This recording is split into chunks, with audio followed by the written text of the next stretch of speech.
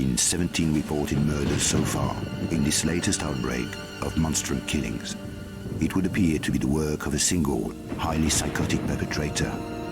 The name of the latest victim was just released. A Professor Werner von Croy. A female, described as Caucasian, brunette, and wearing a ponytail, was seen leaving the most recent crime scene.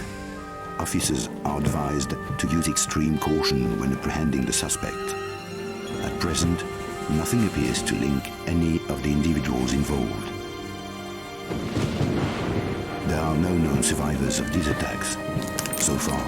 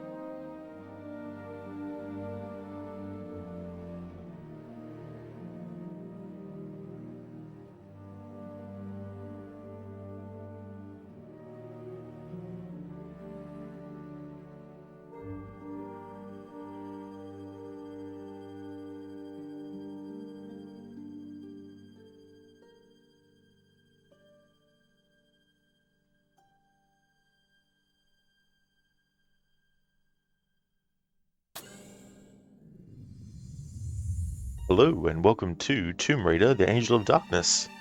Hey there, Rochi. Welcome on in. So yesterday I finished Tomb Raider Chronicles. Started Tomb Raider Chronicles and finished it in the same stream. Took about 10 hours or so. So that game is finished, and now this is the 6th entry in the mainline series, and this is the final classic Lara game. Some still consider Anniversary Legend and Underworld Lara to be part of the classic, because even though they did make changes to the character, a lot of a percentage of the character is still classic Lara when you look at the types of outfits that she wears. You know, the dual pistols, the short shorts and all that kind of stuff. They did change her backstory though with those ones. They actually had her parents die, whereas in the original 6 games, Lara's parents were still very much alive.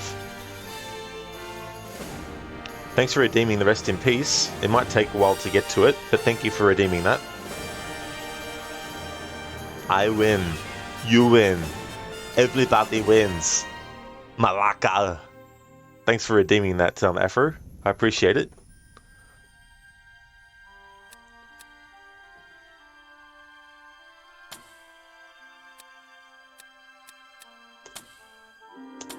Audio volumes. Alright, so let's put music down a little bit.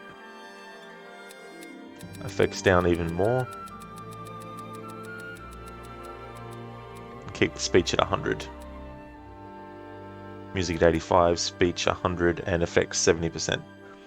Stand 2 people you want to punch in Odyssey, Marcos and Socrates. Someone should do a mod where you can get to do that. Alright, so let us begin my annual 2023 playthrough. Later this year I'm going to be doing another playthrough of this game to celebrate its 20th anniversary, but right now it's the annual playthrough, and I'm not doing anything special for the annual playthrough, but I will be doing something special for the anniversary playthrough later this year.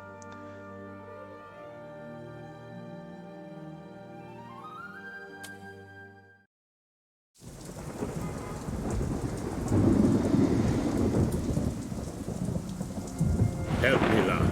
I need you to get something for me. Go on. I'm tracking 5 Obscura paintings for a client called Eckhart, but he's a psychopath. Why should I care? Because I'm being stalked. People are dying out there. Handle it, Werner. Lara, please. Look, go and see this woman, Carvier. She can help. I'm going. Eat it, Werner. You walked away and left me. Get out!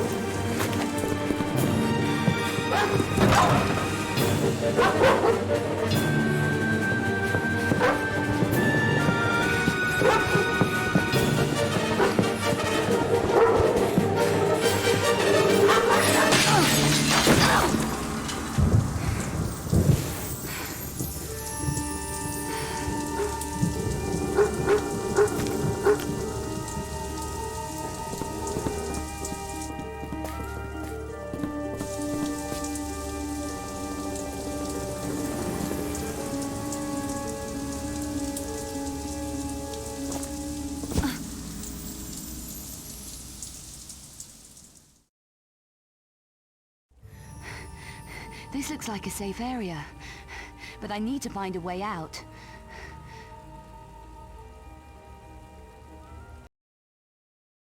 Alrighty then, so I'll make it save, and I'll make Lara die on purpose to honor the redemption. So the last time I played this game was September, October last year. Going by this save file.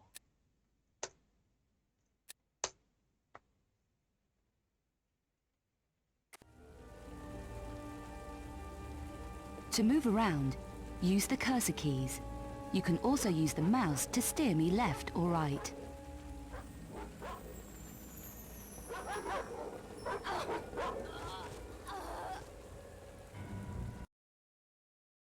There we go, Rochi. Thanks for redeeming the rest in peace, Lara. Stan, you started playing Rise of the Tomb Raider. Not a fan of camera being fucky every now and then, though. Oh, yeah. I don't remember having much problem with the camera in that, but then again, maybe there was, but I didn't notice. After I started playing Odyssey yesterday, couldn't wait till the weekend, made good progress, made it to Megaris, met Stentor, looted a money chest for him. You've already killed like 4 mercenaries. Well, that's good. That's good, and there'll be many more mercenaries waiting to be destroyed.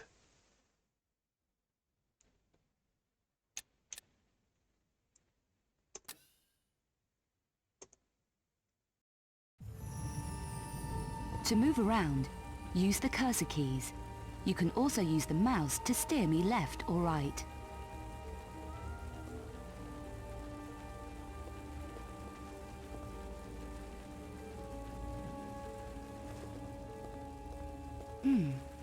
That bin looks climbable.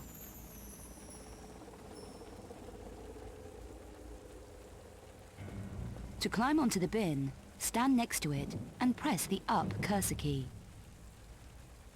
To grab the balcony, walk to the edge of the bin and press the jump key. Then press the up cursor key to climb up. Yeah, Rochi. Yeah, sorry, I wasn't able to do it straight away when you redeemed it. But yeah, I had Lara die by the Rottweiler. Stan, are any of these games based on Angelina Jolie's Lara Croft? None of them. No. Although, this game was influenced by the first Tomb Raider movie in the sense that some of Lara's outfits in this are kind of like more, I guess, what's the best word to use? Like Angelina Jolie, when she worked on the first movie, she actually had a say in changes to the outfit. So she made it pretty much all black. So the Lara in this has like a very like dark color scheme with her outfits, except with this one with the jacket and all that kind of stuff. But yeah, none of the games are actually based on any of the movies. And you've got the movie from 2018, which is based on the 2013 game.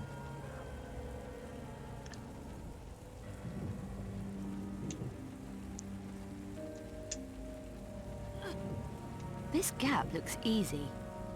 To jump it, walk to the edge and stop. Remember, holding the walk key will stop me from falling off.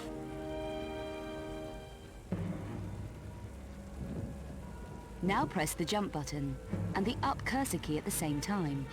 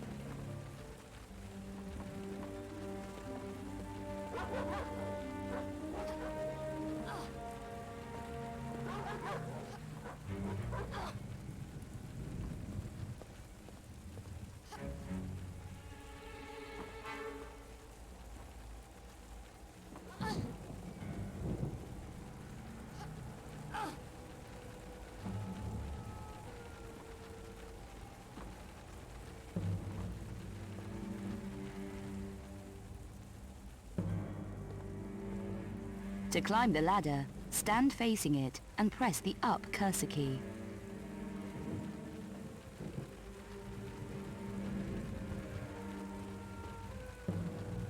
To get off, press the left cursor key.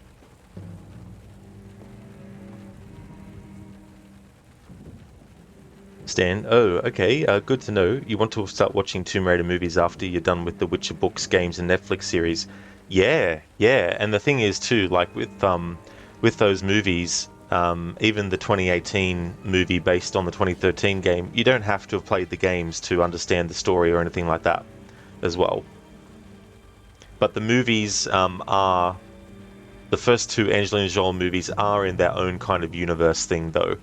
So there's no references really to any events that happened in the games. If there is, it's probably just Easter egg reference type stuff. No actual, like, connecting the movie stories to the games or anything like that. Rochi, the Manor and the Legend trilogy are inspired heavily by the Angelina Jolie movies. Yeah. Yeah, I remember hearing about that one time.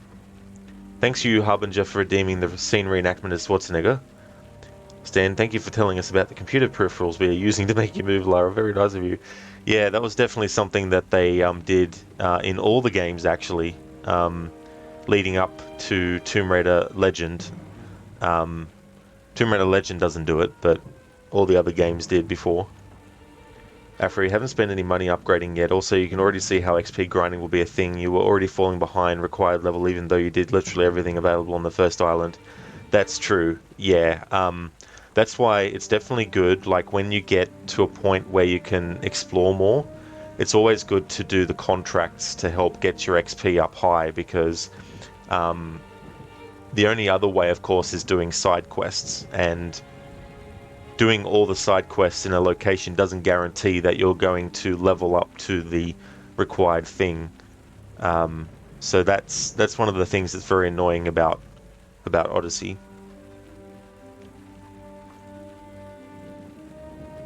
Alright, Harbinger, I'll find a scene to reenact with the Arnie impression.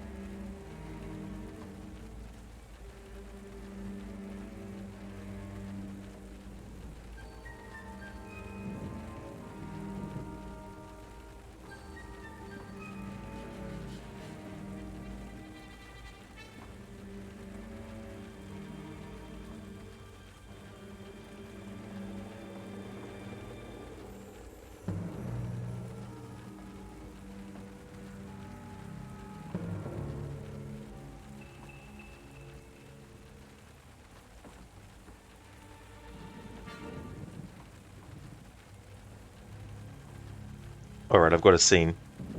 Consider yourself in contempt.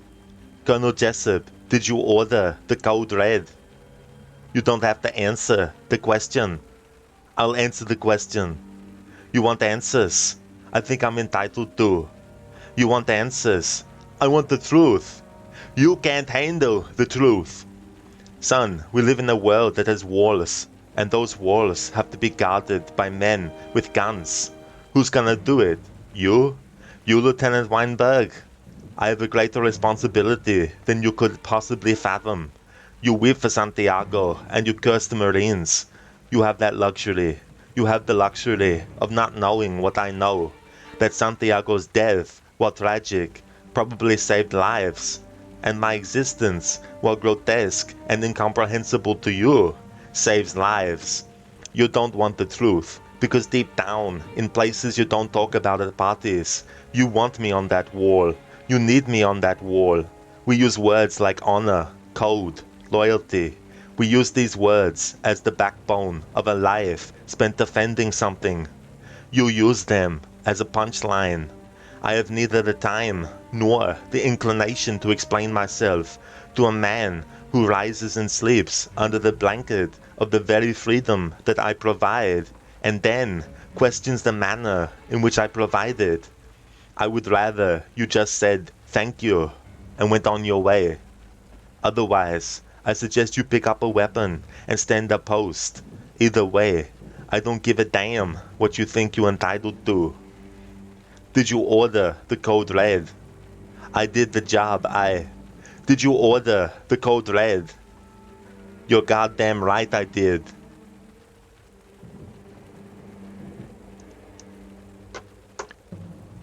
Afro, one of the best Tom Cruise movies. Colonel Jessup, did you order the code red? I did.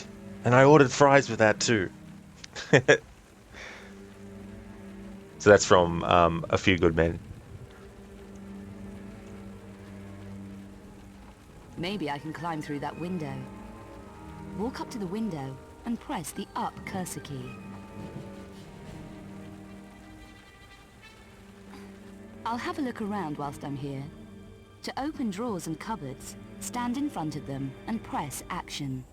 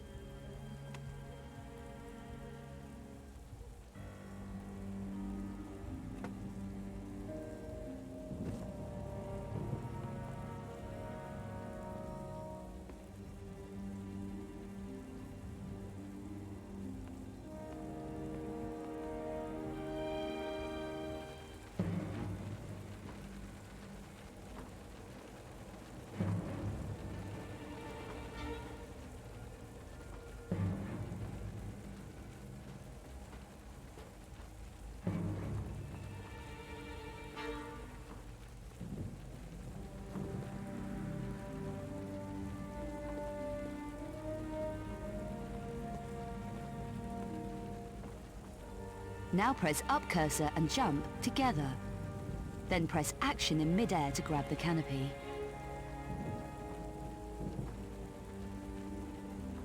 The jump to that canopy looks challenging, but I think I'll make it. Walk to the edge and stop.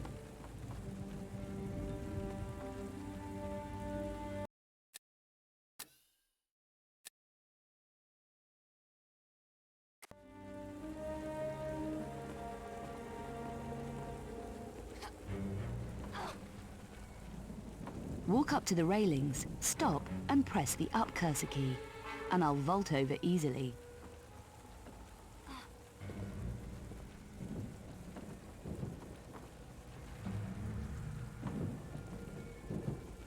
Dan, you remember reading about a Tomb Raider game in one of those PC gaming magazines in 1998. You don't know, it was so exciting to read about a walkthrough, honestly. You don't know if it was a review or walkthrough, but 90s PC gaming magazines were really fun. Yeah, and like getting a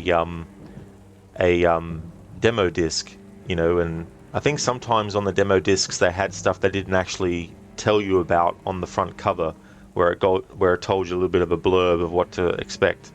So sometimes you'd find something that you weren't expecting. Afro ain't no action key on the keyboard, Lara.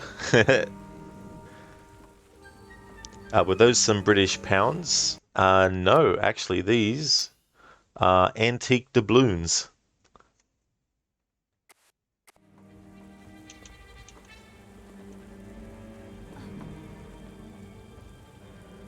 I can hop to the other side. Hold down walk and press jump.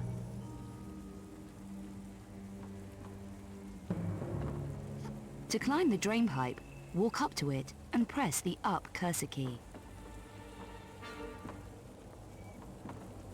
Stan, oh my god, yeah, demo discs. There were surprises as well. That's true, and I like that kind of thing. Afro, not those, the pink ones you picked up. The very first thing in the room. So the only other thing I've got besides the doubloons is health items, chocolate bar and large health pack.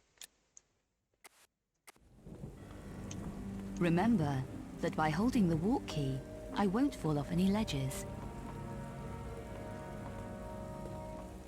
To climb off the drain pipe at the top, press the up cursor along with the right or left cursor key depending on the direction you want to go.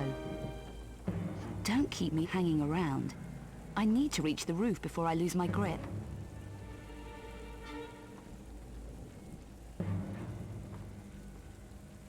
Now I've got my strength back, I can shimmy around that corner.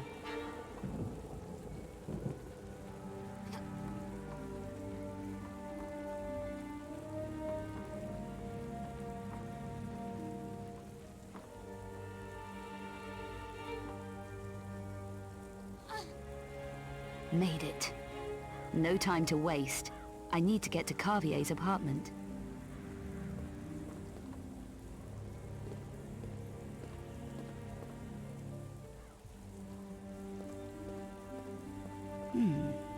Could be something useful in there. I need a way to prise those doors open.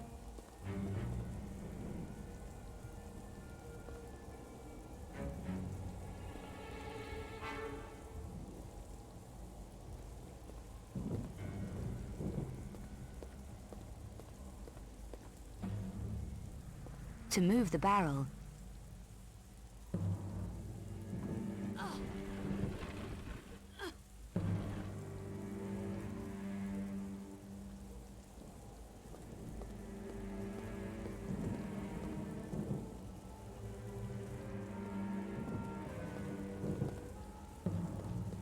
there's a crowbar down there.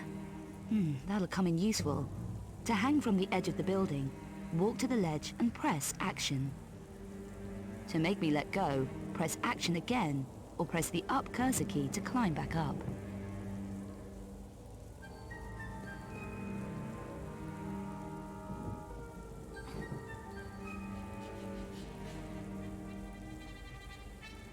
I need to shimmy to that walkway, but I don't think I'm strong enough yet.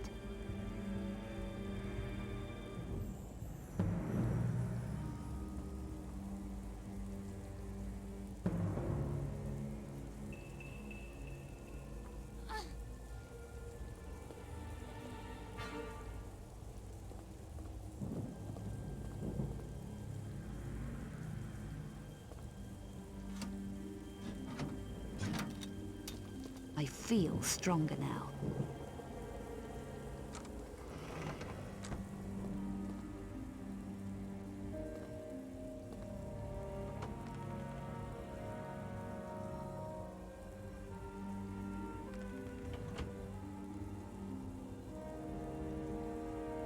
Afro? Oh, it was a chocolate bar. It sure was. Yeah, they replaced solely having medikits for also including chocolate bars and stuff too. Stan, chocolate bar makes you happy. Mental health is still health. It really does make you happy. Hey there, Oz Jim. Good afternoon. Angel of Darkness, you don't think you've seen this one? This one would be what you would call the last of the classic games. It came out 20 years ago in 2003, and it had like a very rocky development, and the release when it came out, it had a lot of issues that unfortunately overrode the actual good things about the game, and it's one of those instances where the company Eidos was like, well, we need to go back to the drawing board. We need to get some fresh eyes on the franchise. So after this game in 2006, they came out with Tomb Raider Legend, and that game did a revamp of Lara Croft, and they gave the franchise to Crystal Dynamics to actually do, whereas the first 6 games in the series were done by Core Design. But Core got bought out eventually, and then they eventually disbanded, and since then Crystal Dynamics has been the one that has done all the Tomb Raider games, and that's now going to be different though, because the rights to franchises like Tomb Raider as well as Deus Ex were bought out by a company called the Embracer Group. And so the next Tomb Raider game is still in development, but who knows what it's going to be like now. But yeah, this game almost stopped the franchise moving forward, but thankfully it didn't. But it's one of those situations like Assassin's Creed Unity where the game was buggy on launch and all that kind of stuff, and you know, it just didn't you know, come out to great acclaim necessarily. Like, the story was considered to be really good, and the graphics and, you know, the environments and the way Lara looked and all that kind of stuff, but it just gets bogged down with poor controls at times, and also poor cameras and stuff like that. But in the same year that this came out, they were also doing the second Tomb Raider movie with Angelina Jolie, and Eidos were like, oh, we could cross-promote this game of ours with the movie by releasing it when the movie comes out, even though the game would have benefited from at least another year, I think. Like, if this game came out in 2004 instead of 2003, I think it would have been a very different story, because by that point they would have been able to iron out what they needed to and get it done. But the powers that be were like, no, it has to come out, has to be done by this point, has to come out this point, no exceptions. Rochi, this was one of the first games you ever played as a kid, and to this day it's your favourite of all time. Well, that's good, Rochi, that you have that experience with it, and that you really like it. Ozjim, surprised games still get bad review. Yeah, and with certain mods and stuff, you know, fans have improved it a lot. But I feel that it was a point where the tank control style of Tomb Raider was really showing its age by this point. And if you look at its contemporaries when this game came out, you had Prince of Persia: Sands of Time came out the same year as well. And the way that you control the character, today's standards wise, it's a bit clunky, but back when it came out, it was very, very, you know, smooth. And if this game had been given the same kind of control setup that the Prince of Persia game got, and then they were able to fix out, you know, some of the issues, then that would have been really good for this. But I need to move quietly. Press the stealth key and then use the cursor keys to move me around. not actually sure from the top of my head, Rochi, what the cooldown is for Lara. I don't know if it's 20 minutes or half an hour. To hug the wall whilst moving in stealth, press the action button when I'm standing next to it. Push right or left to move me. When I reach a corner, I will peer around.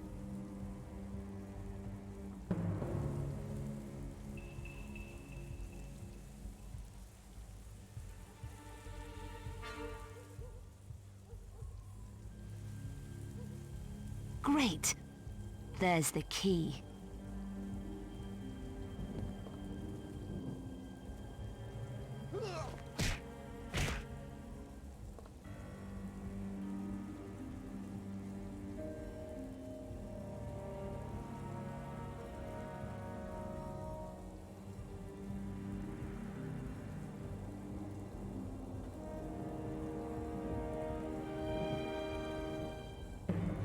Rochi, the PS2 version features full 360 motion and camera control. Well, that's good. Because, yeah, the first time I played that was back in 2003. So I can't really remember, because I haven't played that version since then. Stan, push right or left to move me. Lara Croft, 2023. Like Lara can move herself, thank you very much.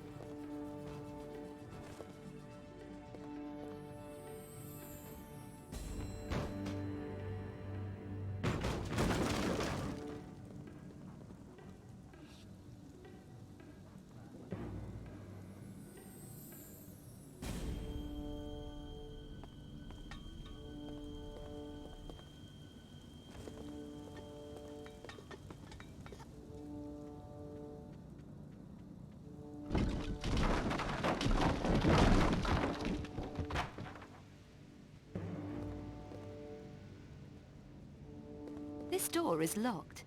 I'll need a key.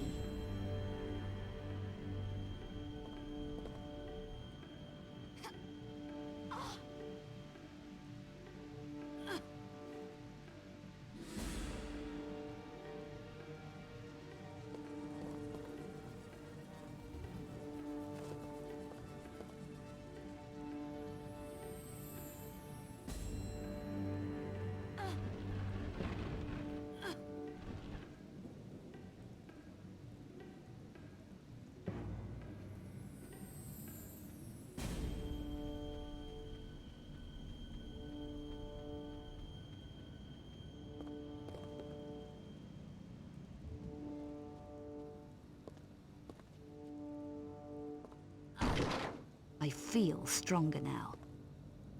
I was Jimmy shocked that this franchise has still got a huge following. Oh yeah, I mean, even like the classic games in the series, you know, from 1996 to this one, and beyond as well.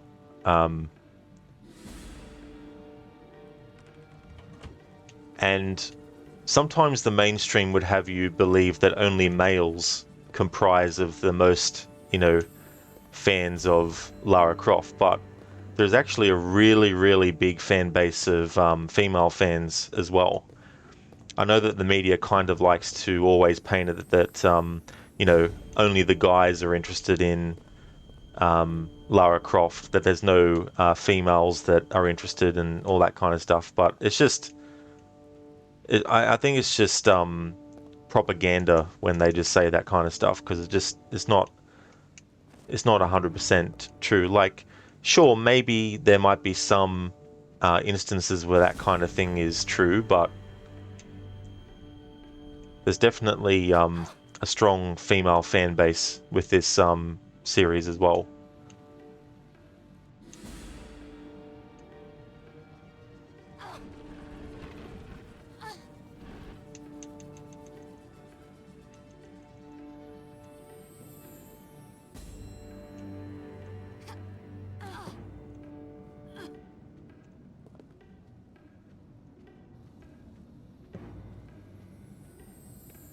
And like another example, there's a female character, Xena, warrior princess.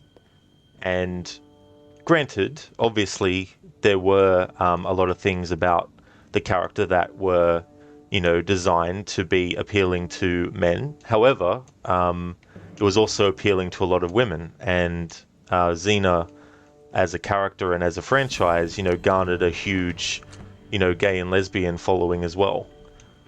So there's definitely a lot of instances where a female character is considered to only be, you know, quote unquote desired by men, but there's also, you know, women who have that attraction to the characters and all that kind of stuff as well.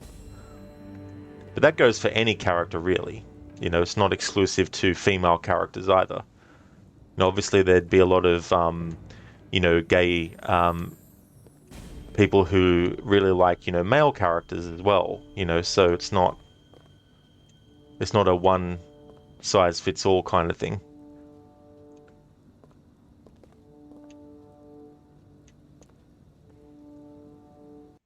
But it can be kind of annoying when, you know, publications are like, oh, this female character is only popular because men find them attractive.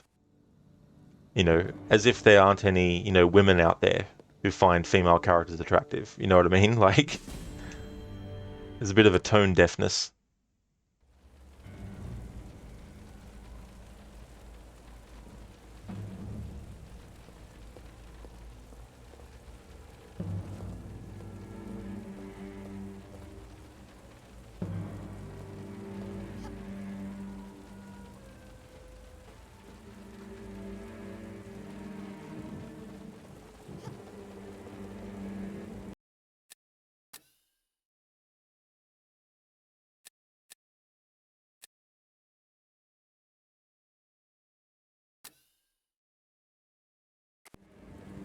That wire looks like it will take my weight.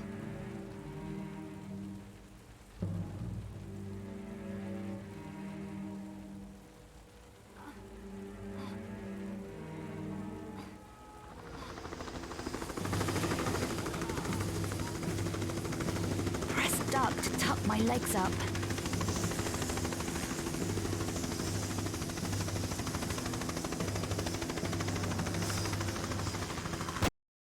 I forgot which buttons I had assigned in Joy to key for certain commands. Now I know what the That wire looks like it will button take is my that I've got for crouch.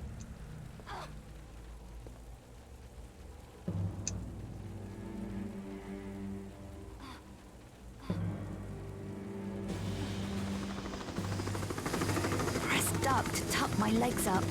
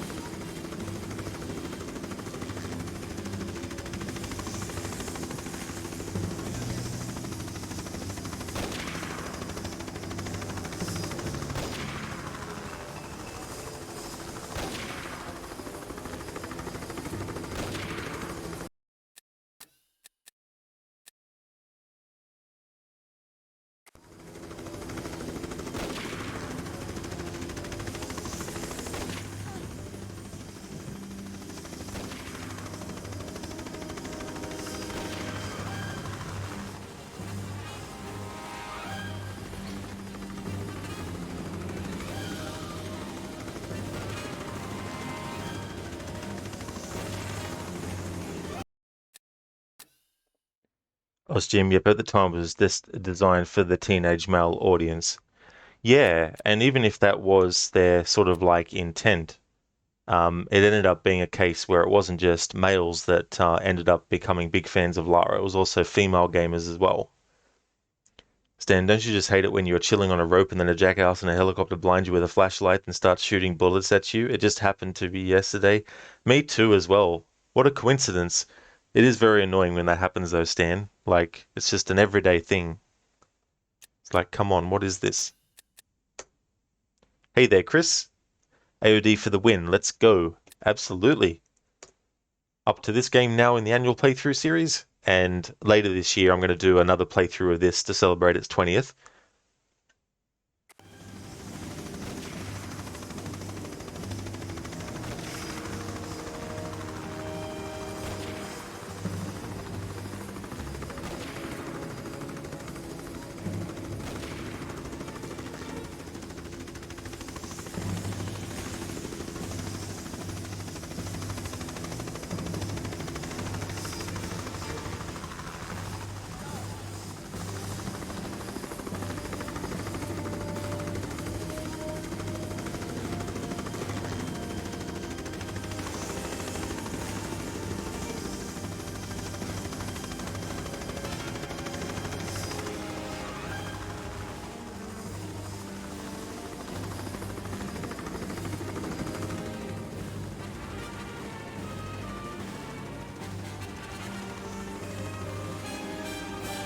Exactly, Stan, you know?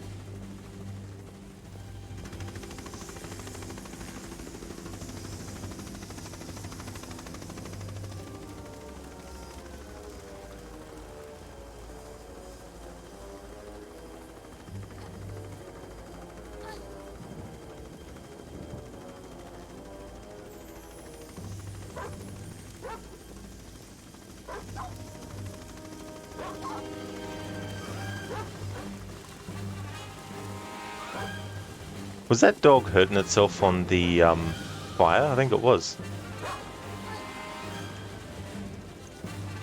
Rochi, well, looks like you'll have to go to sleep before you can redeem another Rip Lara. You'll be lurking, listening to your favourite game as you hopefully enjoy an easygoing playthrough. Thank you so much, Rochi. I really appreciate it. And yeah, I don't know if I put half an hour on that or not. Because sometimes when I come up with channel points like that, I like to try and make the cooldown enough so that the redeem doesn't become spammed or, you know, too annoying for viewers who don't really care much for, you know, when a streamer stops to do something.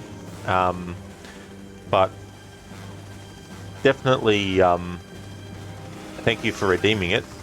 That's the reason why I created those, is for them to be redeemed.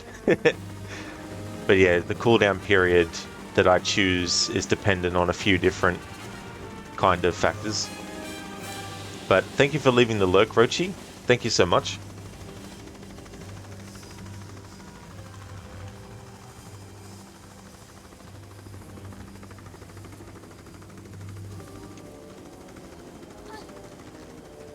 Jim, the tight clothes Lara wears doesn't hurt. Yeah, I mean, that's the thing too, you know, as games also were becoming a bit more realistic, they were starting to add a lot more things to what the characters wore and all that kind of stuff. Harbinger, workout time, lurk. No, now it won't work at all. Well, the lurk will still work, but it just doesn't like it when you put, and this goes for any command, it doesn't like it when you put the command after other text. You have to put the command first.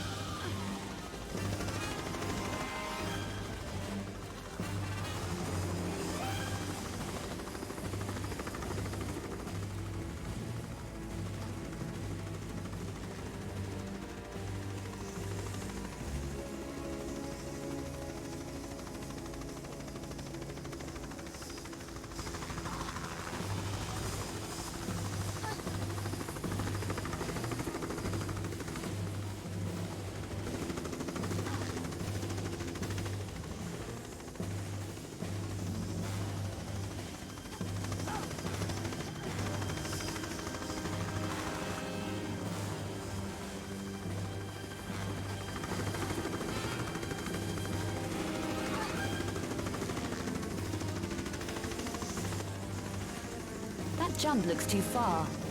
I'm still a little rusty, you know.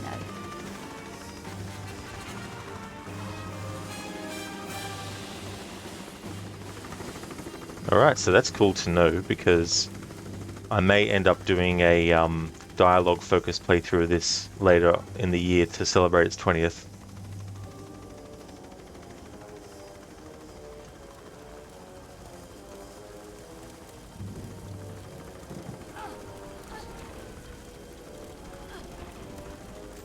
My legs feel stronger. Maybe I'll make that jump. Harbinger, so you finished your last standard playthrough in Resident Evil 2 Remake. Leon A took you less than 4 hours compared to 9 hours for your Claire A. And that's a good feeling too, when you get through something in a shorter amount of time than what it might initially have taken you as well. Stan, okay, Lara, are you a robot or something? How can you be rusty? I am rusty. You could have just done several squats. Chris, her legs feel stronger. Yeah, it's so funny how they did that as a thing in this game. So for those who didn't know, in this Tomb Raider game, they added a stamina bar for Lara when she does certain things like hanging off of ledges and climbing walls and climbing pipes and ladders and all that kind of stuff.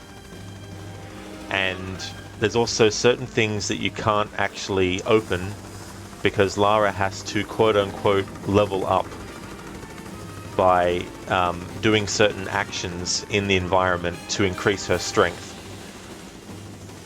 I reckon I'll make it across.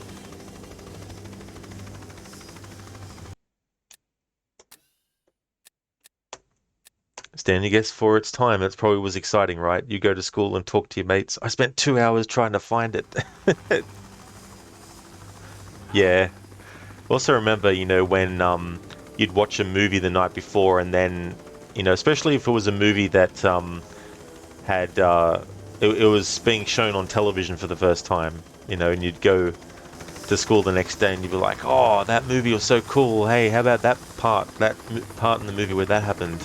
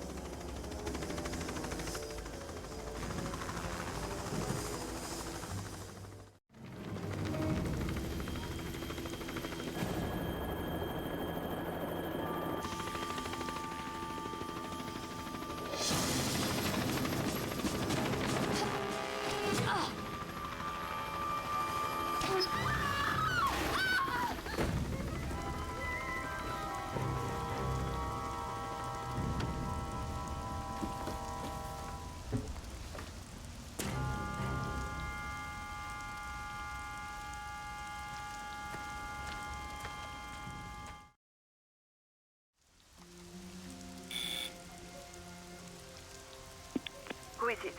Mademoiselle Carvier, it's Lara Croft. I need your help. Miss Croft, I recognize you from photos and Werner's description. Come in. Thank you. An evil night to be out alone, Miss Croft. Our streets are not safe anymore. Mademoiselle Carvier, I have just come from Werner's apartment. And how is Werner? I'm afraid Werner is dead. Dead? Can I get you anything? How was Werner killed? What happened? It's all a bit vague. I arrived at his apartment today from London. He was babbling with fear. He said he tried to contact you. He did. I never expected that. Not after Egypt. Werner has been fearful for his life. He accepted a commission 5 weeks ago. Since then, he's been acting strangely, jumping at shadows. He even left a package with me for safekeeping. Package? His notebook, addressed to you. Who was the commission from? The client's name was Erkhardt. He wanted Werner to research something called the Obscura paintings. Werner approached me at my department at the Louvre. Obscura paintings? 5 15th century images, thought to be linked to alchemy and the dark arts. Were you able to help him? A little, I think. Poor Werner was clearly terrified.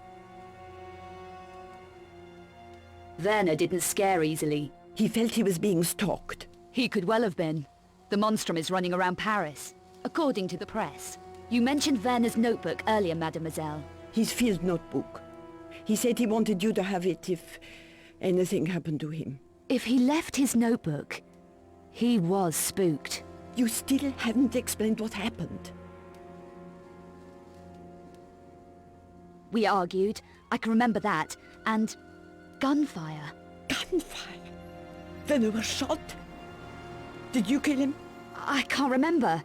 It's all a blur. Miss Croft, I strongly suggest that you talk to the police. Mademoiselle, I was a good friend of Werner's. I didn't kill him. I didn't! If you say so. Do you have the notebook? I do. It's safe for the moment. I really am going to need Werner's notebook. Somebody killed Werner. You say you don't remember clearly what happened. Perhaps the police are right in suspecting you. I never killed Werner! I think you better leave, Miss Croft. The notebook? I'm not sure this is the right thing, but I must respect what Werner wanted. The right choice, mademoiselle. And now you had better go. The police will be here in a minute. I like how she has a picture of Napoleon up on the wall. I wonder if every person in France has a picture of Napoleon up on their wall. I mean, maybe they do. Who knows? I don't know. I've never been to France and in people's homes in France, so I wouldn't know.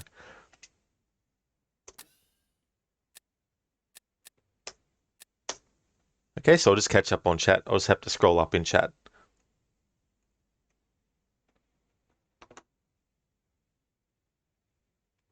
Stan, yeah, you guess then people were easily excitable by TV or other media sources.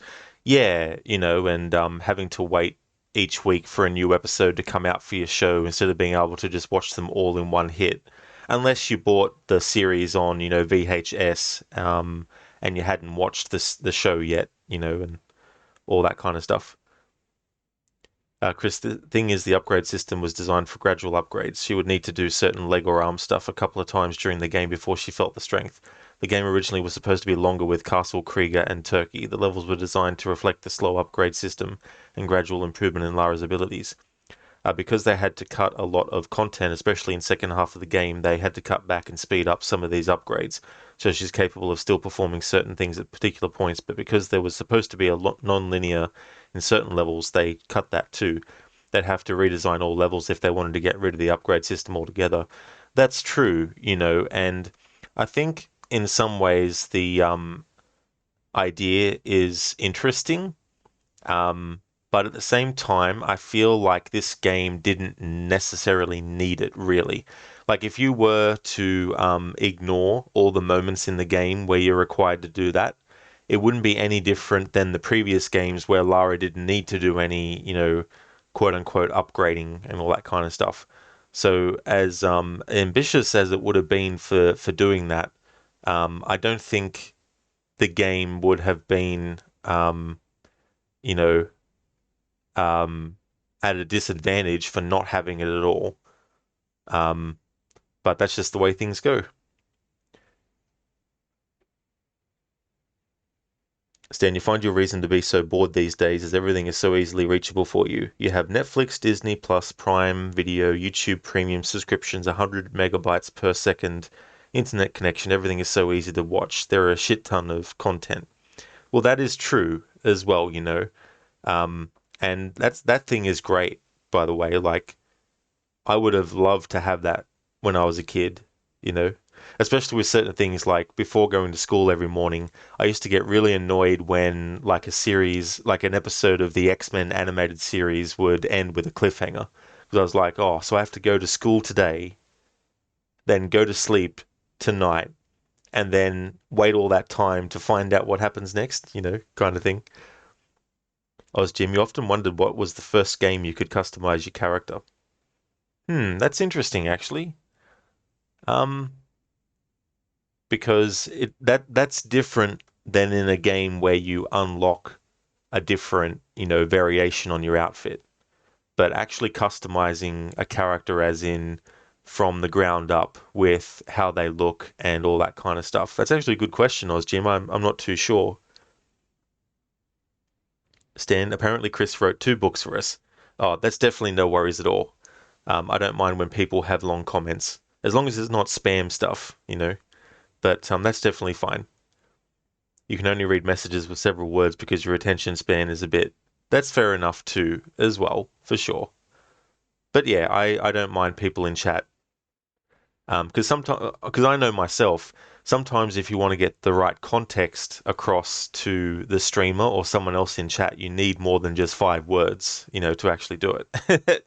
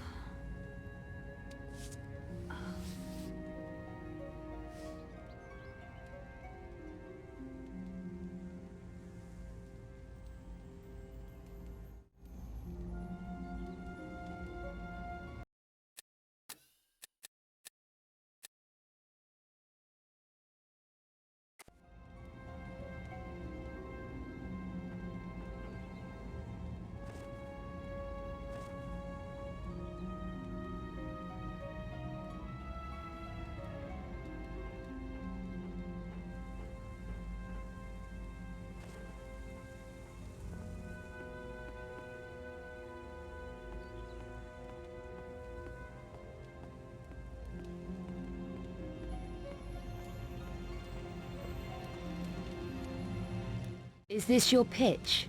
All Paris is my pitch. Got any spare change? For a coffee? Maybe.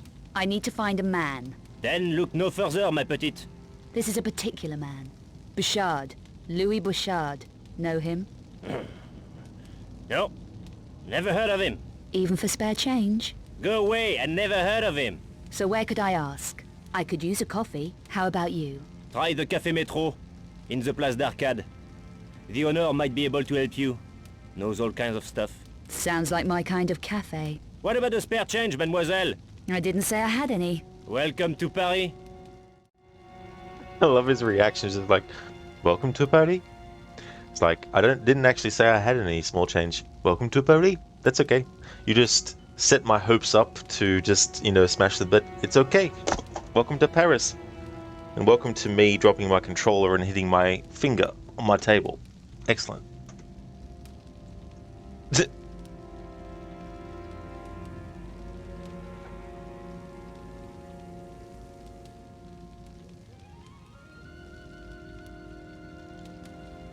Oh, do you, Chris? Oh, that's cool.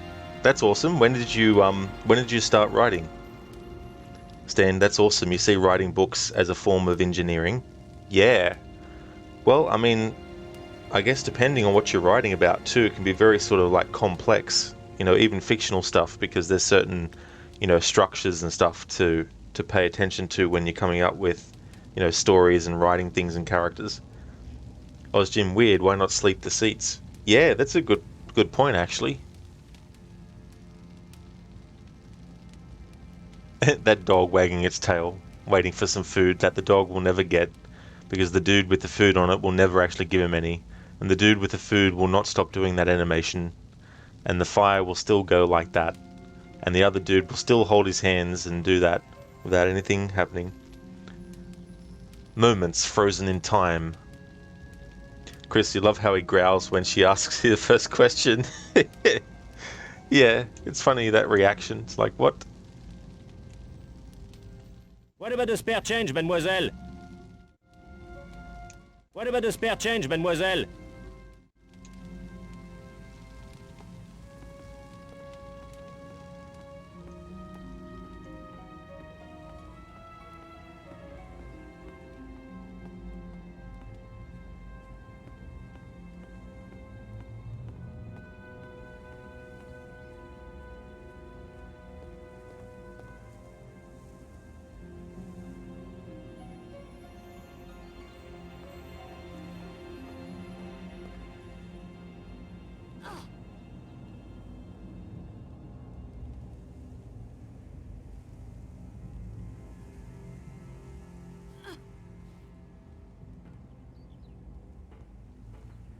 I can climb that easily.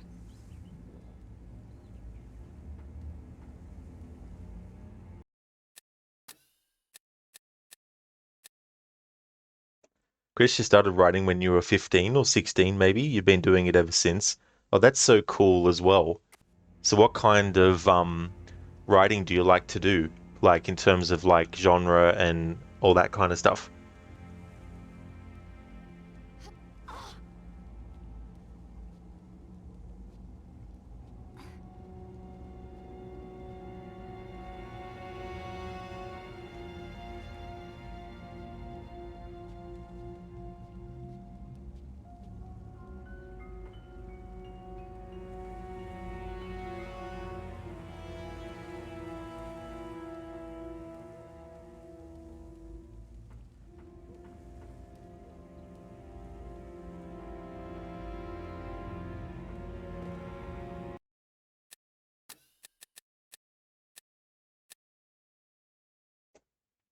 Hey there, Legolas. Thank you so much for leaving the lurk.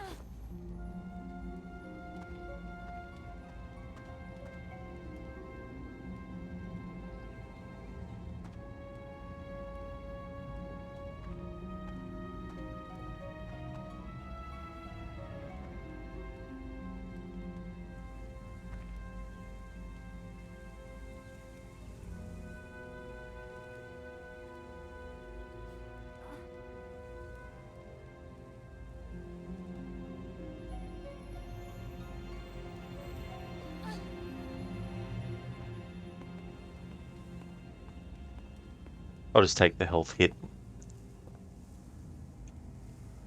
Chris, you've been inspired by anything Indiana Jones, archaeology, adventure, mummy related, so you've been aiming for that direction, but you don't stray from science fiction or just some drama stuff. That is really, really cool. And also to be able to write about stuff that's inspired you too. And there's just so much stuff that you can do with so many different genres as well, especially in mixing things up. Being able to mix, you know, historical with sci-fi as well, you know, especially if you want to do something where it's like, imagine if technology advanced way quicker than things like architecture and all that kind of stuff, to the point where you had highly advanced technology being used way back in the past, because, you know, maybe something stopped progress in other areas from going forward.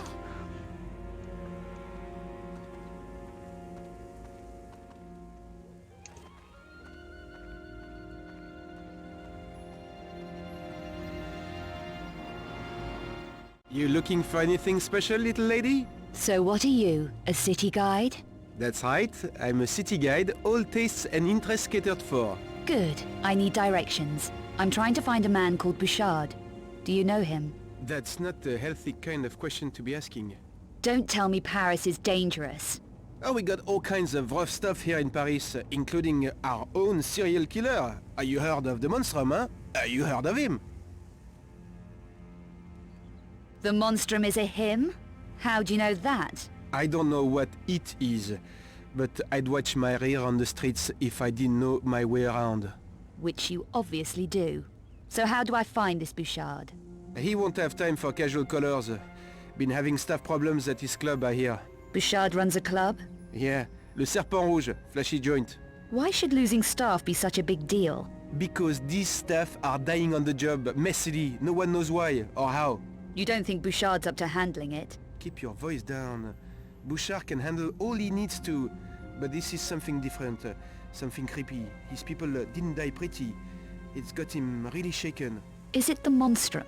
Who knows for sure? I just tried to keep my nose clean, you should too. So you've no idea where Bouchard is? No. Well, I'm sure someone does. I'll ask around. Yeah, do that. Why don't you try Café Metro? What's at Café Metro? Nothing, man. Only the biggest loser in Paris. It's a joke. Forget it. Let me show you some of our local specialties. No thanks. Having to keep low, eh? That's hard. Especially with the cops being so trigger-happy. Should I give Bouchard your regards when I find him? No, don't do that. But if you are at a loose end, look me up. I'm sure we could find something diverting for you. You know, something special. See you around. So you've no idea where Bouchard is? No. So you've no idea where Bouchard is? No. So you've no idea where Bouchard is? No. Me neither. So you've no idea where Bouchard is? No. So you've no idea where Bouchard is? No. No. This is how you say no. No. Chris, little lady, Lara, literally 180 centimeters of height. Exactly, it's like, don't be so condescending to Lara, hey?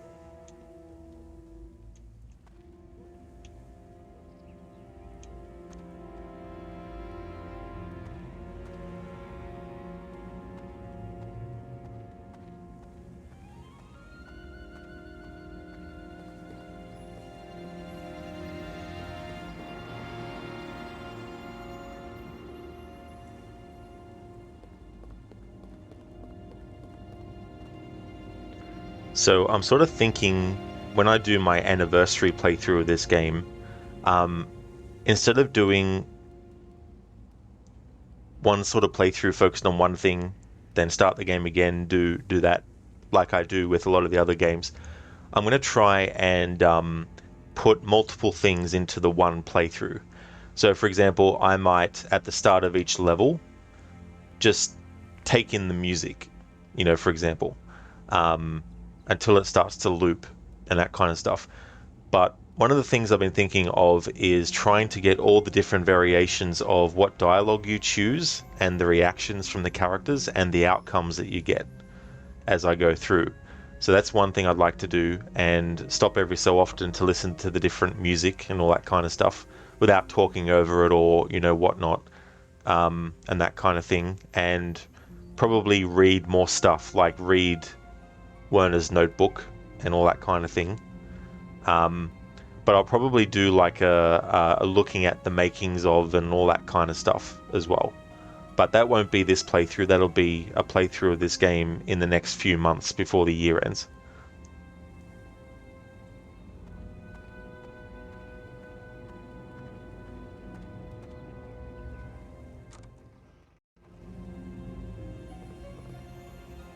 Not a lot of passing trade at this hour.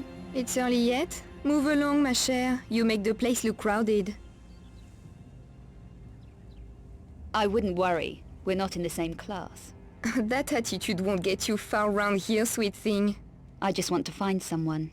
Name of Bouchard. You won't find him here, ma chère. He did run the club across the road, Le Serpent Rouge, but had to move premises. There was a lot of trouble, I heard. Things needed to lie quiet for a while. Oh? Trouble? Lost some of his best people. Very messy business. Made him nervous. And that's saying something. Do you know where he moved to? No idea. There are people who know, but if your mind wants to lie low, he won't be easy to contact. I'd have guessed as much. Everyone's in hiding. Not everyone, chérie. What do you want him for? I'm trying to track down a friend's movements. Lost, is he? Dead. But he made contact with Bouchard before he checked out. Tell you what, there's two guys who used to work at Le Serpent Rouge. So Bouchard didn't lose everybody? No. These two left before the Troubles closed the place down. One's a miserable old devil called Bernard who was the janitor there. He hangs about in the park sometimes. And the other one? The other one, Pierre, worked as a barman. Makes bad deals that backfire on him. He runs the cafe at the Place d'Arcade now. Café Métro. You never know. Might be worth a shot. Better than anything I have so far. Thanks. I didn't catch your name.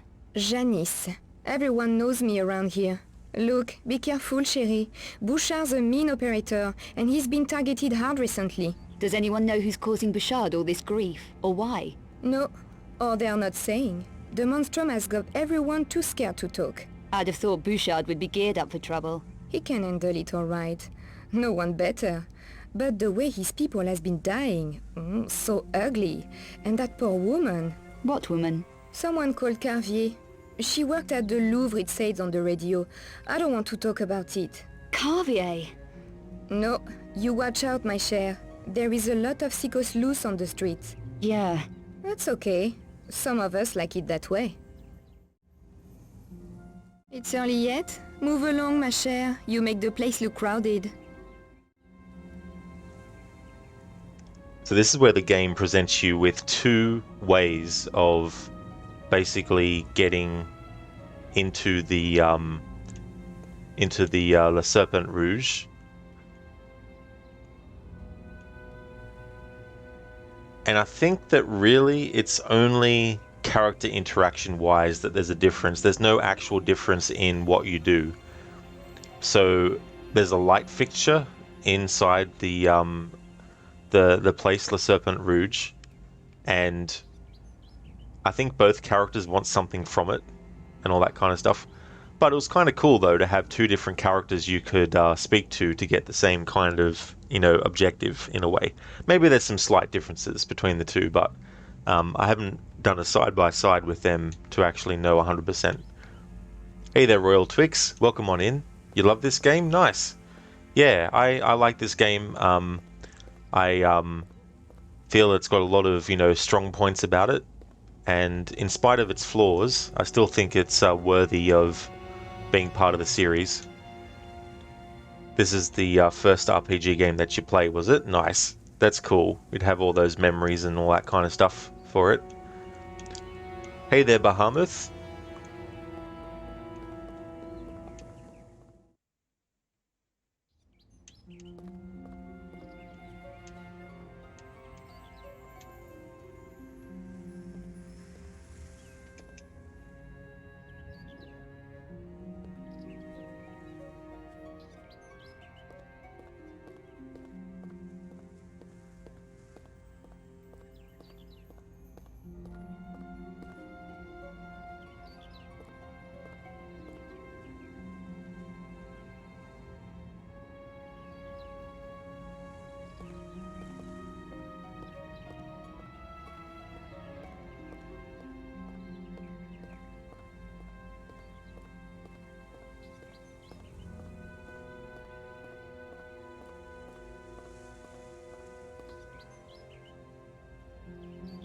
Chris, this game is an RPG as far as you know. Only a few elements from that were borrowed.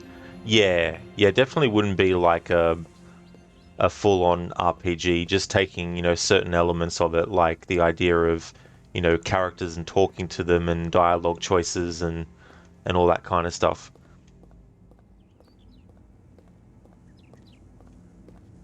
Behemoth, this is the OG version, right? Because there was a project by some fans that made the game as it should have been.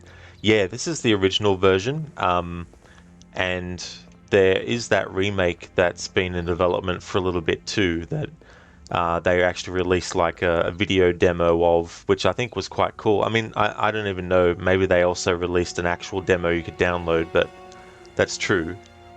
Royal, this is in Paris now, right? It is Royal Twix, yeah. Yeah, we're up to this part of the story still.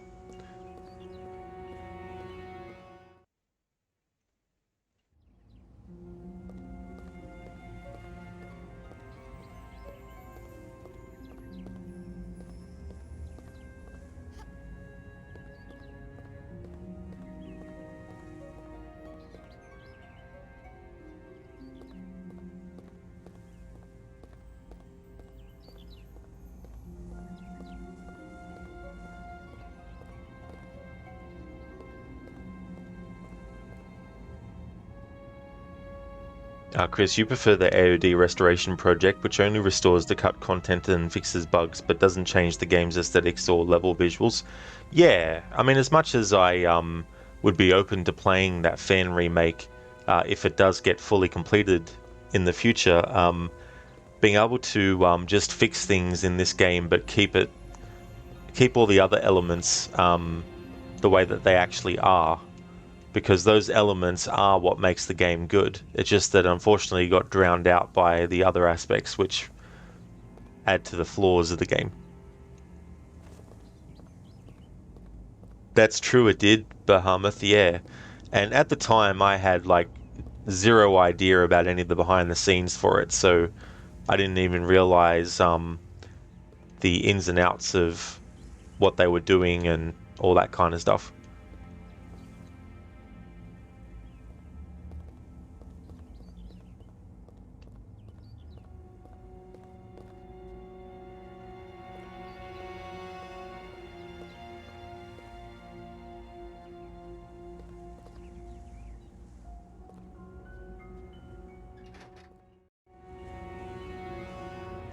I want to get this dialogue from this dude because I like how he's like, "Leave me alone, I'm busy."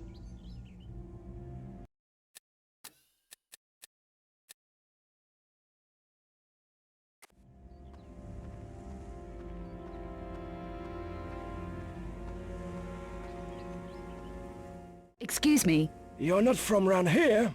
No. Then leave me alone. I'm busy. Your name's Bernard. Janice said I might find you here.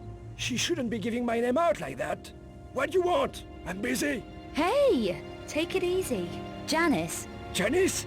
What did she speak to you for? Why did she tell you about me?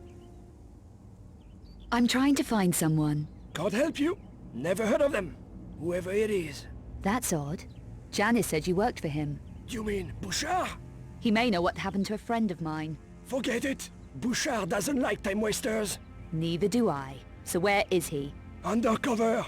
But 160 euro might jog my memory. You'd better not be giving me the runaround, old man. Threats aren't gonna help you, sweet thing. It may help me to feel better if I work you over a little. What if I did help you? What's in it for me?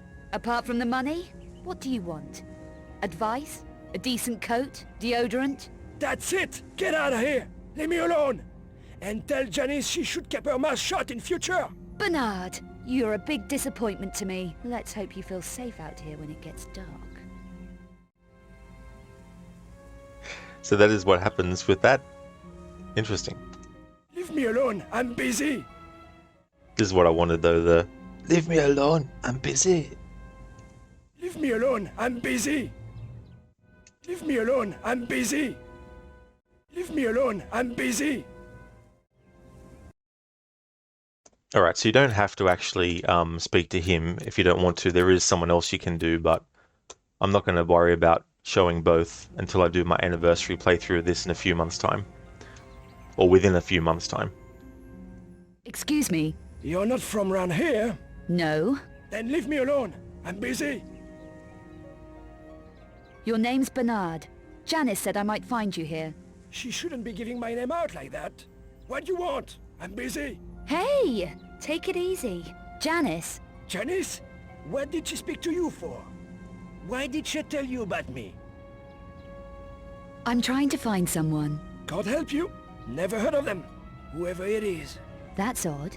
Janice said you worked for him. You mean Bouchard? He may know what happened to a friend of mine. Forget it. Bouchard doesn't like time wasters. Neither do I. So where is he? Undercover. But 160 euro might jog my memory. Here. Now how do I find Bouchard? It's not going to be easy, you know? Let me be the judge of that. Bouchard has had big trouble lately. And he owes me. Big time. Perhaps I can help you. What does Bouchard owe you? A box. My box. And I want it back. It was hidden at his old club, the Serpent Rouge. But things got nasty. I had to leave it behind. What if I were to retrieve it for you from this club? I know a password that gets you past Bouchard's door guard at his new hideout. Okay. So do we have a deal? Your box for the password? Deal. This will get you into the garage next to the Serpent Rouge. From there, a passage leads you into the main building. What am I looking for? A small box, hidden in a broken lighting rig. Good. Now we're beginning to feel like old buddies, aren't we? Where will you be in an hour? In an hour? Here. But after that, who knows? Make sure you are. I don't like wasting my time, remember?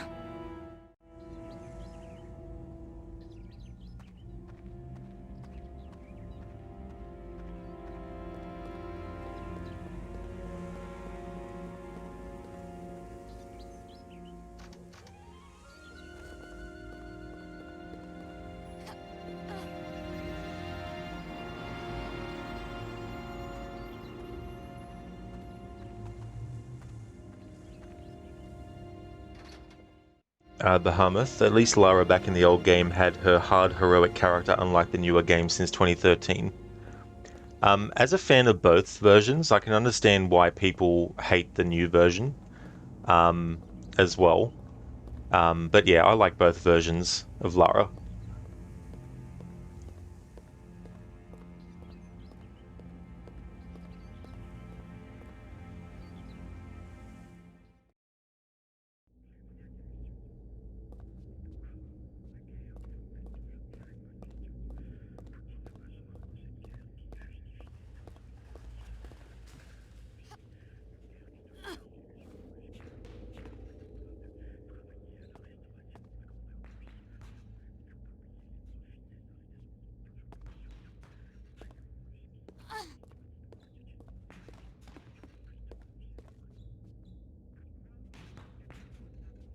My legs feel stronger.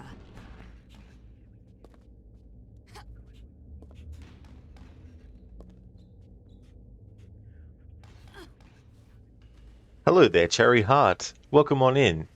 How's things been going?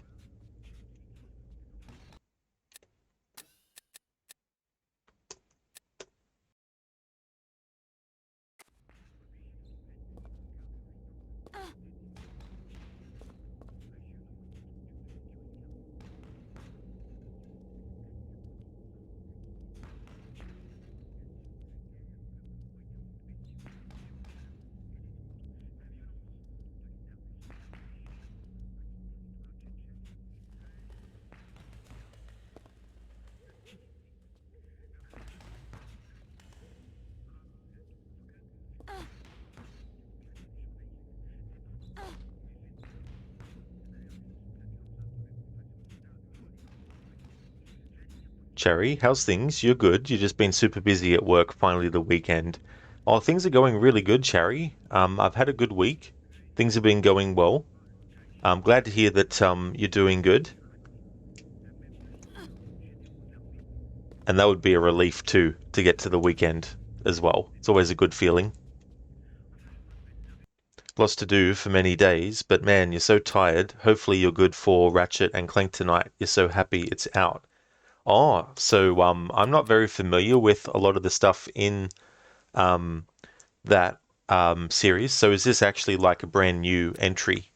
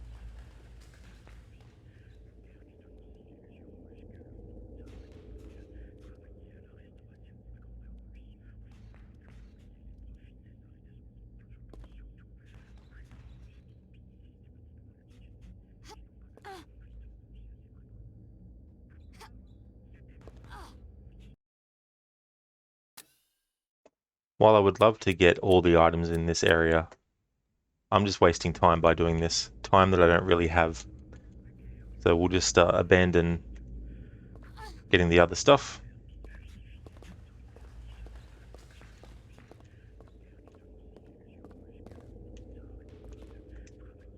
Cherry, it's new for PC gamers, but it's been out for PS5. Oh, I see now. So PC gamers have just been now given the ability to play it. I see. That's cool. I hope that you enjoy it as well. Do you remember about traveling? You might go to Bergen finally this September. Let's hope next month the tickets are cheap and you can book it. You got some extra vacay in September. Oh, that's nice, Cherry, that you've got some vacation time that you can use. That sounds really cool. So how long were you going to be going on vacation? You hope so? Oh yeah, hopefully so too. Especially when it's something that you might be looking forward to also. I'm trying to find someone called Bouchard. No one of that name in these parts. He'll want to see me. Then I hope you find him.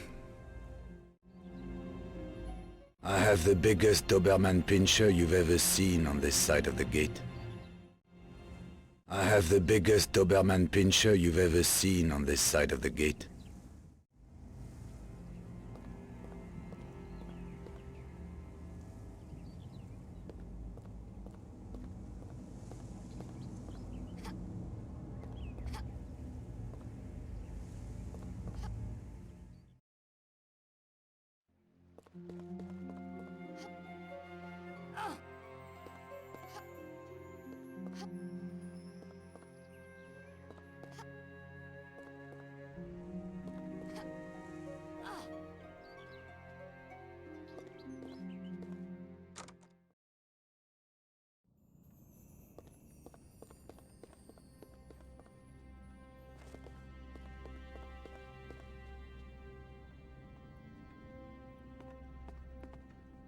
Open for business. You managed to get in, didn't you? Just checking. I didn't want to waste your time, or mine. Discretion is my middle name. Especially with strangers who just walk in off the street. How concerned are you with legal niceties? What concerns me is the police. They ask a lot of questions. Do you? If it suits me, I make my own rules. Are you buying or selling? How much for these? Are you buying or selling? Ah, I'll buy it at a high price. Cherry. Well, you have 6th to 10th of September, and then in Norway, 14th to the 19th of September. Oh, nice. That's cool. That's good that you've got those blocks of time. Yeah, Chris is bragging, and he's got Rottweilers, so he's lying. Yeah, he thinks by just saying that it's going to be enough. Cherry, Dobermans, yeah, they are. I'm definitely someone who is a dog person. I like cats too, but I'm more of a dog person. You don't remember this Tomb Raider, Cherry? Yeah, so this was 2003 when this one came out.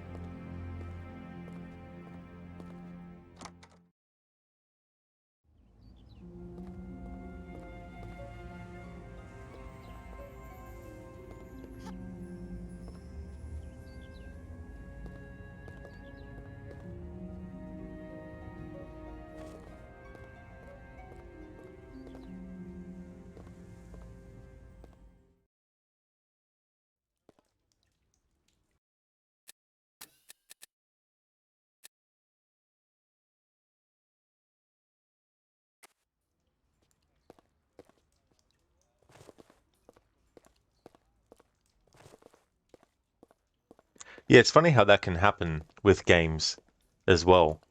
Um, there's also games that come out that are sequels, and I've been like, huh, I didn't even know that was a franchise.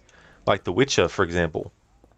I may have seen like The Witcher 1 and 2 on sale in a store somewhere, but because I wasn't aware of it, maybe I just didn't look at the back of it and, didn't check it out to, know and all that kind of stuff. But when Witcher 3 came out and I watched a video game review show that was reviewing, and I was like, oh, first time hearing about The Witcher. And it wouldn't be until not last year, but the year before that I finally actually played them. So I played Witcher 1 and 2 and 3. You've also seen Weird Tomb Raider you didn't know about, that it's not legit from the companies. Oh, that might have been someone's like creation, because there was a Tomb Raider level editor that came out with Tomb Raider Chronicles for PC that let people make their own levels and also make their own games as well using it.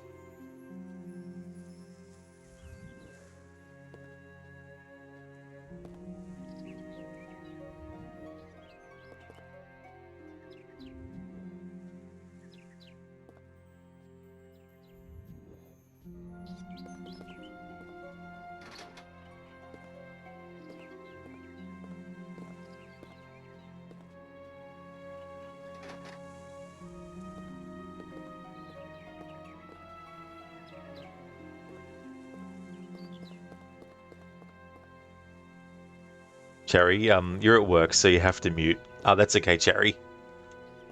Bahamut, could show the Tomb Raider 1 remake beta from Core Design, but it's complicated to play it because it's really in a dev build, is it? I gotcha, yeah. Yeah, I wonder what it would have been like if they actually did get that done and it was released.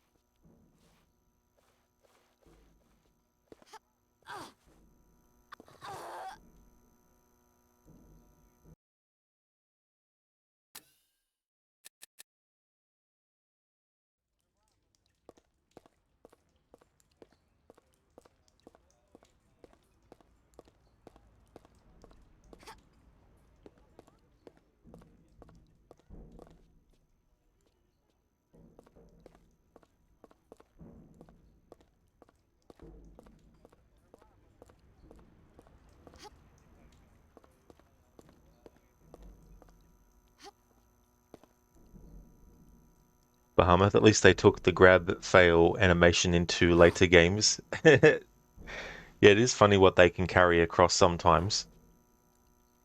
Cherry, but how's things in life? You're doing good. I hope you can pop in your stream one day. You recently watched a streamer who is Australian, and he's so funny. He plays a lot of retro games. You recommend to watch him. He has not much people, but he's a great streamer.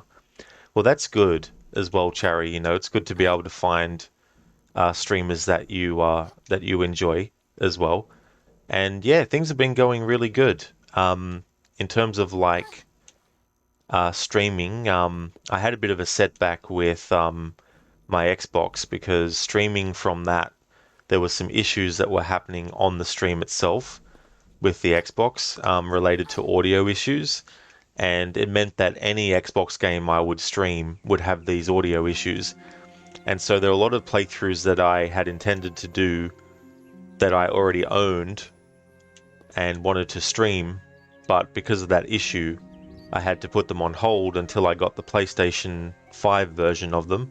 Or if it was like a game that I could also get for PC, I had to get it for that as well. So that sort of put a bit of a spanner in the works for a lot of stuff, unfortunately, but been able to find a workaround for it, so it hasn't been entirely that bad.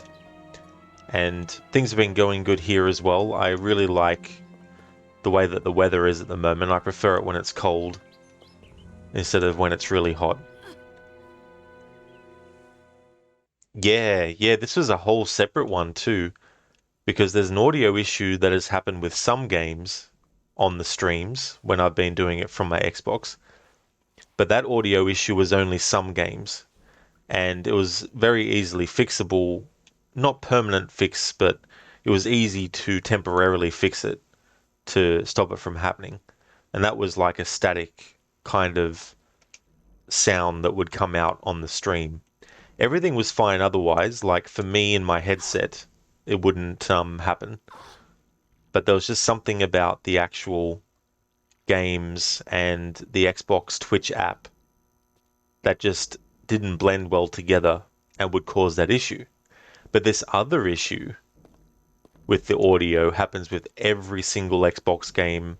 Doesn't matter if it's an Xbox original from the very first Xbox console. Doesn't matter if it's an Xbox 360 game, Xbox One game, Xbox Series S. That's the console I've been playing, so I don't have a Series X, but it was also happening for those games. And all this is just on stream. Like, I can load up any of those games on Xbox and I literally have no issues. Like, the sound comes through for me fine. But when I'm streaming them though, it just doesn't want to cooperate. So I had to postpone some playthroughs till a later date. For example, Red Dead Redemption 2. I was doing a playthrough that was very, very in-depth. I was actually getting all the dialogue from the camp. And the intention was to do that from the start of the game all the way to the end, covering every single character's dialogue, covering their tracks and movements through the camp and all that kind of stuff. Even doing things like doing a mission, going back to camp, seeing what had changed. but I had to postpone that till a much later date because the audio issues with the stuttering and all that kind of stuff, it started to affect all the Xbox games. And when I was streaming my annual playthrough of Red Dead 2, that was when it started happening. And it was really annoying because I was almost finished the playthrough, really, when that audio issue happened. But I decided to do the rest of that playthrough with without me having my headset plugged into my controller. However, even doing that, the audio issue of the stuttering still happens on the stream itself. So it really, really annoyed me. But when I can fit it into the schedule, plus when it's on sale, I'll get it on PlayStation. And what I'll have to do, because I don't want to have to restart it from the start, because I did do a lot of progress with that dialogue focused playthrough, so I don't want to lose all that progress. But what I'll do is I'll start the game from the start off stream when I have the PlayStation version, and what I'll do is I'll play it until I get to the point where I was up to in the other playthrough on the Xbox, and then just continue from there.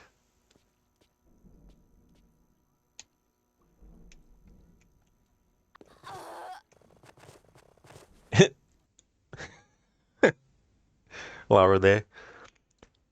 Yeah, tell me about it. You live in Spain and it's been up to 42 Celsius and 39 Celsius, and yesterday's was 27, but it was better. Yeah, I definitely don't blame you for feeling the same way, about the heat.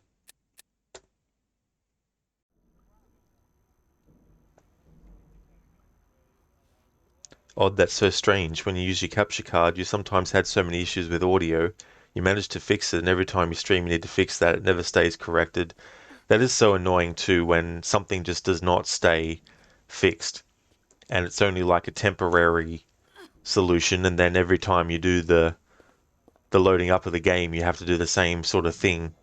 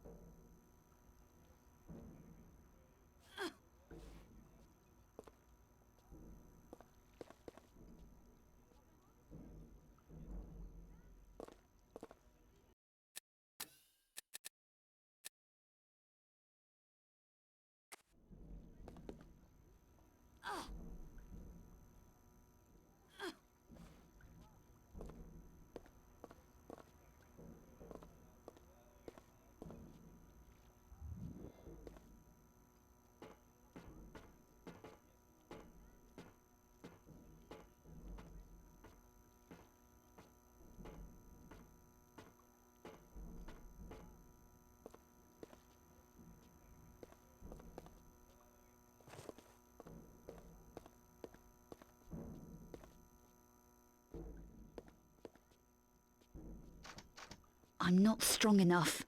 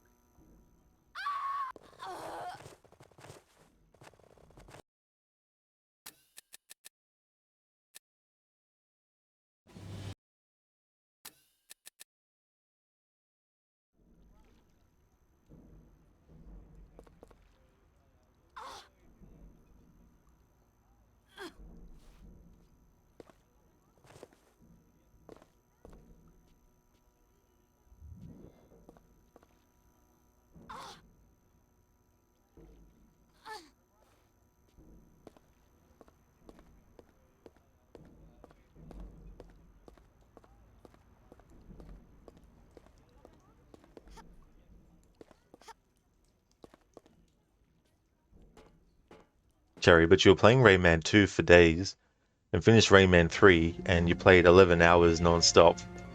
Yeah, it's cool when there's a game that can really get your attention for that long and you also just keep on playing because you want to see it till the end.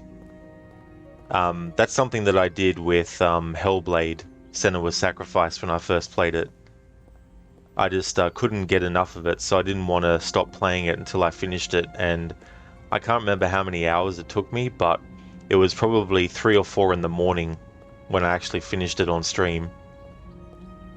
It was just one of those things where I was just like, I need to see the end. I just have to keep going.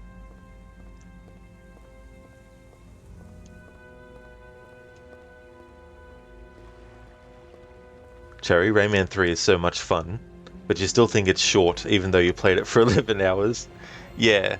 I mean, could you imagine playing like a game like Red Dead Redemption 2 from start to finish in one sitting? Like, unless you're speedrunning it, of course, which would mean less hours than it would if you were just doing a casual playthrough, but I couldn't imagine sitting there for like 72 hours in a row, like just playing a game like Red Dead Redemption 2.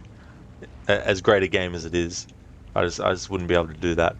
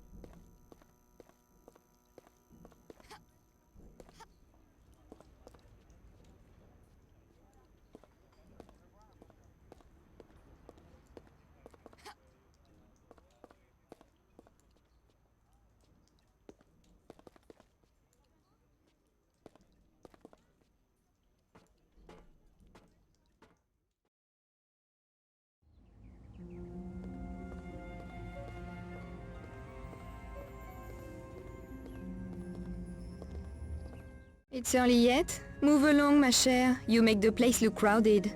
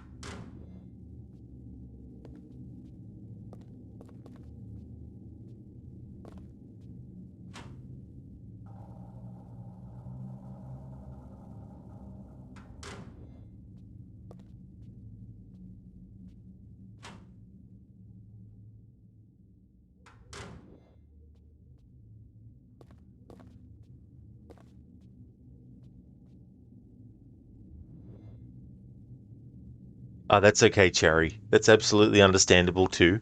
Thank you so much for leaving the lurking.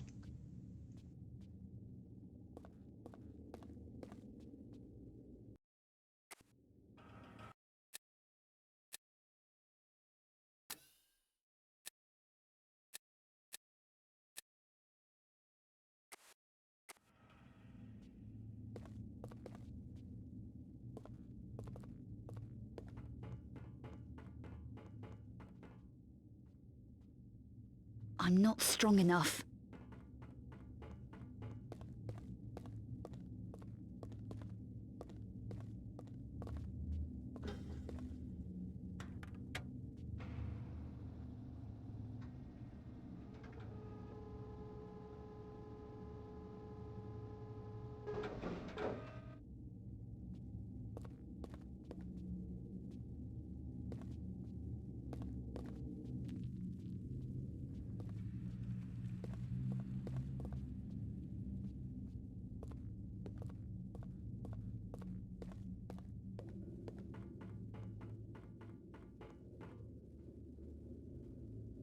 I'm not strong enough.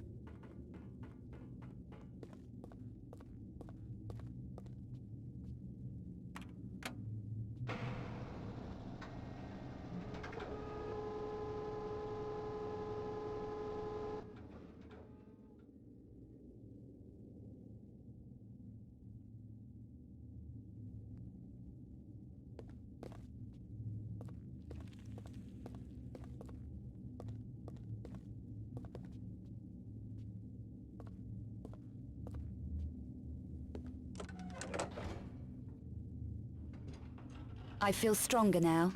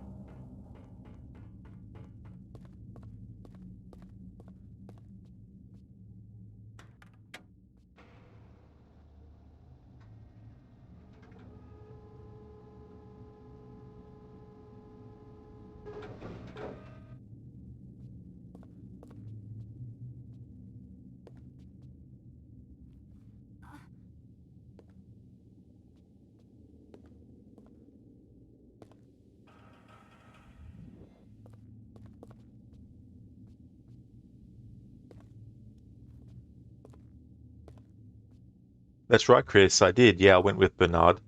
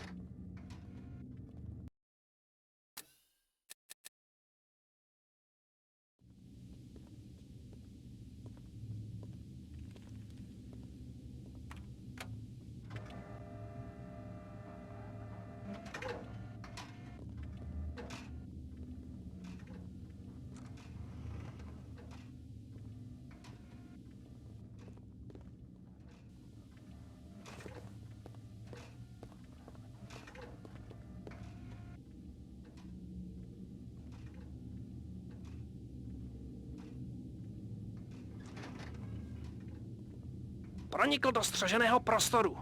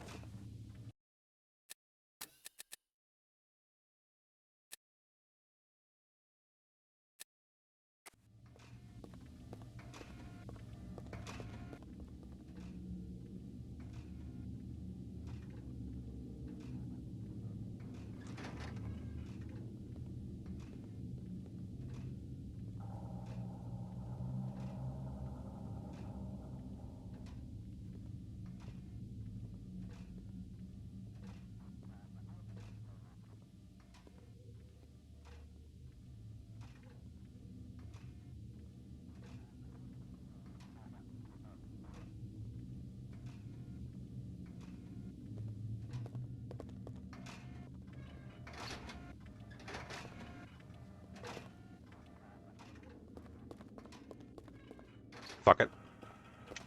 Lost patience. Pronikl do střeženého prostoru.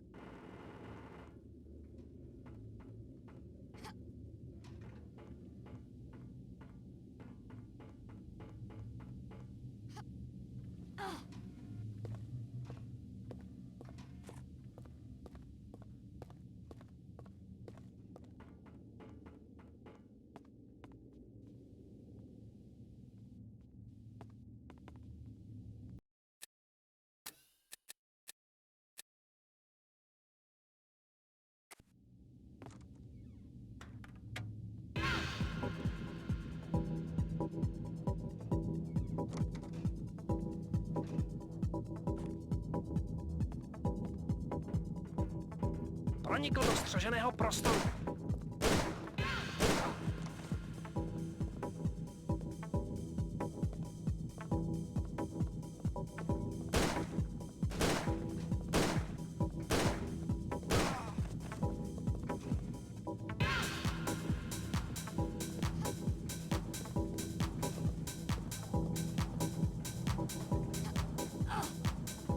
Pronikl do střeženého prostoru.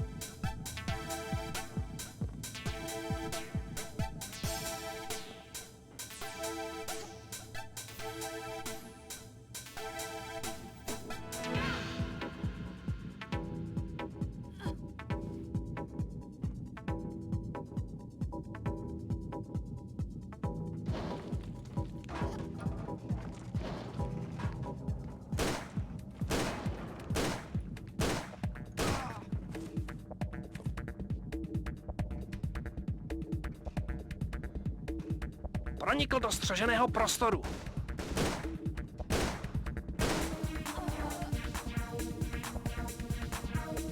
Motherfucker.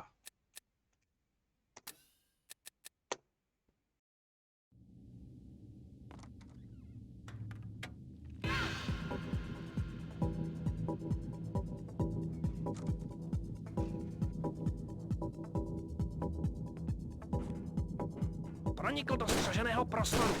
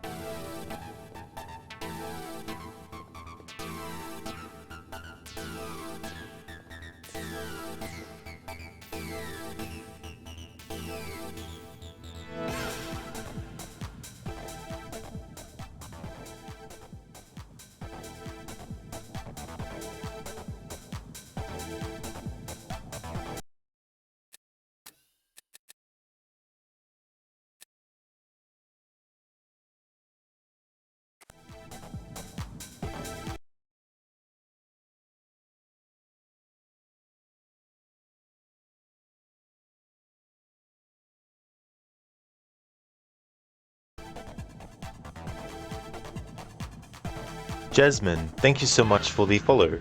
Thank you. Harbinger, this game is so old but still has Euro banknotes, it makes you feel old too. 20 years ago, Harbinger. 20 years ago this game came out. I was 19 years old, turning 20 around this time. Back when this game came out. Pronikl do střeženého prostoru.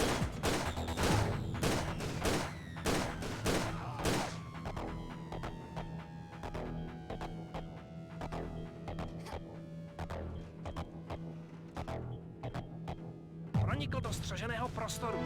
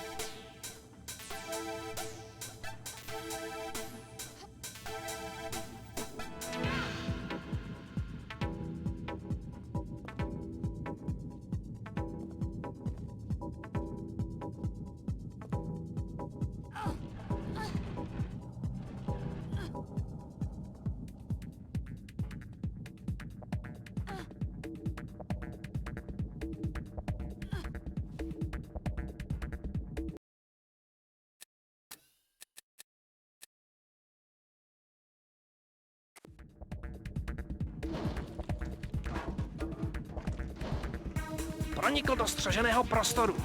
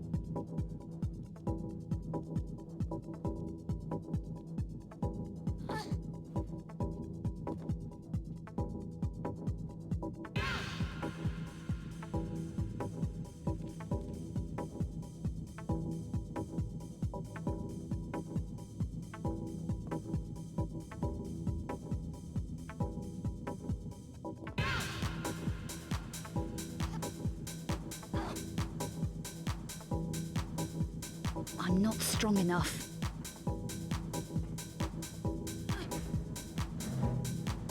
I feel stronger now.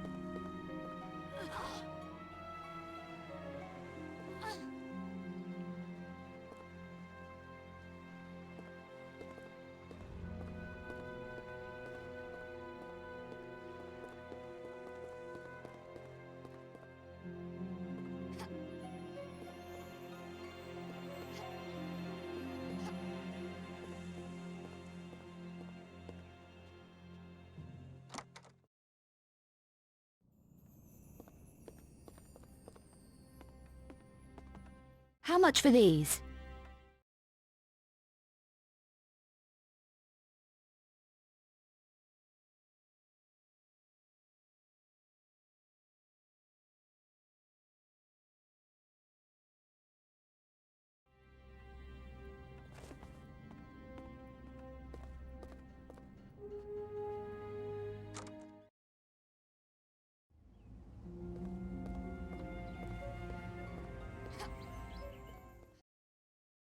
Now it's time to give this back to Bernard, aka Leave me alone, I'm busy.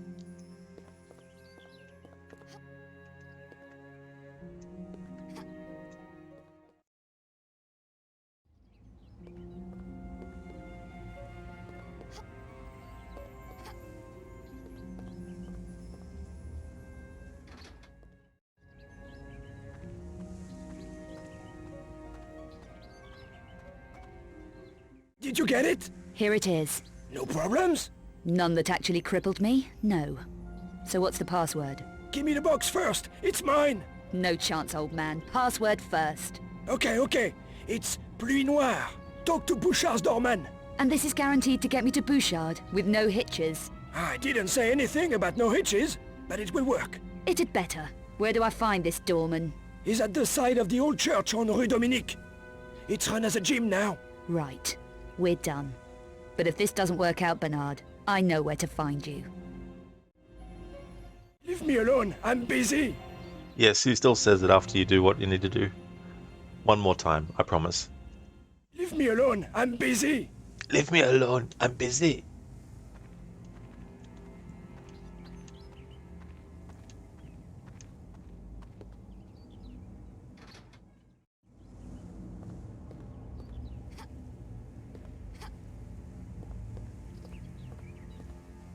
Hi, I want to see Bouchard. Nothing doing. I have something for you. What have you got? 2 little words. Pluie Noire. Why didn't you say so?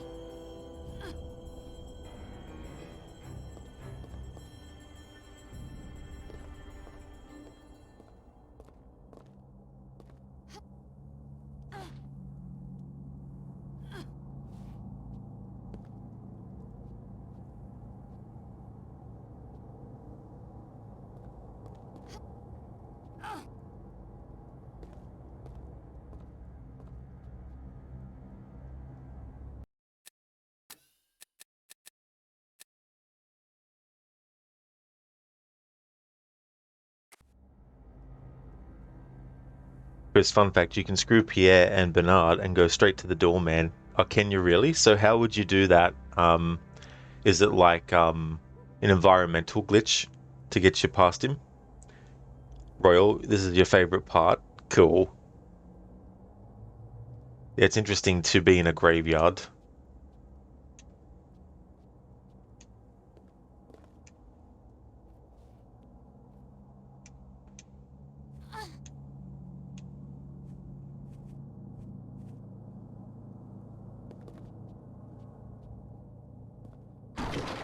I feel stronger now.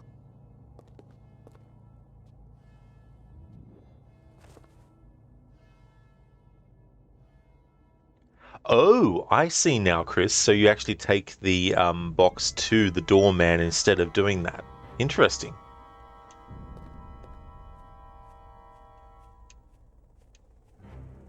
Yeah, I definitely didn't know that. I feel stronger now.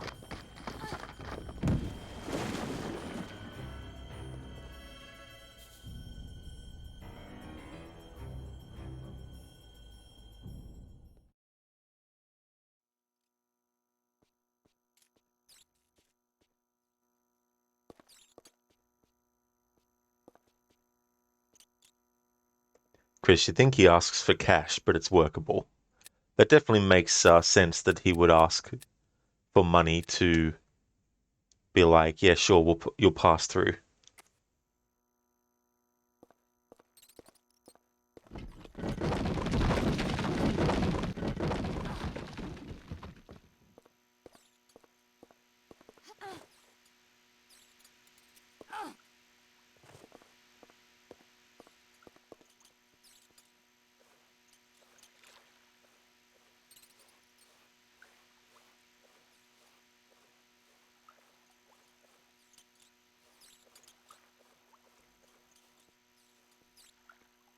I can climb this.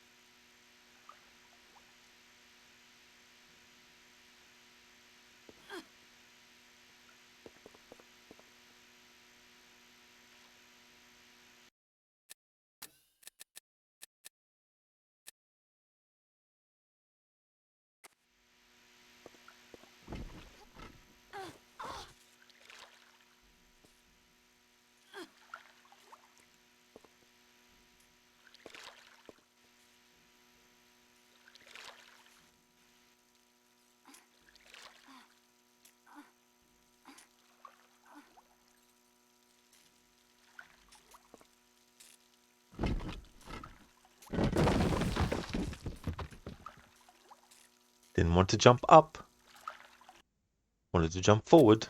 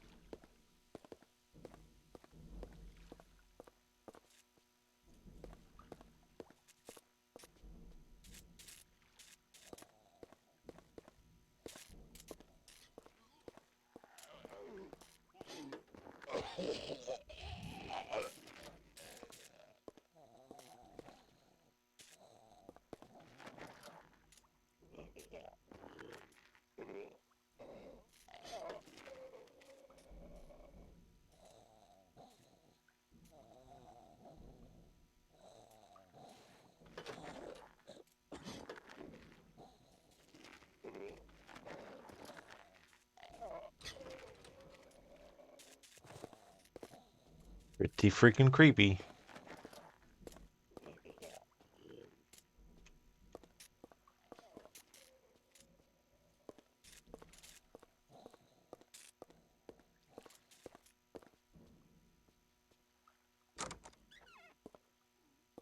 What happened to your man in the room out there, Bouchard? To Arno? You've got something to say about that? Maybe. It might be linked to what happened to a friend of mine. I doubt it. Get her out of here. Do you know the name Eckhart? Never heard of him. Okay. You helped a friend of mine a while back. Werner von Croy. Names don't mean a lot here. Even real ones. What did he want? Maps and information on the Louvre. I remember, 4 weeks ago, wanted to take a coachload of Japanese tourists to see the Mona Lisa. Easy, Bouchard. I lost that friend yesterday. Now I'm wanted for his murder. There was a newscast about a monstrum killing earlier. What would you know about that? Nothing that would interest you. You'd be surprised how much the monstrum interests me. My friend? The Louvre? Yes, the academic. Wanted access to recent archaeological diggings inside the Louvre. I gave him contact. You want the same? And more. I need 9mm protection, backpack, plastic explosive, stun packs. Paris isn't safe these days. Who for? You obviously can't take care of yourself. Do you have what I need? I know who does. Daniel Rennes works out of the pawnbrokers on the corner of the Rue Saint-Marc and Cours la Seine. A front, obviously. Yes, Rennes needs careful handling. But he can get you what you need if you know how to make the right approach. What would you suggest? A trade. I have to get certain things into his hands. Passports. You could deliver them for me. Passports? Check passports. Nothing to dirty your hand with. It's a business arrangement. For which he would give me what I need. For the right price. The passports will prove you come through me. What happened to your man in the sick room back there? Was he delivering packages for you too? Poor Arno. One of my toughest. The only survivor of 4 attacks so far. Attacks? By who? An interesting question.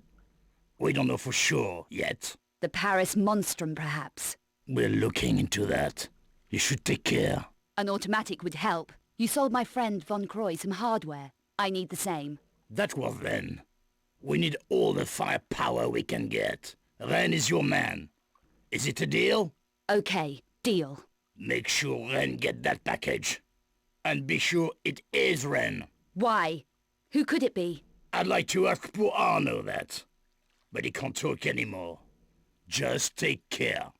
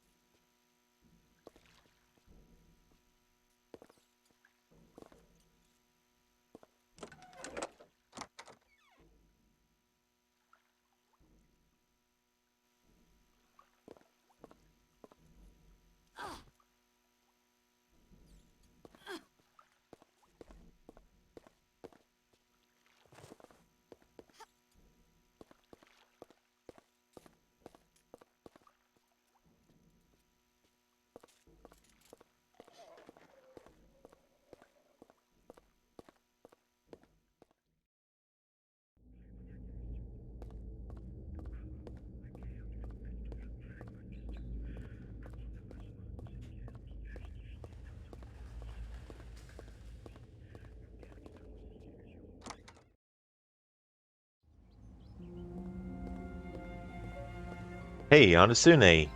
How's things been going?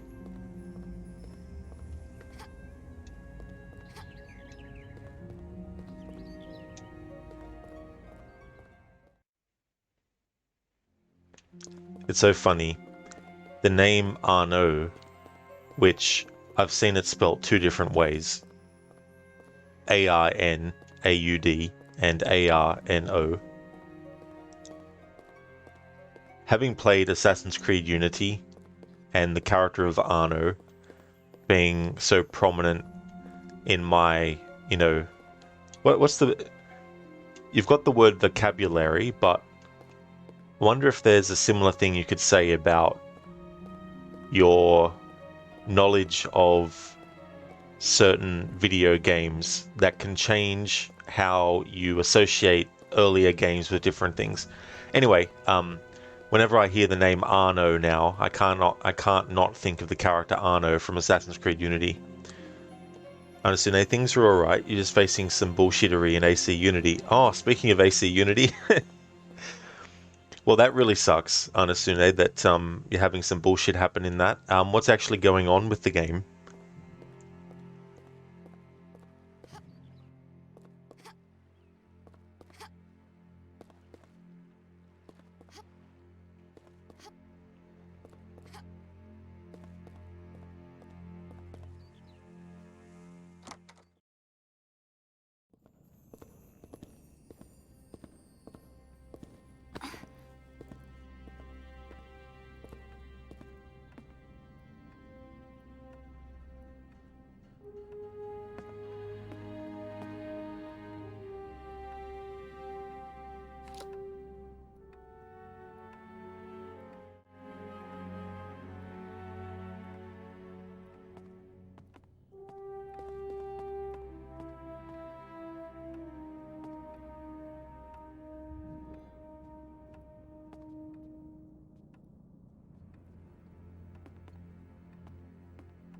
Looks like a way out.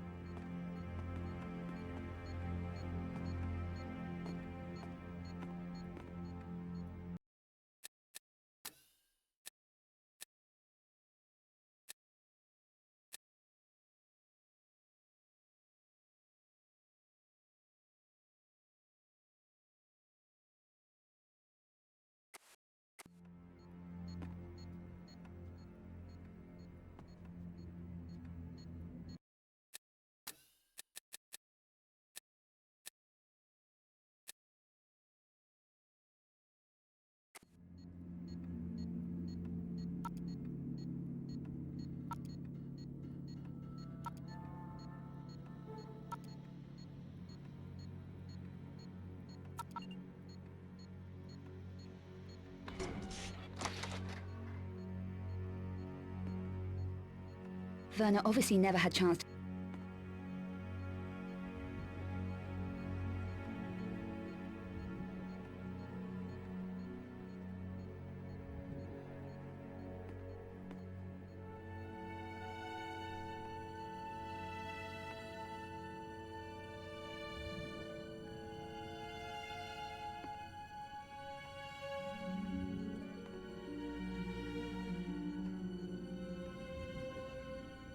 Damn it!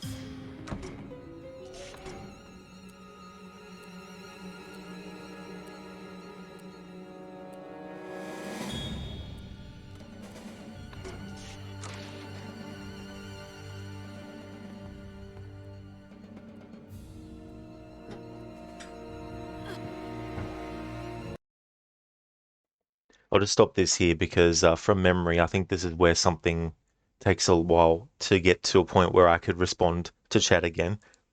Honestly, like the game kicking you out of combat and being hit with an unavoidable quick shot as a result, and pressing attack, but Arnaud just standing there while an enemy rings the alarm, and of course being shot by snipers you had no idea existed. I absolutely really hate when that happens in that game. Sometimes it feels like they're aiming at the tip of your heel. That's the only thing visible as Arnaud's going around the corner and still gets a one-hit kill on you. That's okay, Cherry. Thank you very much for joining. I really do appreciate you doing that. I hope that everything works out well for you. I hope the rest of work goes good, and I hope that when you stream next that you have a really good stream as well. Want to give you a shout out also.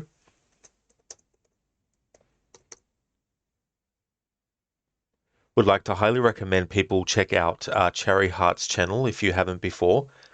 Cherry is a really cool person. They're playing a lot of retro kinds of games. There's also a Ratchet and Clank game that previously was PlayStation 5 but is now becoming available on PC, and so she'll be playing through that game as well. So I highly recommend checking out Cherry's channel. Hey there, Carbon. It's going really good, thank you, dude. How's things going with you? We're up to a part where there's an explosion that's about to happen for Lara, and I think from memory this is where a cutscene happens. So I wanted to catch up with chat before we did that part. Anasune, also you're trying to get pieces of armor from co-op missions, but of course the one you want is always the last to unlock from said missions. Oh, of course, you know, it always has to fall into that sort of like kind of thing, doesn't it? You know, you can't just get it from something, you know, that's first, you know.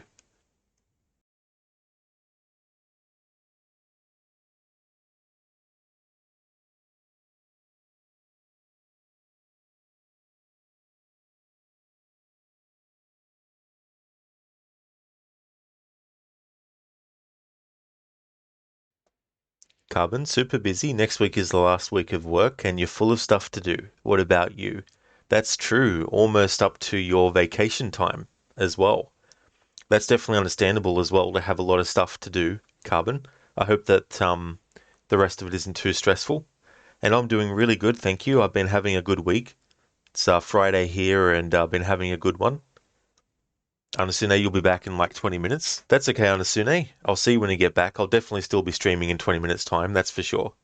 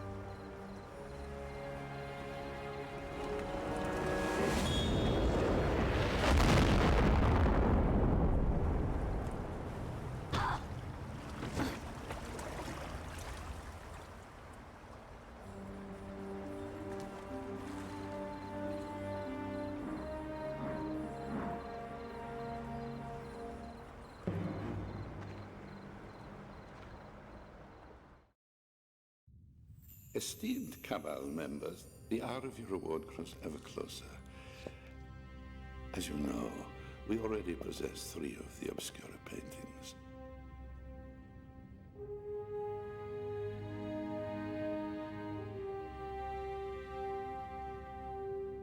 Our contact, Professor Von Croy, located the 4th one for us here in Paris. When we have this, we will reassemble in Prague. It is time to awaken the sleeper. Hopefully, we will be more successful this time. We are also closer to the 5th and last Obscura painting in Prague. We will gather at the Strahov. Gunderson? Master Eckhart.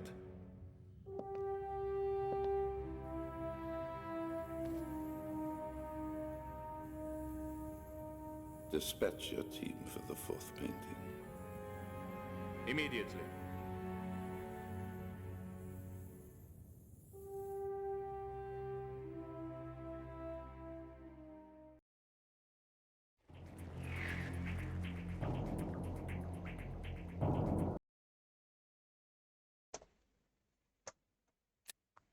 Alright, so I'm going to actually use this time to take a break I'll throw up the Be Right Back screen.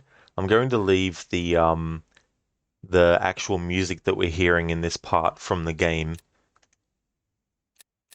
Let that play because it's one of those pieces of music that I really like. Plus, it's automatically going to be on loop, and it'll definitely cover the 10 minutes that I'm going to have as a break.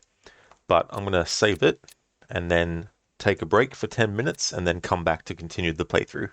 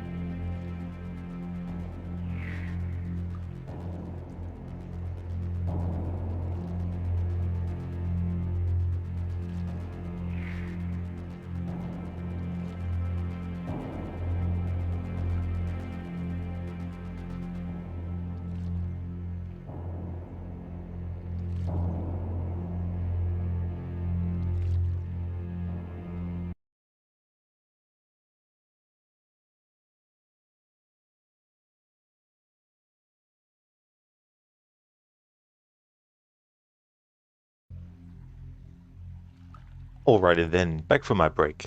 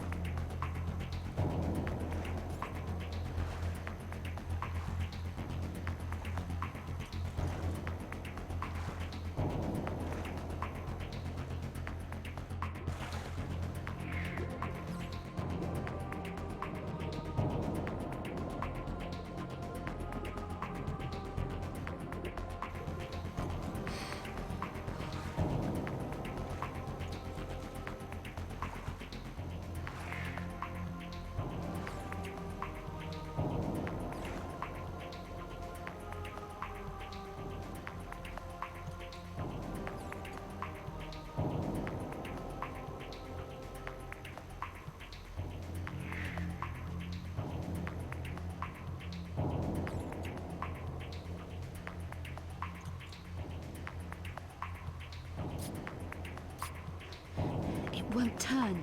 My arms aren't strong enough.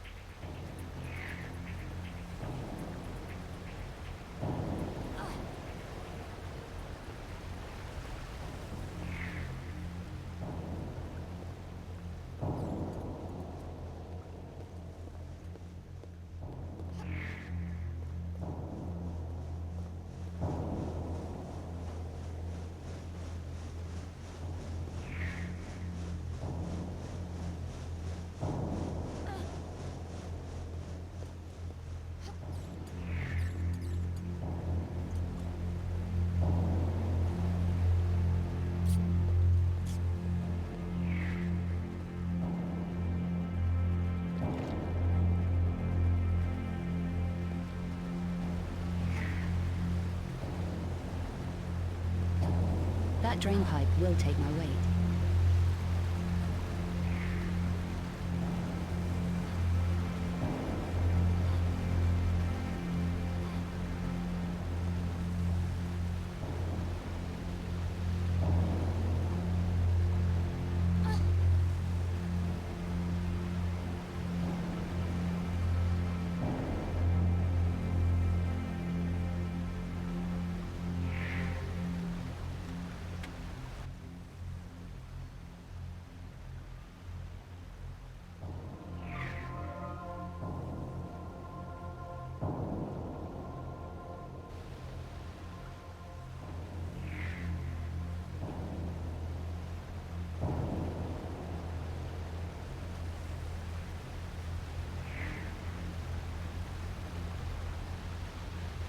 It won't turn. My arms aren't strong enough.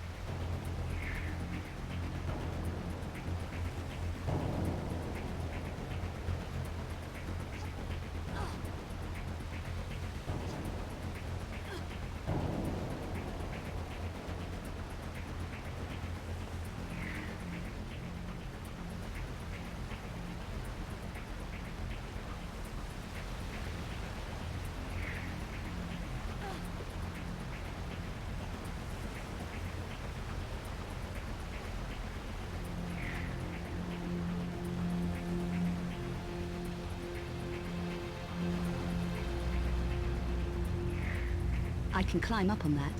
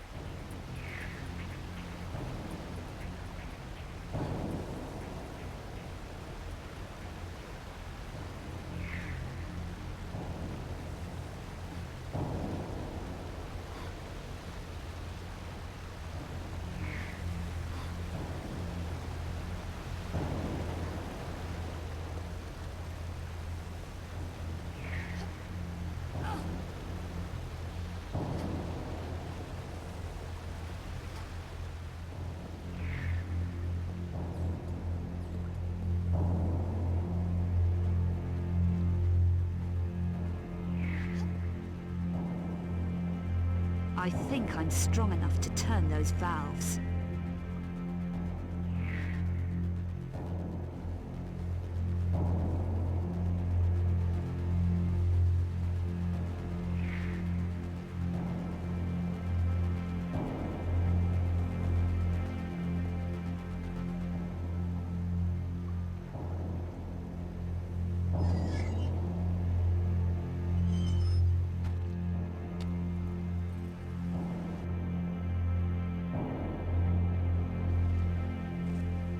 Hello there, Lucinda. Good morning to you as well.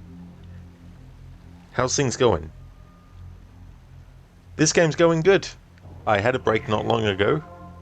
We're actually in these storm drains underneath the Louvre in Paris. So this is really the first part of the game where we get close to being in like a tomb in this game. This has a whole different setup to the previous ones. In this one, Lara is framed for a murder and she's on the run from the police and she's trying to clear her name. But there's also these serial killer killings going on in France and the police think that she might be the killer. And you've also got this secret society that is led by this dude who wants to, you know, take over the world, but also wants to recreate the Nephilim race and all this kind of stuff. So it's going pretty good. We're still very early in the game though, but making good progress. I reckon I'll probably take about 3 streams maybe to get the game done. Welcome back, Anasune. Listen, are you going well? You're up and around early today. You're hungry already, which is a bit annoying, but it's okay. Well, I'm glad to hear that you're still going well despite of all that, because you had to wake up really, really early today, didn't you? I hope that Necro is, you know, feeling okay about the test today. I really hope that he goes well. Oh, thank you, Lucinda. Yeah, because some of this game has like character interactions, so they added the ability to talk to people. So it was the first game in the series to actually have that as a thing. So you have like dialogue choices. Anasuna, you just got what you were aiming for in Unity, but now that you actually got it, your brain is just like, yeah, nah, this game is boring now. Oh yeah, you got to that point, Anasuna? Yeah. Well, you never know. Have you done all the murder mysteries in that game before? Hey there, Code.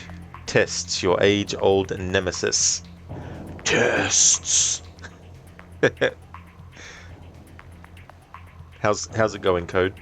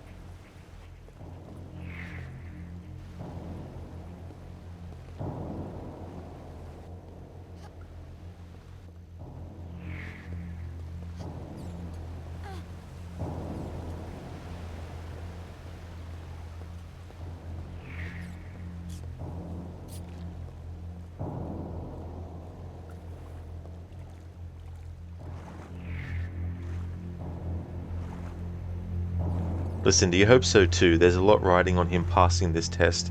He was getting okay practice test results yesterday, so you think he'll do okay. Well, that is good too. That can definitely be a good way to, you know, boost your confidence about the test that you're about to take as well.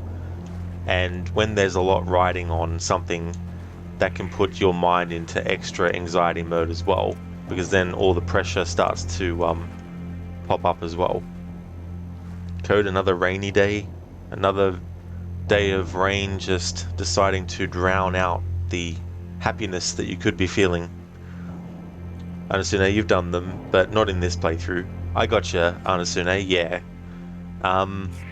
What about all the Paris stories? Have you done all of those, like the individual ones? Because there's a whole section called Paris stories, but then within that there's another category of Paris stories that are in the game.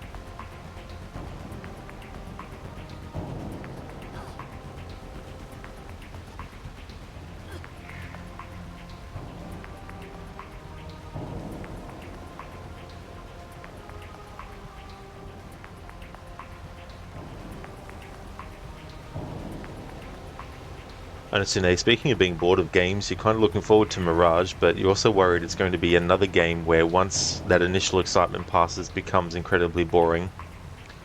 Yeah, I mean, that kind of thing can be difficult to judge ahead of time sometimes, because you don't really know until you've done everything that you then decide whether or not it's worth in the future replaying it again.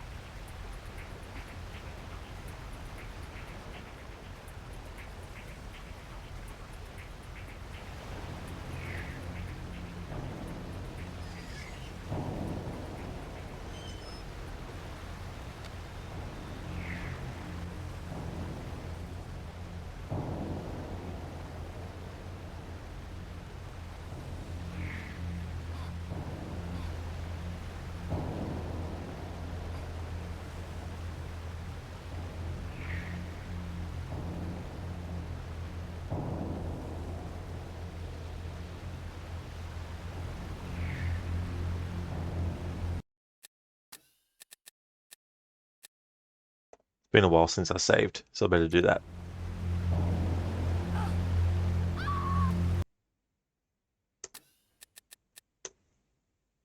And so now this reminds you of a level in Mirror's Edge. That's right, yeah, the storm drains in Mirror's Edge. That one can be tricky, that part of the game.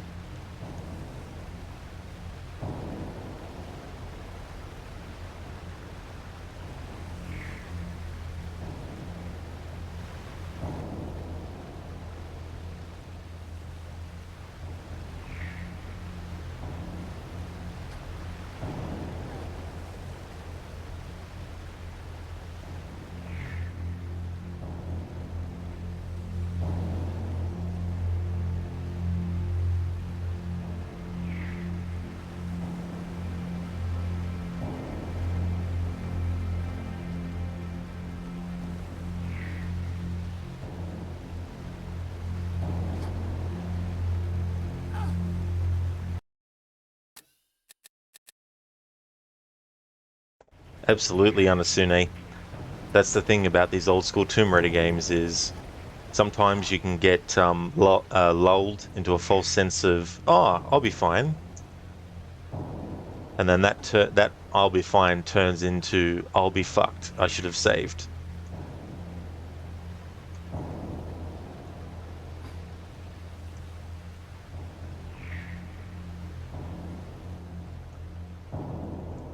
Especially in these older Tomb Raider games, because some jumps can be deceptive, both in the distance required, plus also should I do a running jump at this one, or should I just do a standing jump? Sometimes what looks like an easy standard jump needed to be a running jump, and sometimes what looks like a running jump should have been a standing jump because you end up jumping all the way past where you wanted to land and actually fall to your death.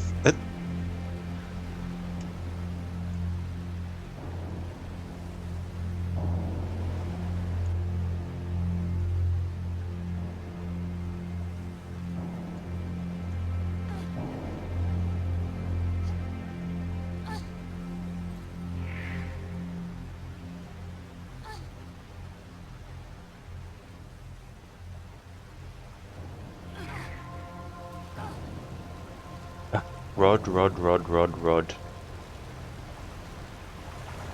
Fuck it. I'll just take that on the chin.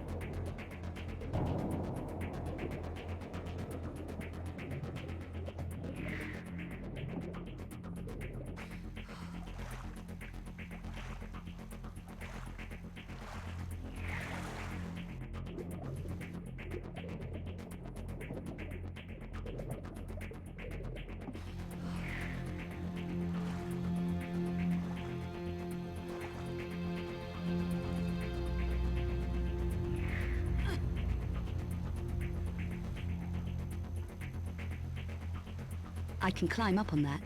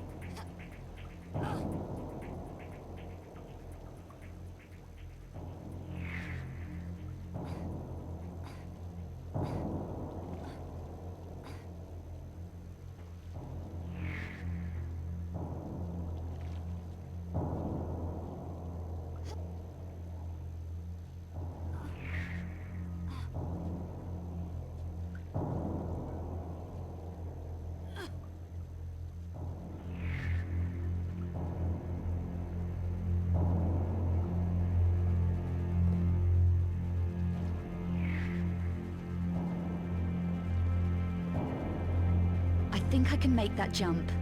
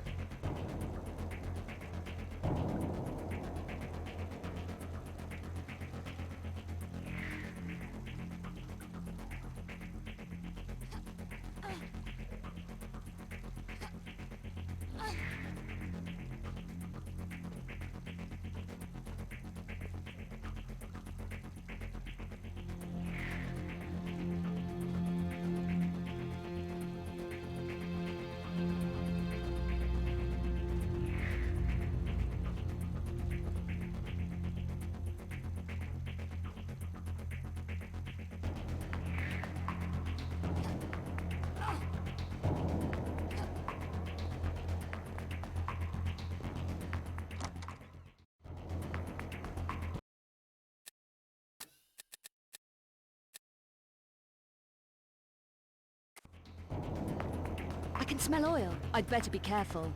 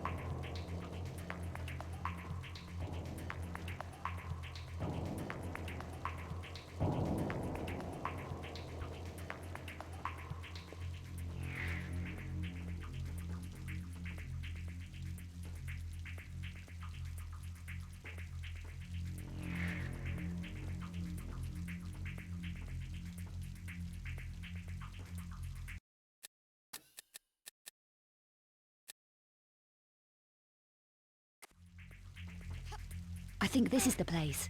Better check the map.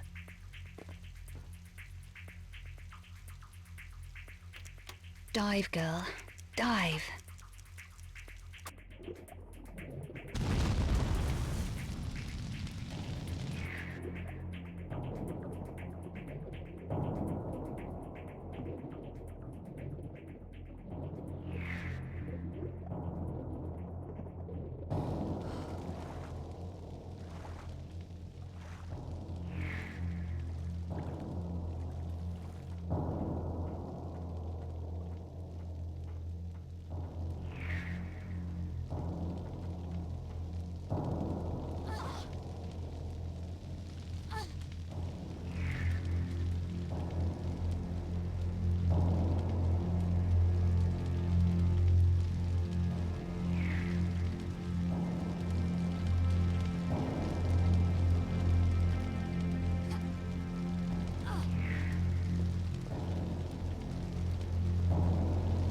Lara just phased through that.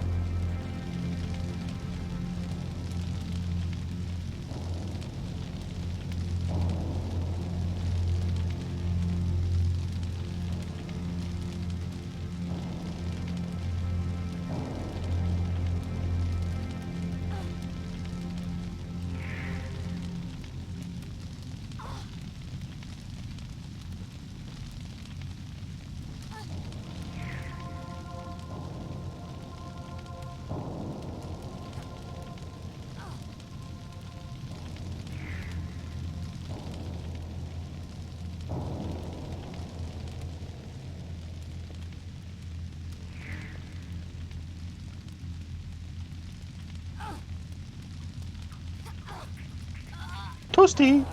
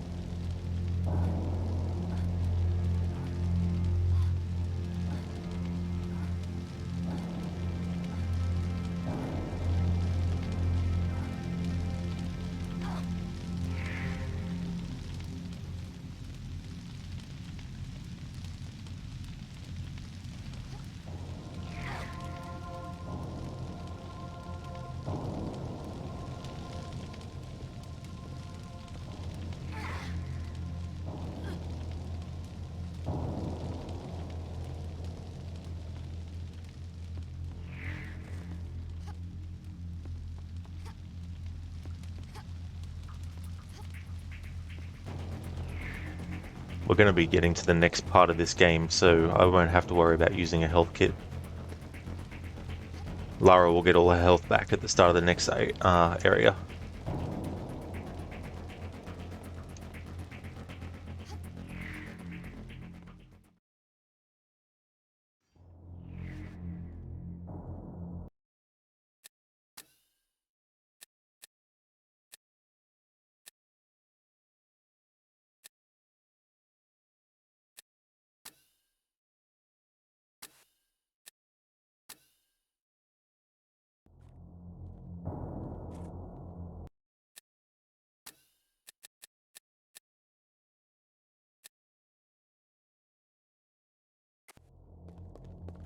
Well, at least it's clean in here.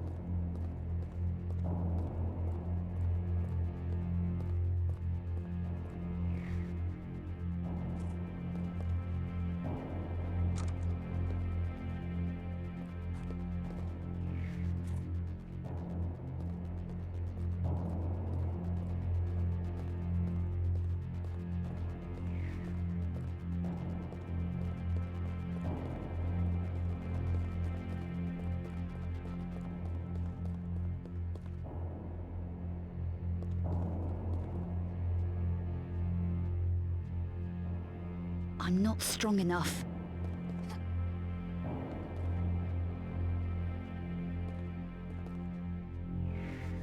Hello there, hippie. Welcome on in. You love how his torso went through the wall. Absolutely. You gotta love it when things like that happen. How's things going, hippie? Welcome on in.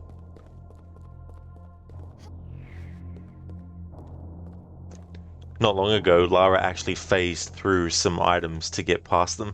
Looks so funny. The character model just went all blurry and intermittent.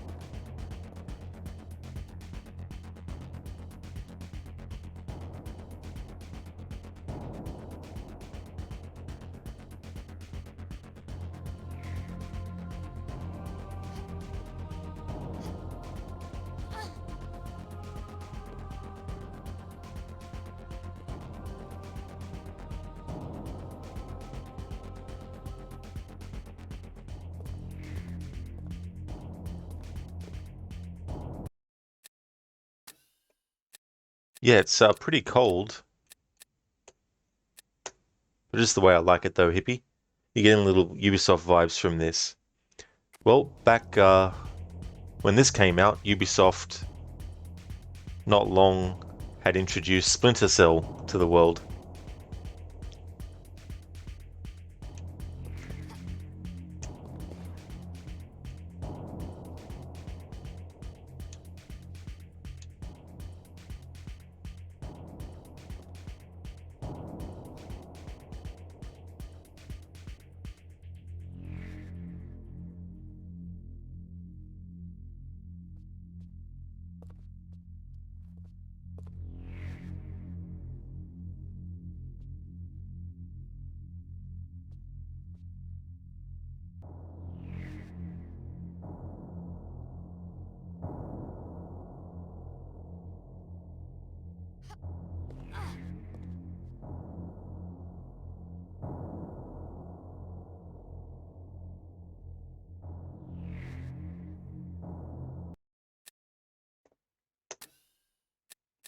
Hippie, if only she could run on a wall. Oh yeah.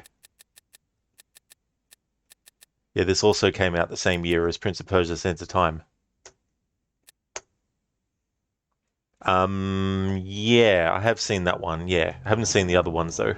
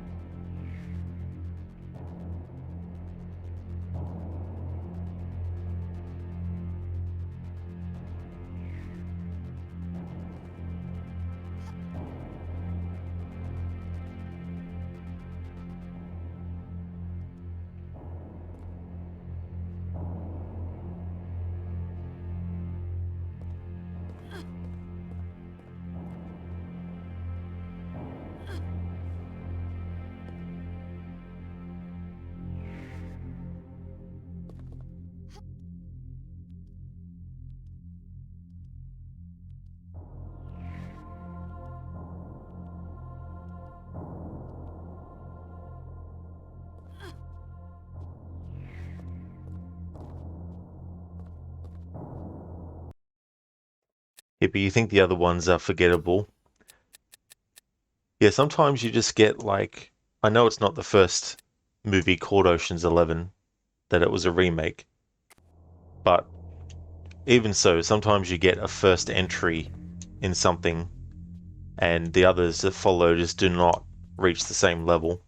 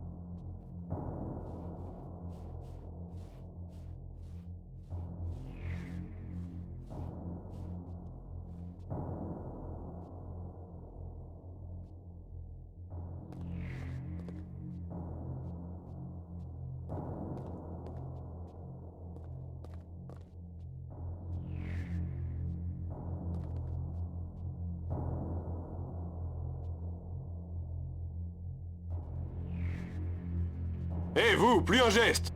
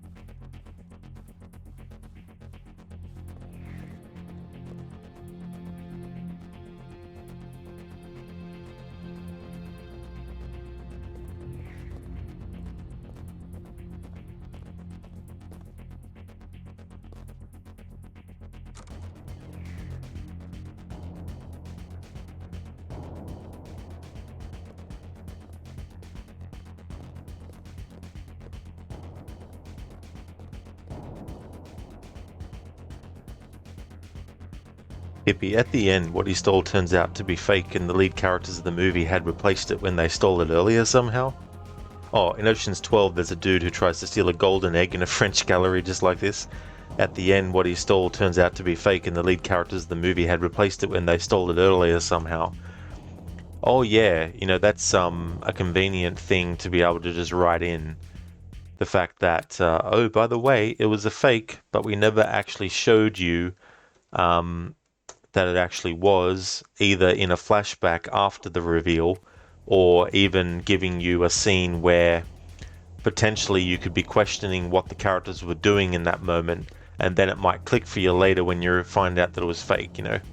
Instead of doing stuff like that, just make it so, oh, just at some point earlier they did it, you know?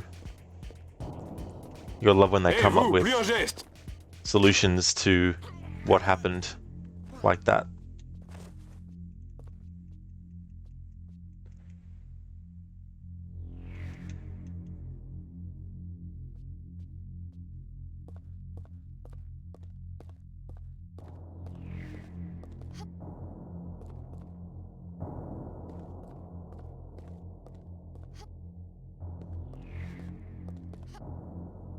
I need to reach the new excavation site.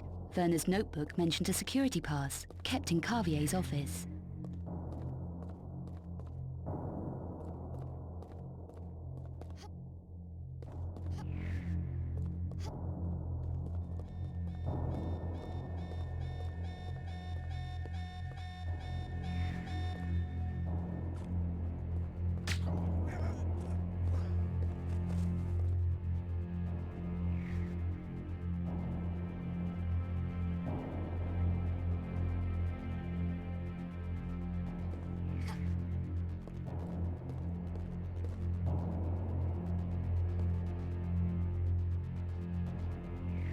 I'm not strong enough.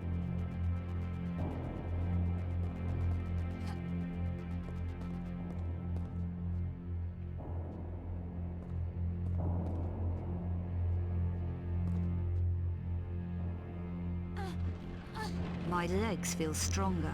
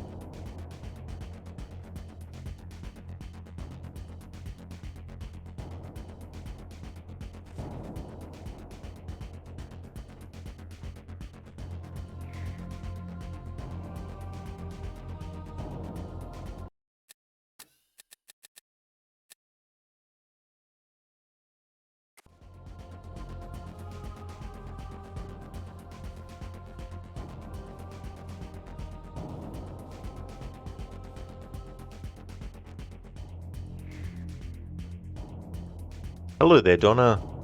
I hope things are going good.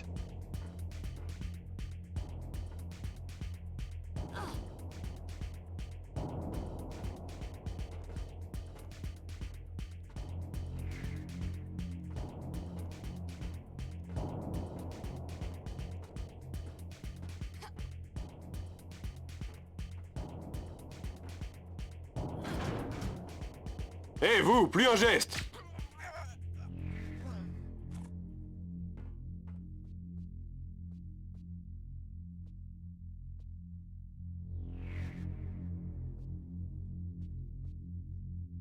Donna, sure, how are you? Oh, I'm doing really good. I'm having a really good Friday. Listen, you just ate a piece of cheese. Let's see if that tied you over for 2.5 hours until food time. Maybe. Maybe you'll start stream an hour early to eat early. All part of the plan. Plan! But that's cool that you ate a piece of cheese. I haven't had cheese on its own for a long time. I sometimes would buy like slices of cheese and then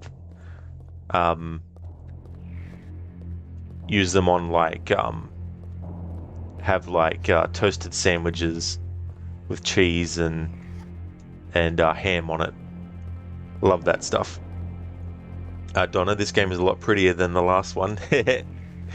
Yeah, this came out 3 years after that Tomb Raider game that I was playing yesterday.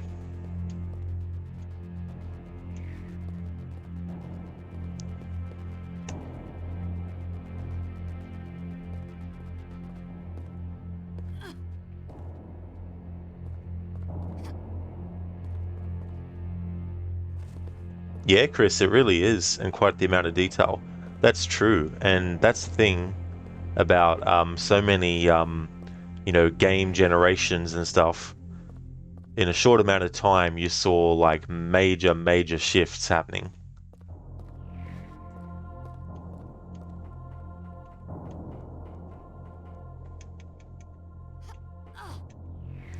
Listen, you frequently make grilled cheese sandwiches for you and Necro, so you always have sliced cheese in the fridge. Good for a quick protein snack too. Oh, hell yeah.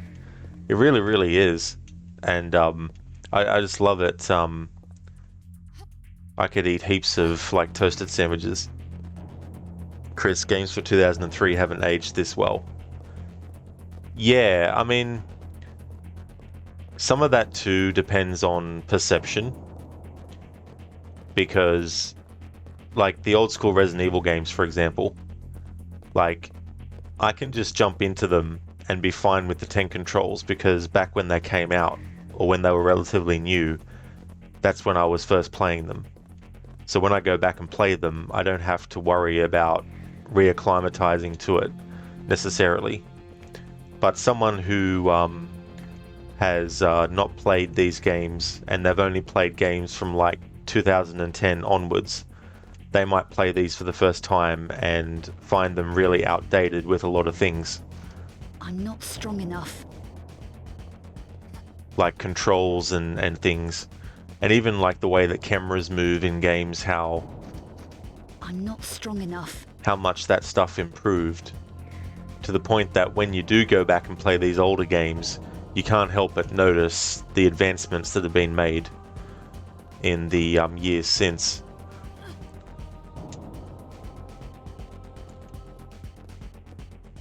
But I would definitely say that this game does look really good. You know, obviously if you put it next to something even like Skyrim, it wouldn't be as great graphically, but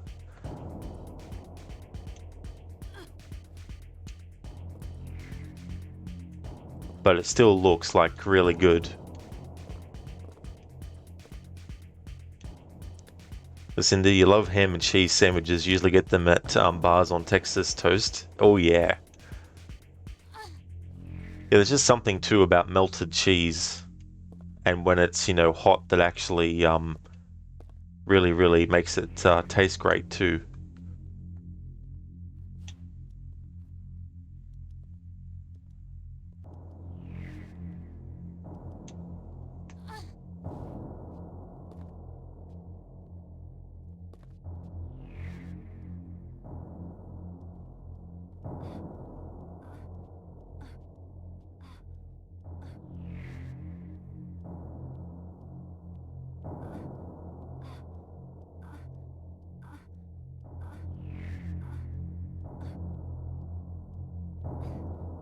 I feel stronger now.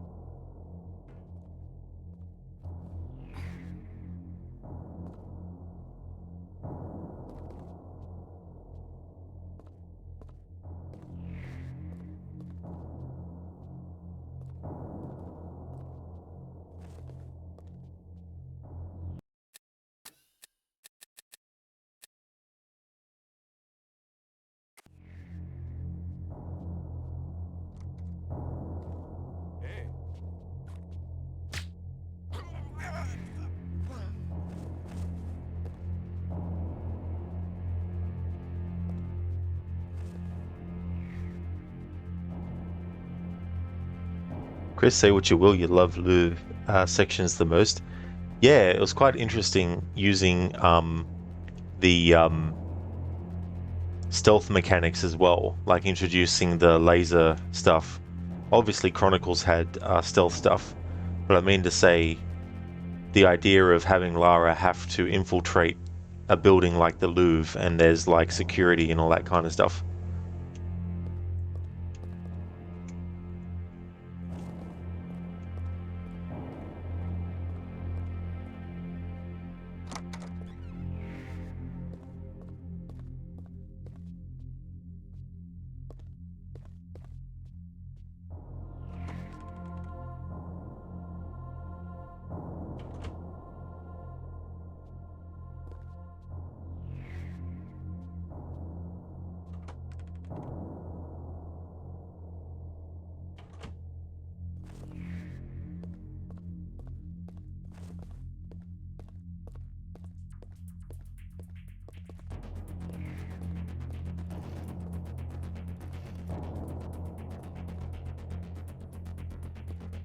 It won't open.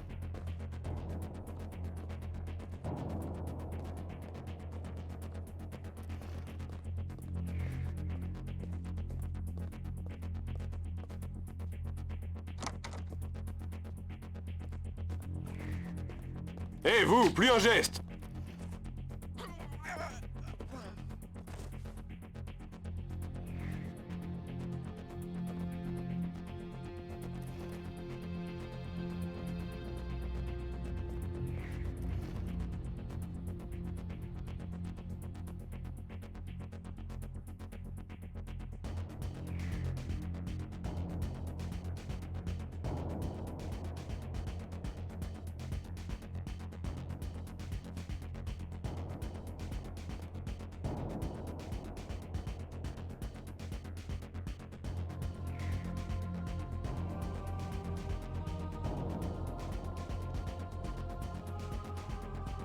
Well, Mademoiselle keeps a tidy office.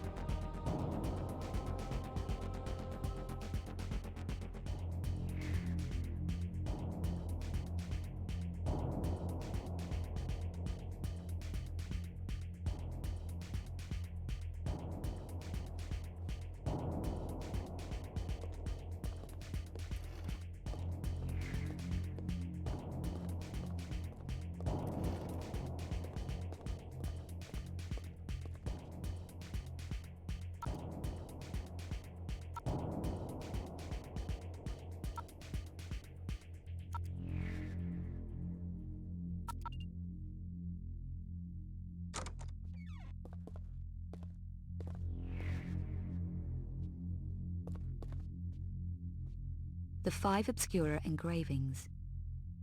Ah, details about the Obscura engravings. It says here that all 5 contain encrypted maps of a painting's secret location. Now that could be useful.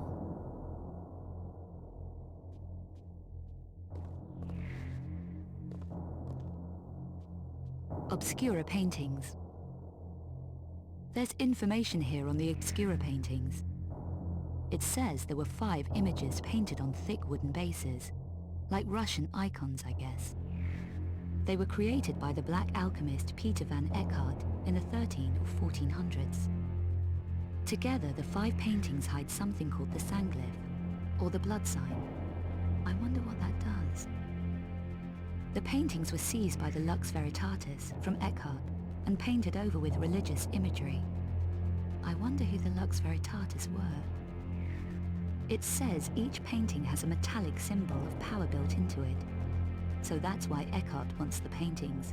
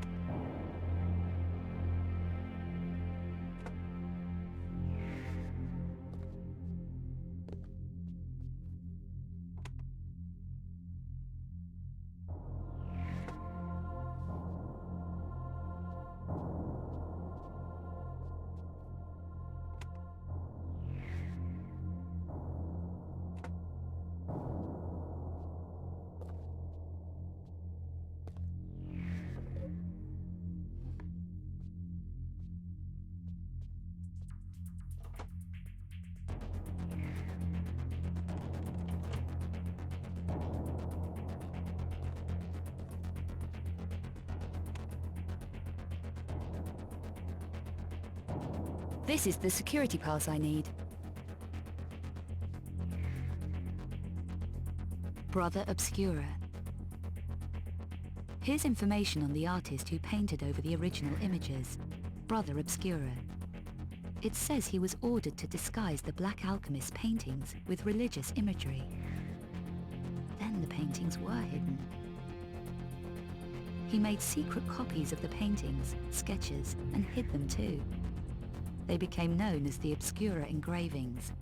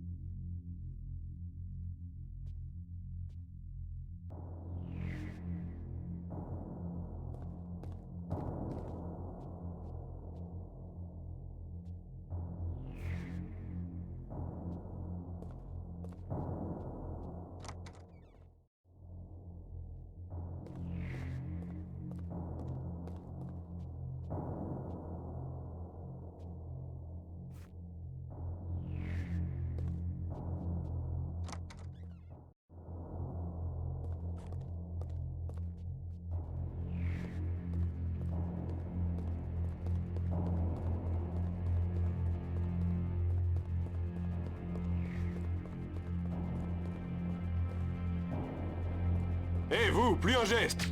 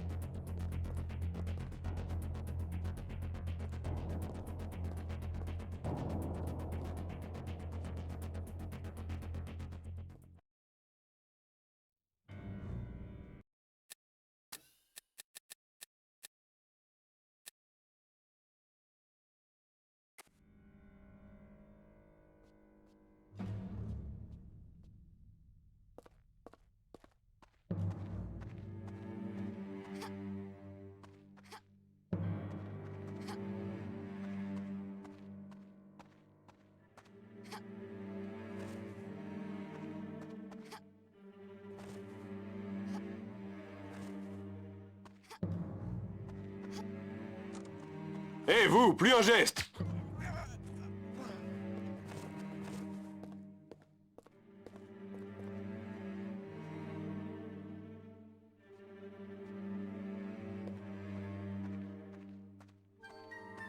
On ne bouge plus!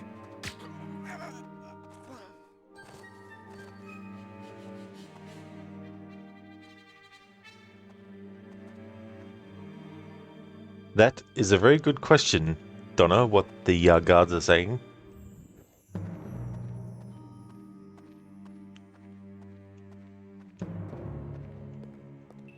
Wait, don't shoot. I'm a human.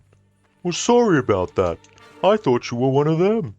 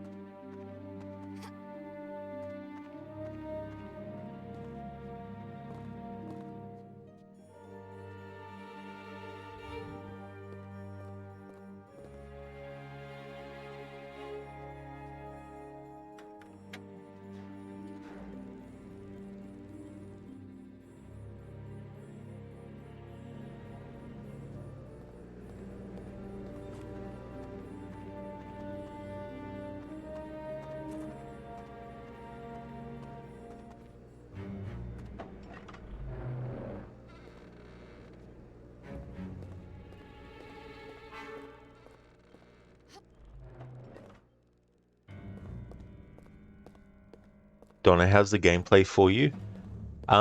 It still retains a lot of the aspects of the previous ones as well, but they were trying to do new stuff too as well. But this is the last Tomb Raider game to have controls in a way that is similar to the older ones. 3 years later, when they did Tomb Raider Legend, there was a big overhaul in what they did. But there's definitely some frustrating parts still with this game and all that, but I still think that if you've played the ones before it, then it's not that bad getting into the way that it controls.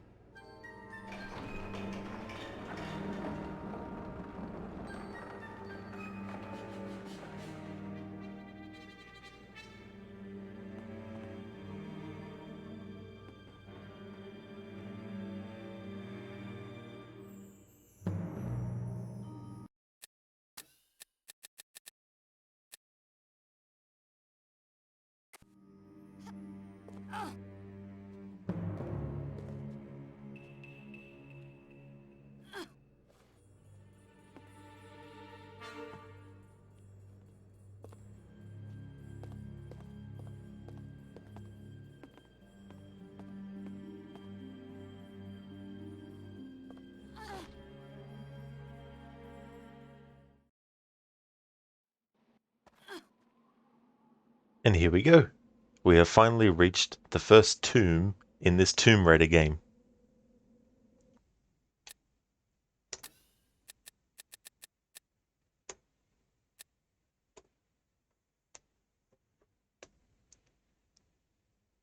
Just want to have a look at something for a moment.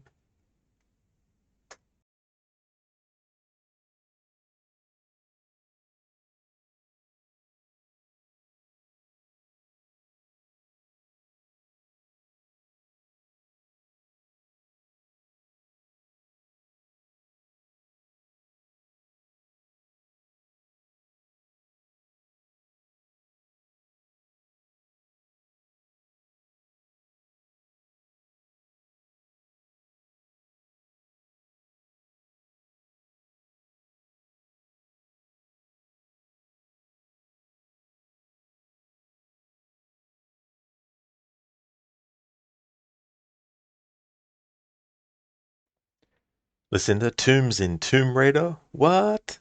Well, it is funny because in the reboot series, the 2013 game, the tombs are actually optional. But there are tombs that Lara actually goes in as part of the story as well. But yeah, I just wanted to have a look at the levels. So this is considered about level 5 or thereabouts.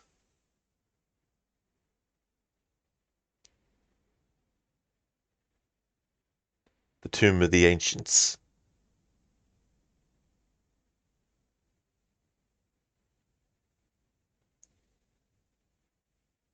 Although, if I have a look at another website, Dave,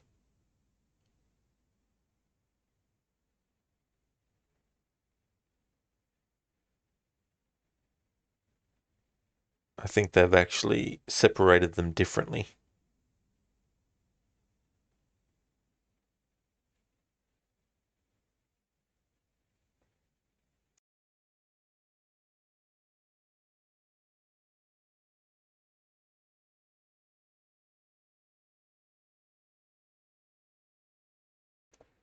All right, so there was a website that considered it like 5.1 or something like that, but another website considers this to be level 12 out of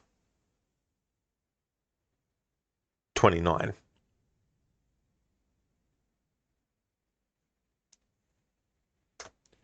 Donna, I think you remember Rise, where the first claim of Lara is that she hates tombs. Rise, Survivor.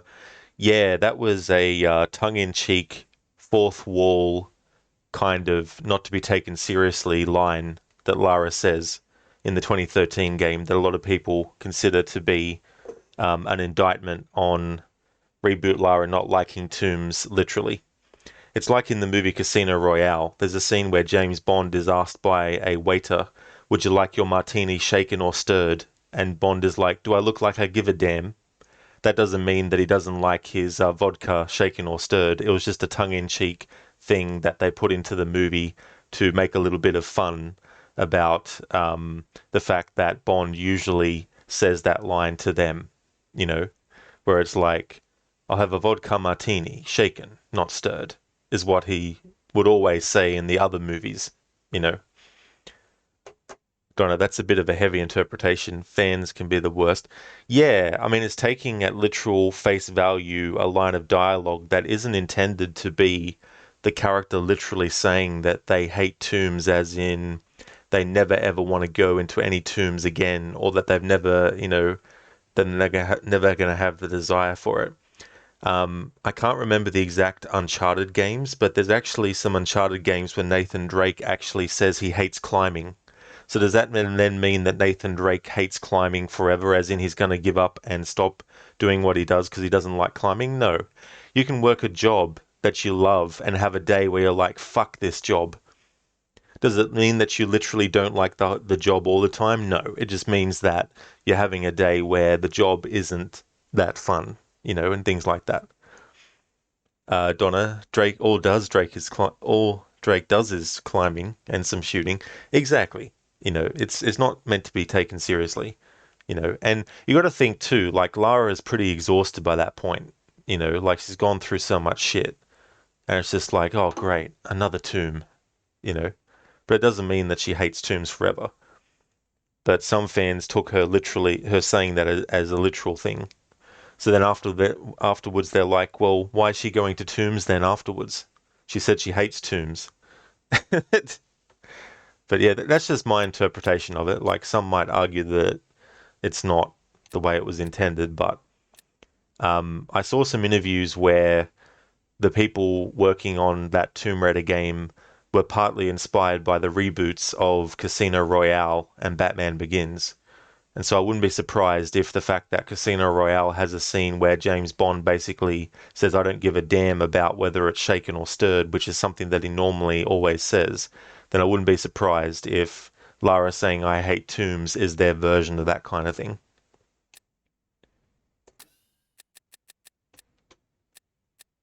But then again, even if something is intended to be taken a certain way, it doesn't mean everyone's going to take it that way, of course. Don't know, maybe Lara hates herself and forces herself to go into tombs. Of course not. Yeah, it's like, no, I've got to do this, you know.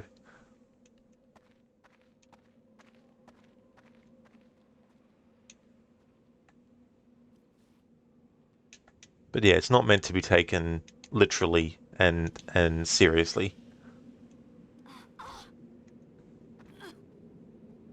But there is a tendency when people don't like something to just pick apart the little things and ignore the other things that actually contradict their argument about the things that they don't like.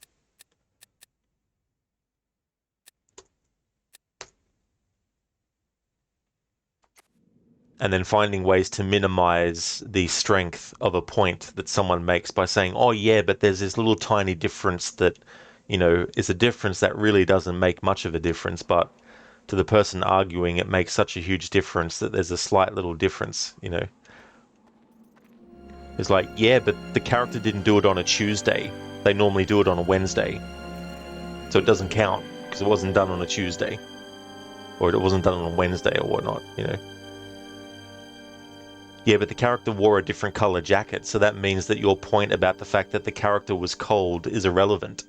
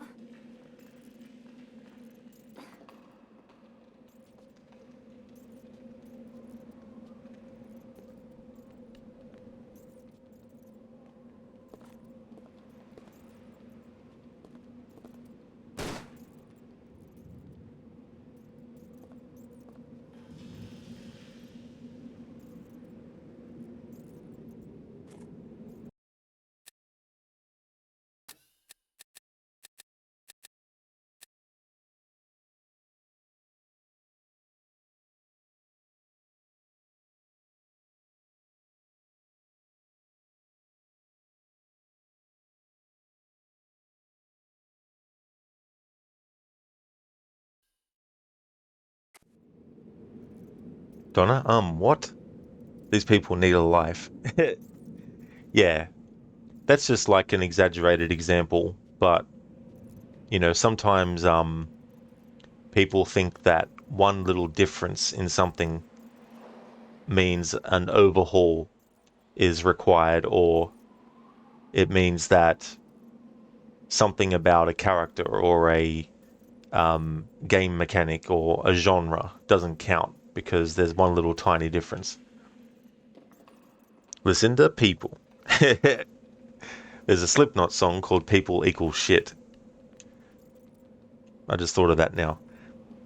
Thank you, Ben Darren, for the follow. Thank you very much.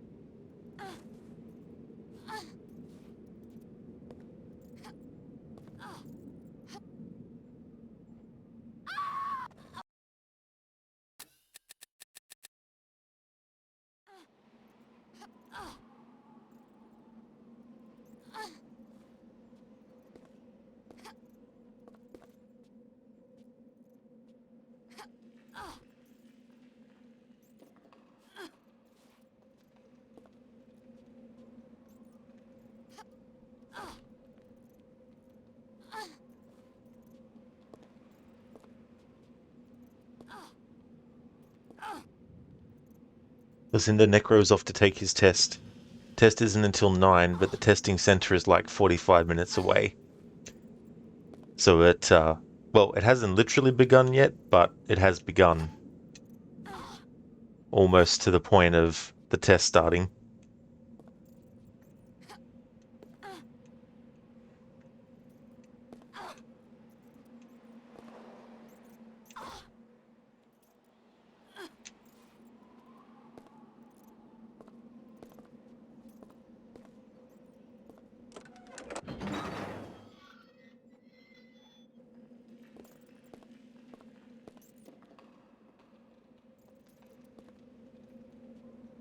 Lucinda, you think the test will take 1 to 2 hours if you recall correctly. That is a pretty long test.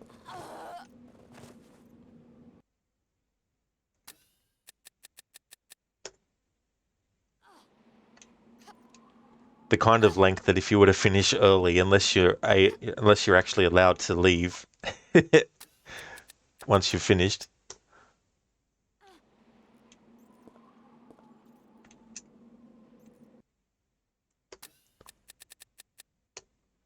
It's one of those tests that is programmed to determine your weak spots and start drilling you on those subjects. It's a hard test and timed. Really, yeah. It definitely sounds like it's a difficult undertaking.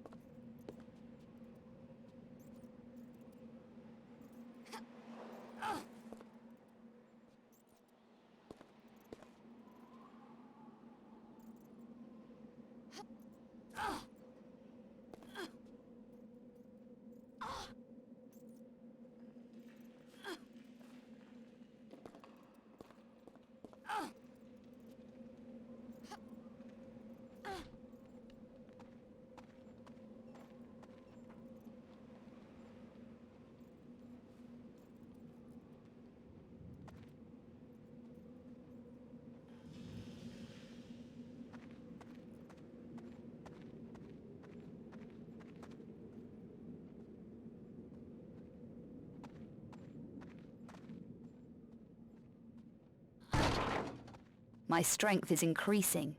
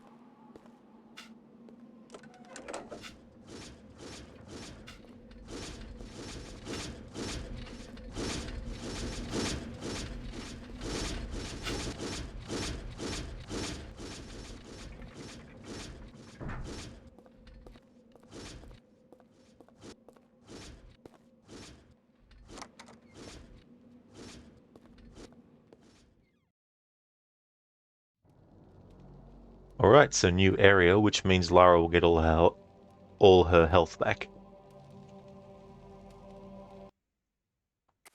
Just like with the other Tomb Raider games before this one, I like to hoard health items. So the current count of things is we have 8 chocolate bars, which restore 10% health. 8 large health packs, restore full health. 8 health bandages, restores 40 health. 2 health pills, restores 20. And 3 small medipacks, which restores 60%.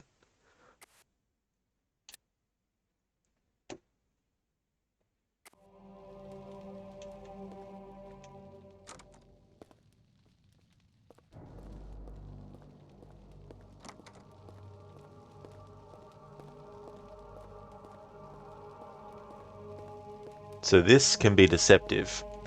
You have these doors with these symbols above them. And on the floor here you have those same symbols, which are pressure pads. And if you looked at the wavy lines here and you pressed the wavy lines, you would see these doors open. And you would think that the first symbol you see above those doors would indicate the right one to go. So the wavy lines, you would think, oh yeah, I've just pressed the pad for the wavy lines, and the wavy lines isn't the first door or the second door, it's the third door, so I'll go through this way. Ah, but what's this? This symbol isn't the 3 wavy lines on the second part. So if you go back here and have a look, the wavy lines are on this one for the first entrance, but not on the second, which means if you want to actually get through the door with the wavy lines to that sort of area, you need to not look at the first symbol, you need to look at the second symbol. And so the second symbol is actually through door number 1 here, with the wavy lines. And if we look at the first door before it, it's not the wavy lines either, but the second door has the wavy lines on it. So that's the one that we need to go to. However, there is an area that's underneath that has various things that you can collect. So I'm going to do the wrong way on purpose, so we can drop down.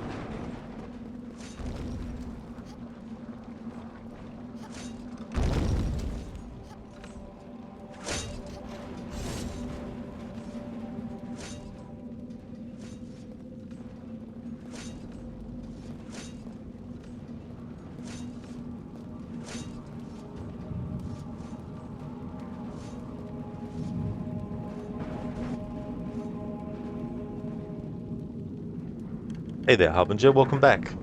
Thanks for redeeming the scene reenactment as Arnold Schwarzenegger, thank you.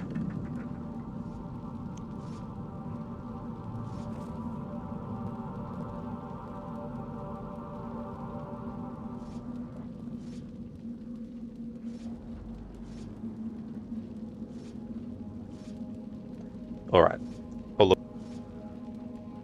I'll look for that now. Sorry, I muted myself just before I finished my sentence.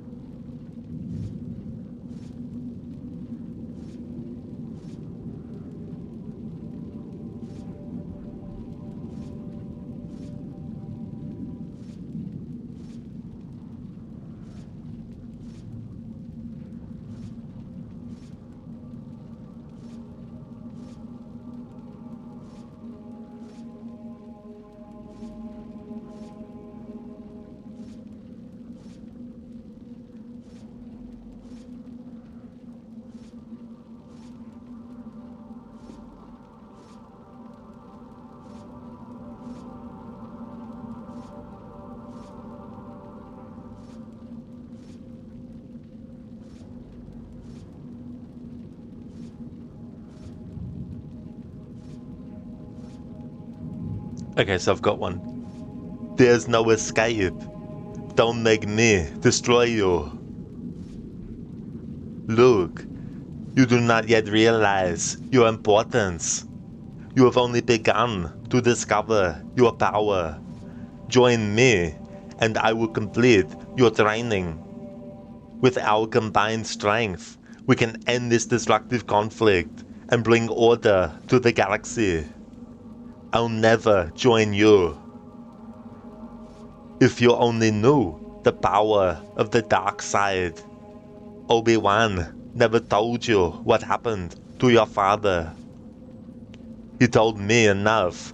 He told me you killed him. No, I am your father. No. No, that's not true. That's impossible. Search your feelings. You know it to be true. No.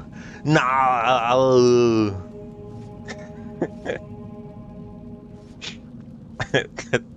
That's from Empire Strikes Back.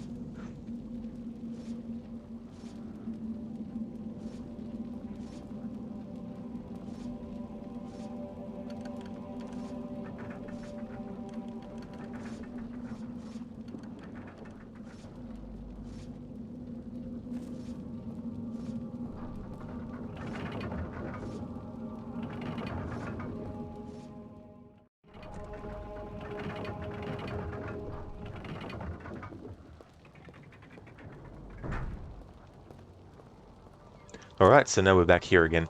Alright, so we've still got the wavy lines there, so I'm going to do that first. So we actually go through the proper door now. Remember what I said was when you step on the plate, the symbol that you need to match isn't the symbol above the first doors, but the symbol above the second doors beyond. So the right one is actually this one because the second door is the wavy line symbol.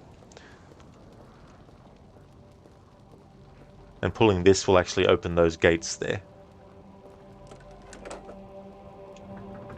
There we go.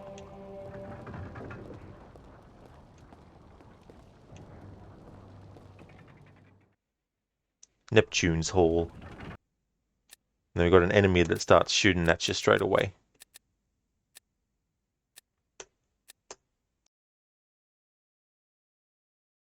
Harbinger, they need to remake Star Wars. Arnold could be the Darth Vader. Yeah, that's true. I mean, there's that clip on YouTube that someone took some scenes from A New Hope with Darth Vader and had lines of dialogue from movies that Samuel L. Jackson had been in. That was so funny. But there might be one of Arnold Schwarzenegger, actually. There might be one of those already done, too.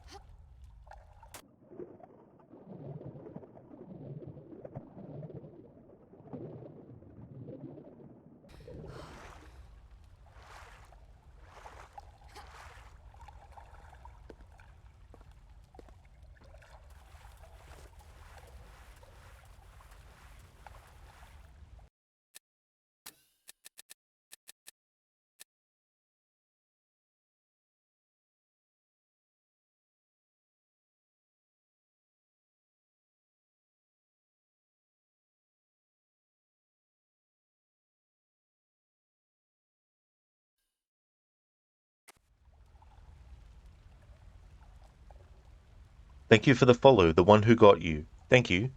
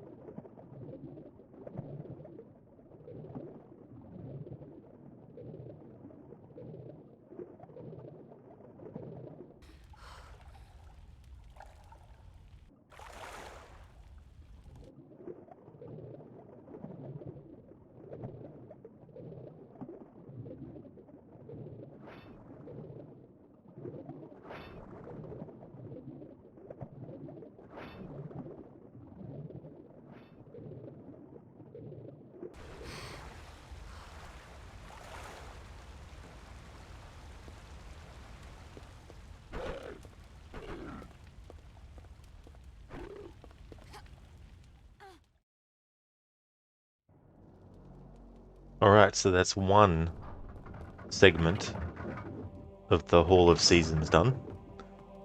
3 to go.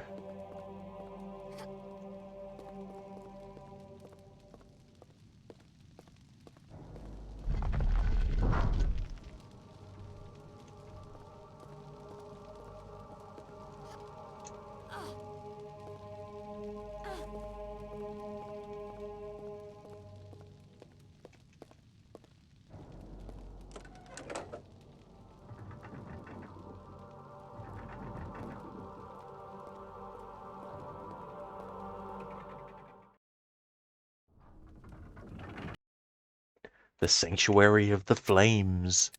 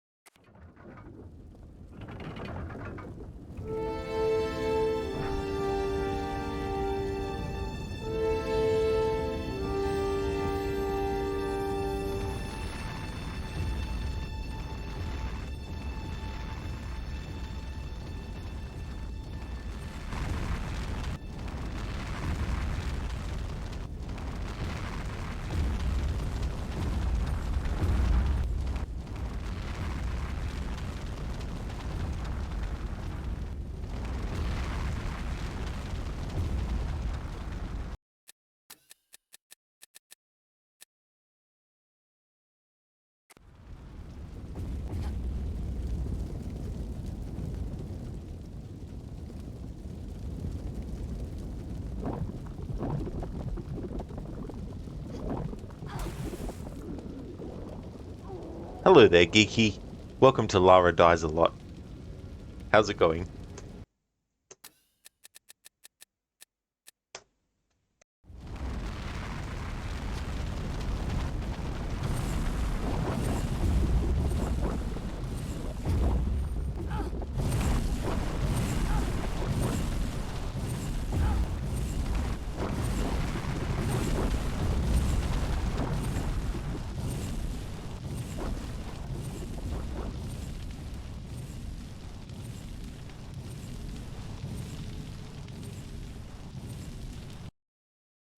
Geeky, you're alright. Your parents are in town for a visit, so you're pretty exhausted, to be honest. How are you? I gotcha. Yeah. Well, that's totally fair as well, you know, because it can take a lot of energy and that. But hopefully everyone's having a good time as well. I'm going well. I'm going really, really good. Plus, it's been a good Friday as well. Although in a couple of hours it'll be Saturday. But yeah, it's going good.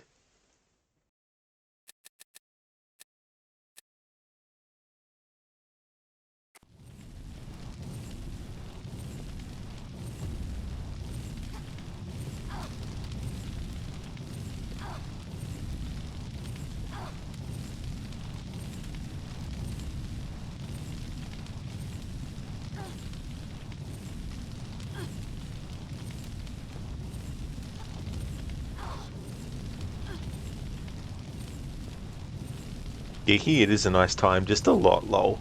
Well, that's good that you're still having a nice time as well.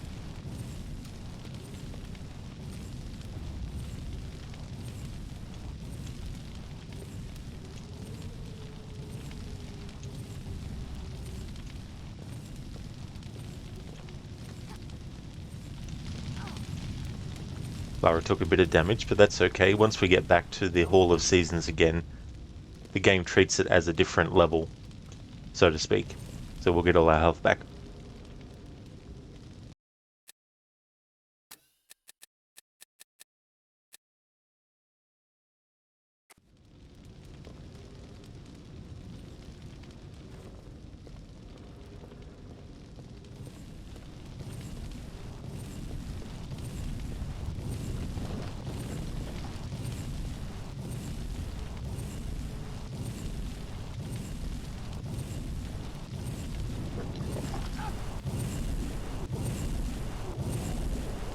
Falling into the lava is just a hop, skip and a jump. Yes, game, we get it. We're dead. The game's like, let's just focus on this screen for a bit longer. Just to rub in the fact that your character is dead. It's like in the Batman Arkham games where sometimes the game won't let you skip the little scene that plays when the villain is standing over Batman's dead body and gloating about how they've taken him down. sometimes the game won't let you press the button to make the option to just retry come up again. So you have to sit there and watch the Joker or the Riddler or, you know, motherfucker or whoever the villain is in question. You're like, yes, we get it. I died. Batman's dead. Yes, I get it. Worse than a teabag. Exactly the city. Yeah. It's just another. It takes things to another level.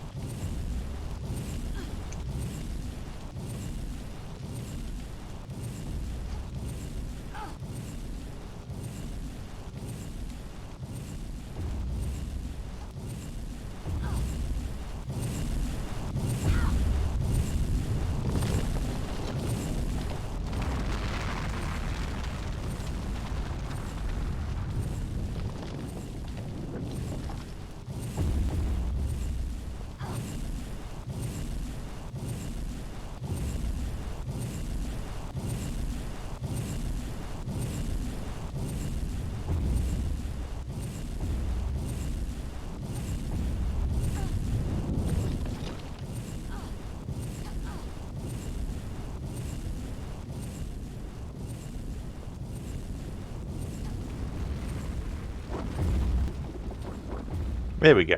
Got through that room. 2 down, 2 more left.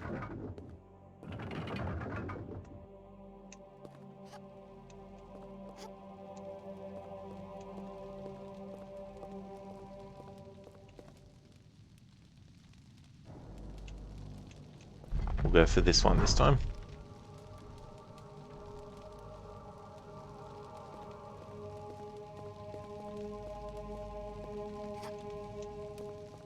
Hello there, Mauler. Good morning to you too, dude. Welcome on in. How's things going? Happy weekend indeed. Absolutely, dude.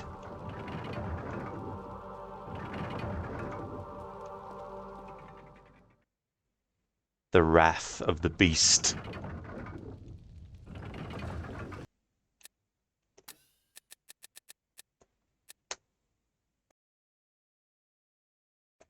Oh, excellent, Mauler. That's great to hear.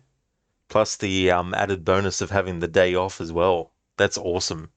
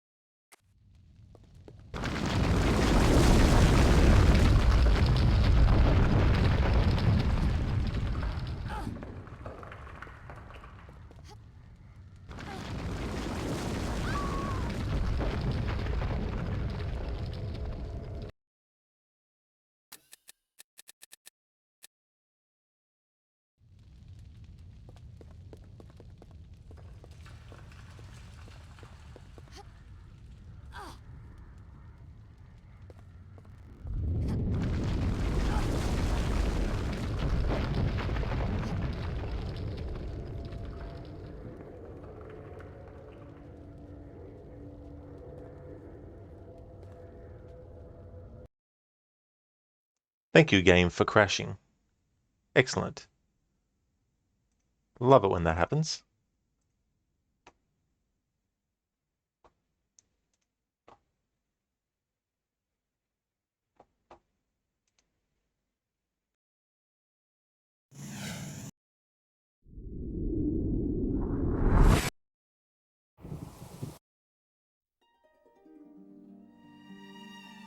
Harbinger, thanks for the free death. You're about to redeem one. Oh, that's all good. You can still redeem it. Because the nature of these games, I'm definitely going to be dying whether that gets redeemed or not.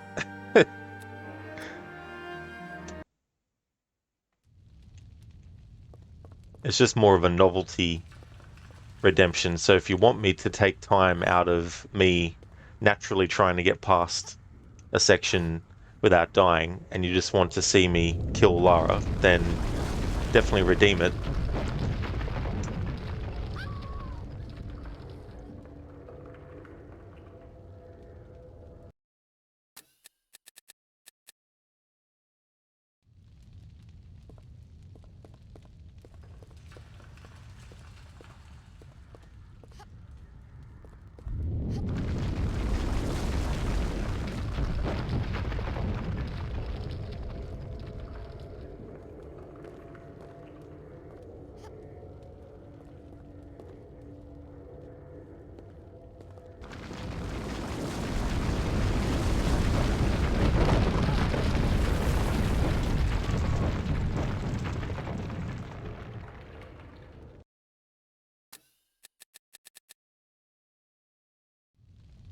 Afro, right, so you killed like 4 more mercenaries, met the wolf, and then traveled to Fokis.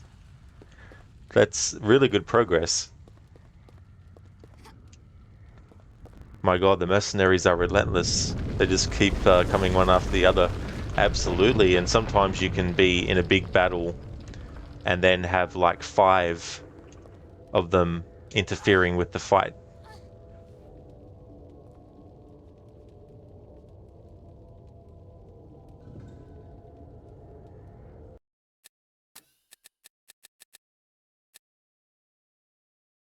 Oh, did you, Afro? You had 3 at one point chasing you?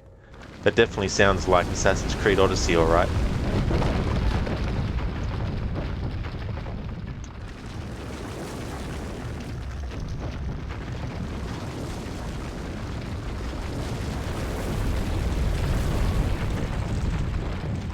Afro, do they never end if you kill enough of them? No, they're a never-ending thing.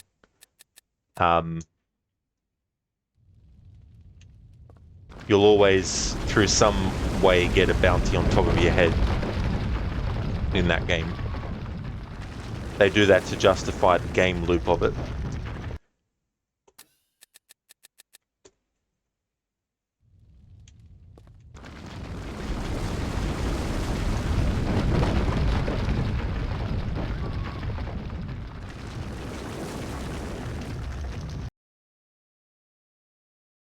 Fucking game crashed again, Jesus Christ.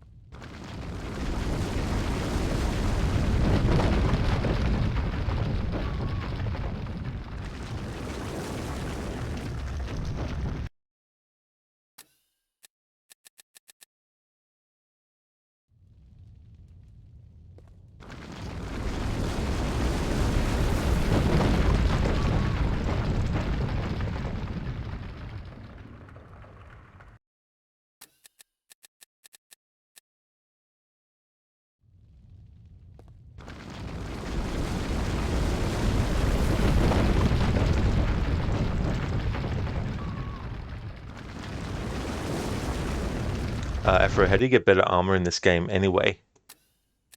Well, you can loot it, and all that kind of stuff. I think you also get it from mercenaries too.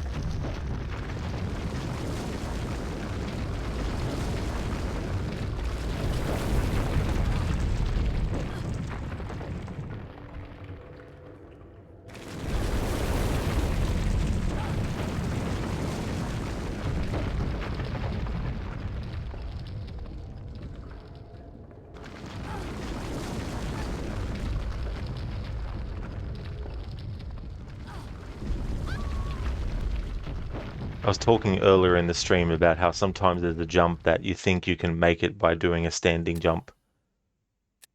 Well, in this game there's some jumps that, depending on where you start from on what you're standing on, you have to do a hop jump instead, which you do by holding down the walk button and pressing the jump button, and Lara will do like a little hop jump, which isn't as long as a standard standing jump, which itself isn't as long as a running jump.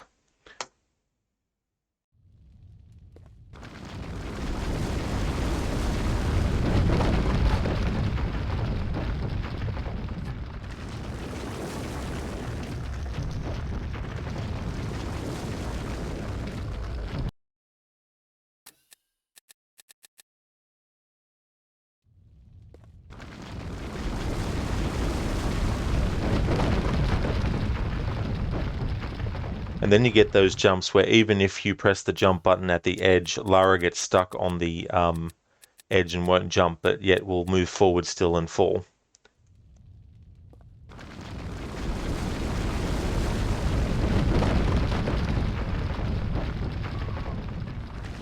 And because she landed and grabbed with one arm and had to pull the other arm up, it meant it gave time for the thing falling behind her to hit her before she could climb up.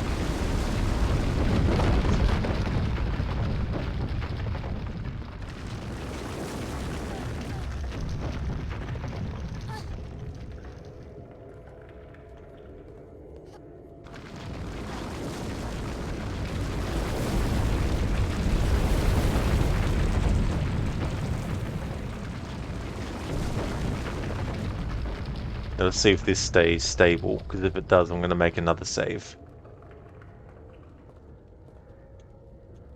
Good, it seems like it does.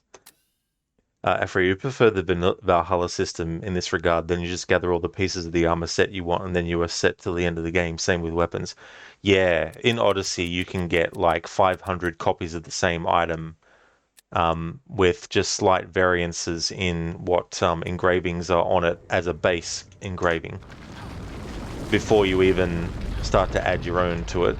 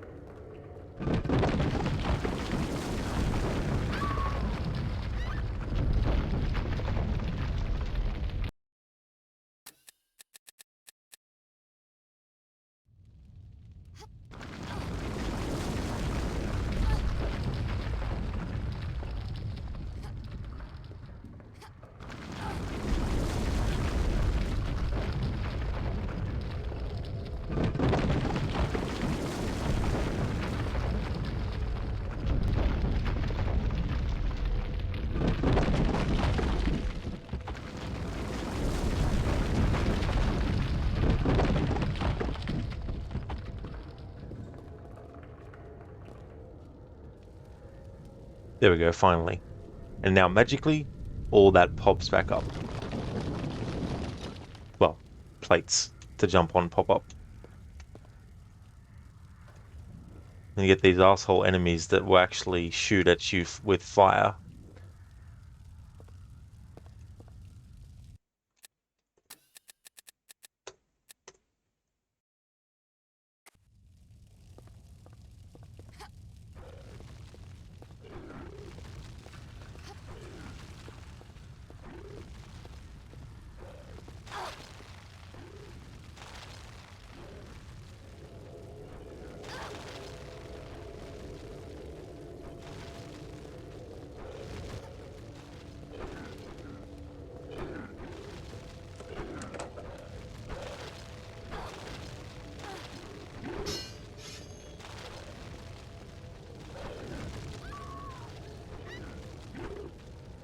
Afra, is Lara running in 60 FPS? Good question. I don't actually know.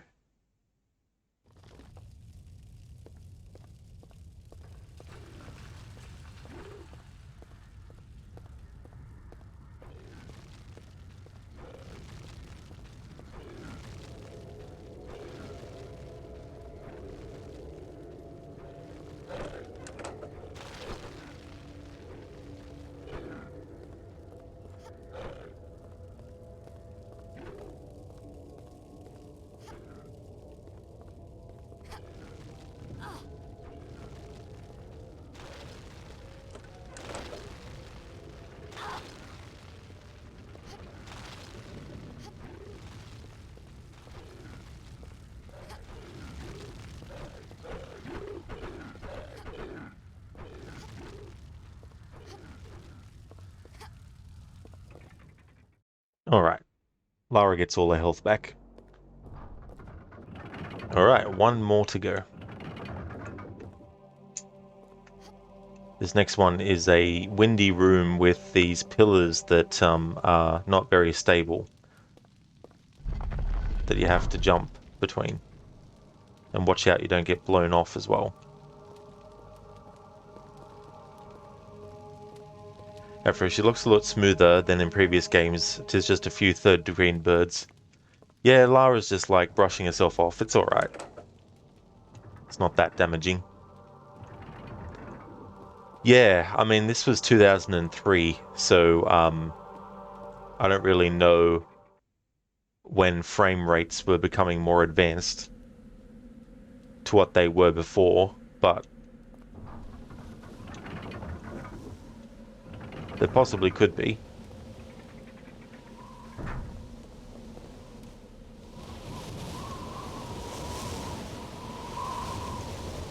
After also, can you just say whoever put snakes in the dark places of the tombs, fuck him, you hate it. Yeah, that's the annoying thing about those tombs as well, is the snakes that they have in there. Plus the tombs are pretty much copy-paste, with no real, like, differences. There might be slight variations in the pathing that they've designed it with, but the architecture is all the same, you know.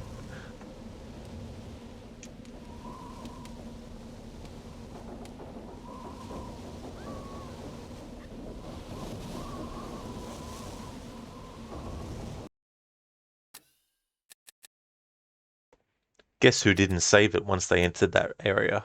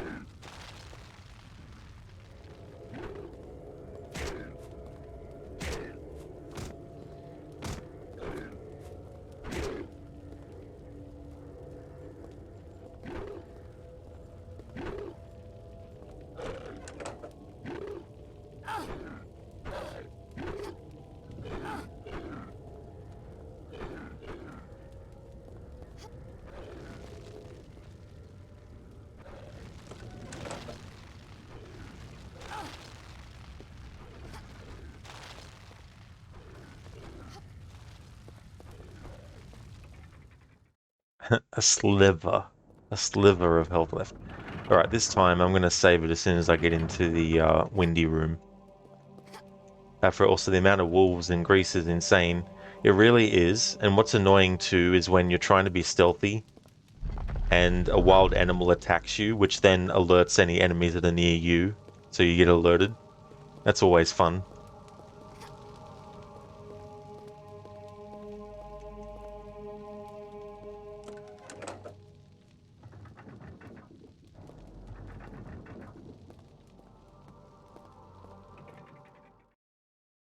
Hello there, Ryu. Welcome on in. We just got out of Scorpion's fireplace. Now we're going into Fujin's wind area. How's it going, Ryu?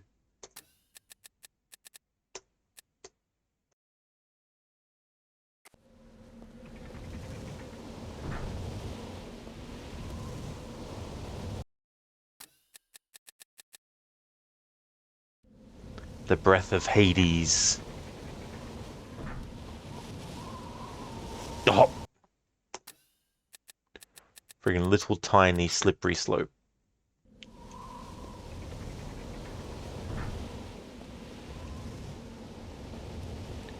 Ryu, you going well? You just woke up. Awesome. That's great to hear, dude. Hope you had a good rest. After also, you suppose the mercenaries in Odyssey also had that GPS detection system? Yeah. I mean, they will seek you out. So they'll directly come to you, or they'll directly come to the area where you're at. So if you're not careful, they can basically break your stealth as well. Because you'll have other enemies fighting and then they'll be like, "Quit! Quick, light the brazier!" You know, and they'll do that to you as well. For a not even area, pinpoint exact location. Yeah, they're programmed to directly go to where you are. But if you're hiding though, they won't see you automatically.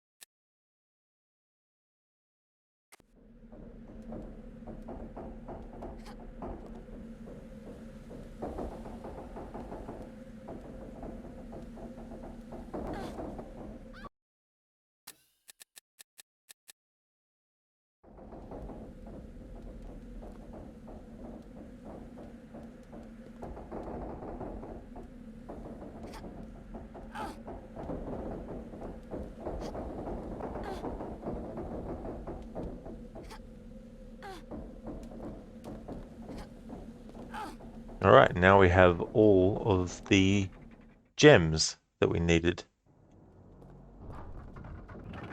Afro the bow so far has been the most useless thing in Odyssey. Actually, I quite like using the bow, but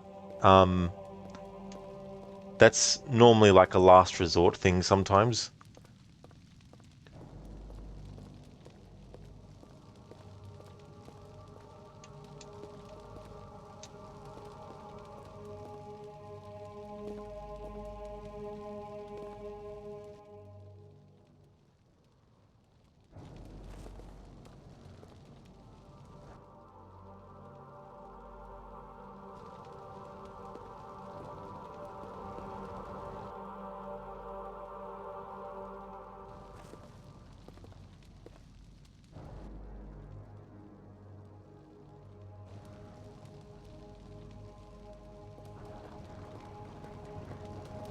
Afro, you mean in combat, sure, but in stealth you just can't see the use of it. They don't do enough damage. Oh yeah, that's definitely fair if you're doing it as like a stealth attack. It won't always kill them in one hit, even if you aim at their head and hold the shot before you fire.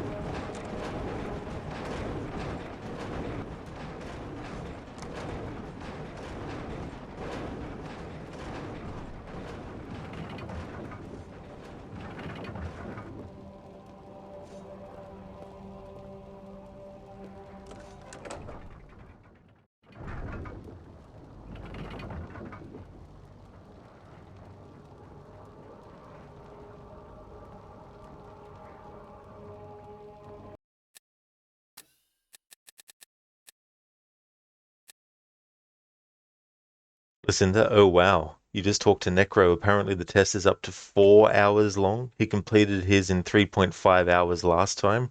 Holy shit, that is a very, very long amount of time for a test. Bloody hell, 4 hours.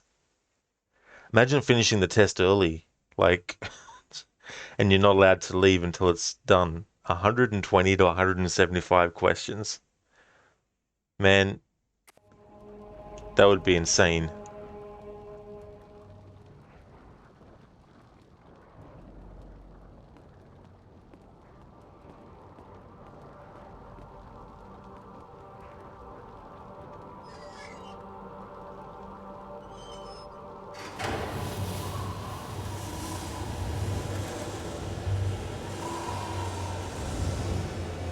Lucinda, yeah, due to the nature of the test, if you're really good or really bad, the test will be shorter. Oh, yeah.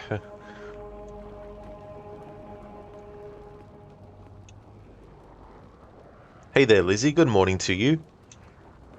Hope things are going good. Be right back.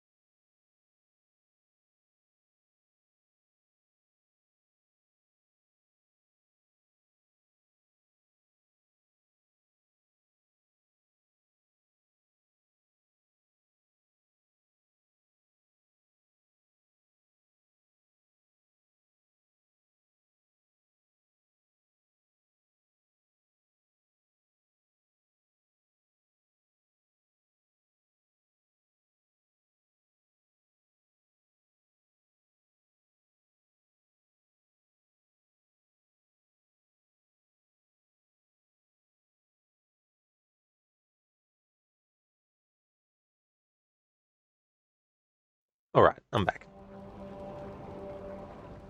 Listen, you'd have to pee at least twice in that time. Yeah, imagine really needing to, you're busting to go and it's like, damn it. Lizzie, your legs would start cramping if you had to sit for that long. Oh yeah. You'd have to, like move your feet around at least a little bit and all that kind of stuff.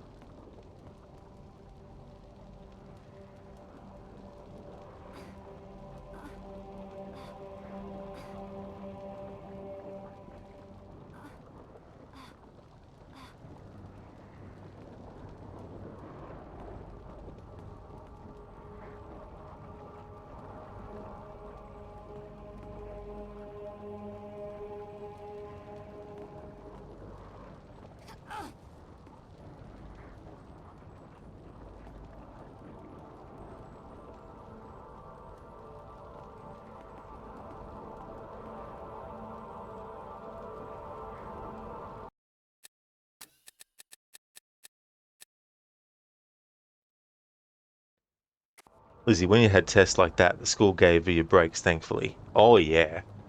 Yeah, that would have been really good to be able to get a break at least. Listen, to all of the certification tests you've had have only been like 1 to 1.5 hours long. Which, in their own way, that can be long enough. I mean, if you were told that you are going to do a test that's going to take that long, but there could be a test that you're going to do that we're going to be 4 hours long, then that 1 hours wouldn't feel that much. But, you know, I'd rather sit a test that's only like an hour than 4 hours. Hello there, Waffle. Welcome on in, dude. How's things going with you? I hope you're having a good Friday.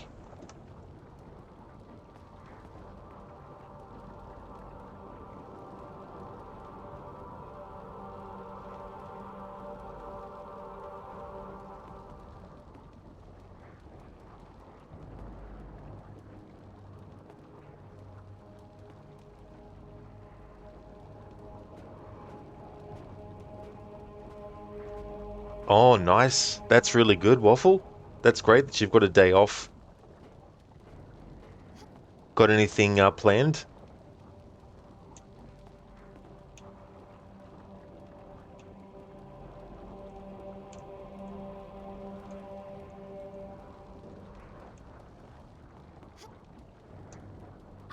Ah, of course I'd die there.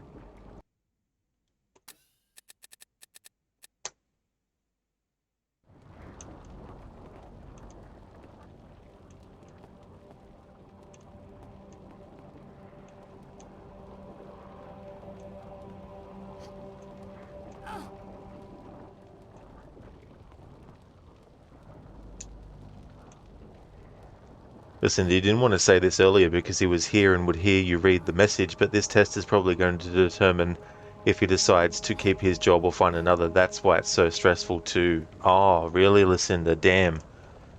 Yeah, I mean, in that way, it's really sort of like things are on the line then, as to the results of that. Yeah, I mean, that would definitely add way, way, way more pressure and stress than it would if, you know, let's say the result was bad. At least then, you know, nothing major is disrupted or whatnot. But if it's something that is going to be, you know, really, really, really important, then definitely would be stressful.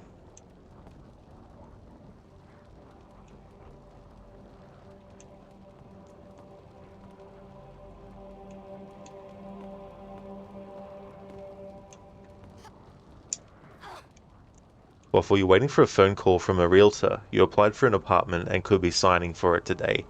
Oh, fingers crossed. Fingers crossed for you, Waffle, that they'll ring you and say, hey, you know, you can move in. That'll be awesome if the application goes through.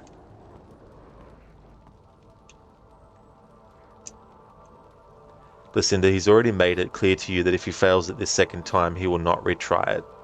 That is definitely understandable too. You know, like, to try something like that once and then try again, you know, is one thing, but when it becomes multiple times and that, then it's definitely understandable to be like, nah, second time around, if it doesn't work out, then that's it.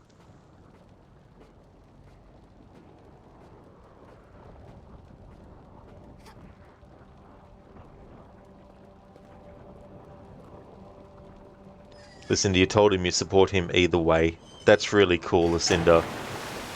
And that kind of, you know, knowledge can definitely go a long way and can also, you know, make things, you know, feel so much better as well.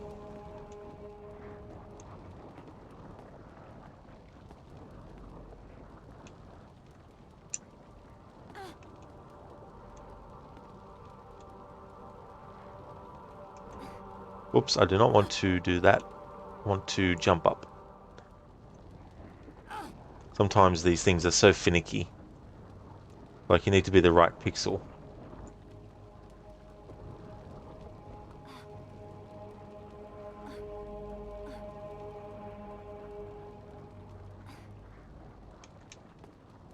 Cinder, oh yes, if he passes it, it will allow him to move up at his job and get a significant raise. Also make him a very appealing candidate for other jobs. Absolutely, you know. So many things can be a springboard, you know, to other stuff. And it's like with some things where you might think that some kind of experience that you gain won't necessarily be a major turning point or a major, like, aspect that employers will be like, hey, you know, this is so cool, we've got someone who's actually done this. Because to you, it might not be that great of a thing to have done that, but depending on what you're applying for, you might be the perfect candidate for something because you've done that. And the other people that they're looking at might not have done that thing as well.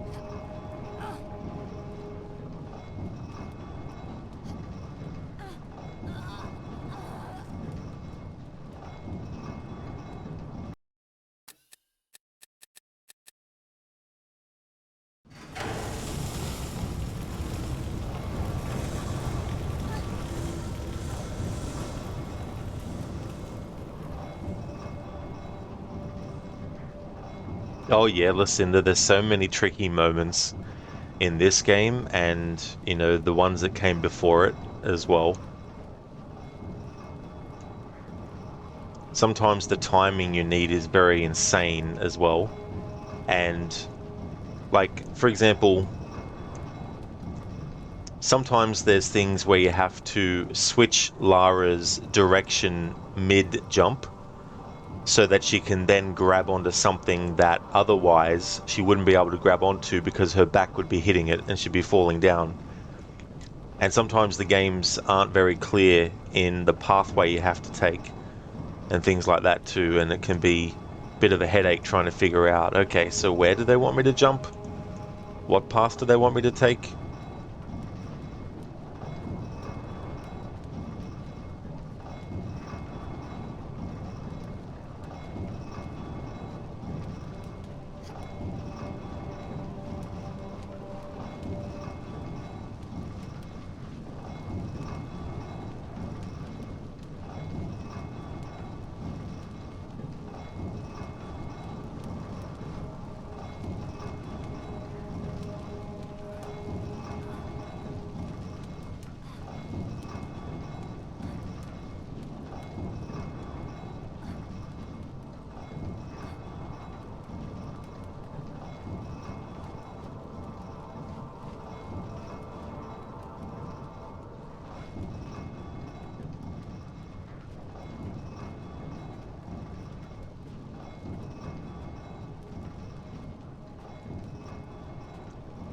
So on Saturday, Sunday, Monday and Tuesday, I am still doing the Black Flag pirate focus playthrough, and if I finish that before Tuesday, then the next Assassin's Creed game that I'll be doing is Assassin's Creed Odyssey. However, what I'm doing with that is related to a project that I've been working on and off over the past couple of years now that uses certain death animations like Lara falling right now. No, just kidding, that's not part of what I was talking about with Odyssey. There's various things that I need for the project that I've been working on and off for the past couple of years with Odyssey. And not this year, because I wanted to take a break from doing the kind of thing that I was doing with it. This year with Odyssey for my annual playthrough, I didn't do anything special with it. But prior to that, I had done some playthroughs that were going through the game with all the dialogue choices that I wanted to choose already mapped out in a list that I made, so I could just quickly make the decision. So I've got all the visual footage that I need for the project, which is going to use gameplay, but also cutscenes and stuff. So I've got that kind of stuff. But what I need is I need to have the audio for the dialogue separate and on its own. And I need to make sure that I have that so that I can actually, with the editing project I'm doing, have the freedom, if I need to completely change what characters say or what they don't say. And obviously, if I have sound effects or music happening over the top of that dialogue, it gives me more problems in editing for the dialogue audio because there's all the other audio interfering. So the playthrough of Odyssey that I'll be doing after Black Flag is finished, the Phase 3 of Black Flag, is going to be going through the game, choosing the same options that I chose, because I need the dialogue to be the same to match the mouth movements of the footage that I've already gotten. And I need to get the dialogue on its own, so I can use the audio of the dialogue how I need to for this project. But I also wanted to get sound effects on their own too, just in case I wanted some freedom of editing with sound effects. Now, as you can imagine, having visuals and sound of any kind when you're editing is simply a case of, if you don't want the sound as part of the vision for a certain moment, you just unlink the music track from the visual and then do what you will, you know. But if you want to cut off a character saying dialogue that you don't want, if you already have the footage, but you don't have the audio of them talking on their own, then it makes it harder to edit out dialogue you want, because there'll be little traces of, you know, sound effect or music covering that dialogue, or, you know, interwoven between it, or whatever the case may be. So I also need to get the sound effects separate. So what I'll be doing is I'll be starting the game from scratch to get the prologue, because if you do New Game Plus, it skips the prologue where you play as King Leonidas and goes straight to the main, you know, start of the story. And so because I want to get the audio of the dialogue from that prologue on its own as well, I still need to do the prologue. So I'm just going to start a new game from scratch, do the prologue with the dialogue just turned on, and then once I've done that pass of it to get the dialogue on its own, I'll get the sound effects on their own too. And then when I've got the prologue all sorted, I will then go back to the main menu and I'll choose an already completed save to start a New Game Plus save file from. And then as I go through, I'll do each quest twice, once with just the dialogue audio, because I also want to get dialogue that happens even in gameplay, not just in cutscenes. Because there might be some dialogue that might sound incidental in gameplay, but it could be useful in other contexts as well. So I want to make sure I've got that up my sleeve too. So I would do each main quest twice.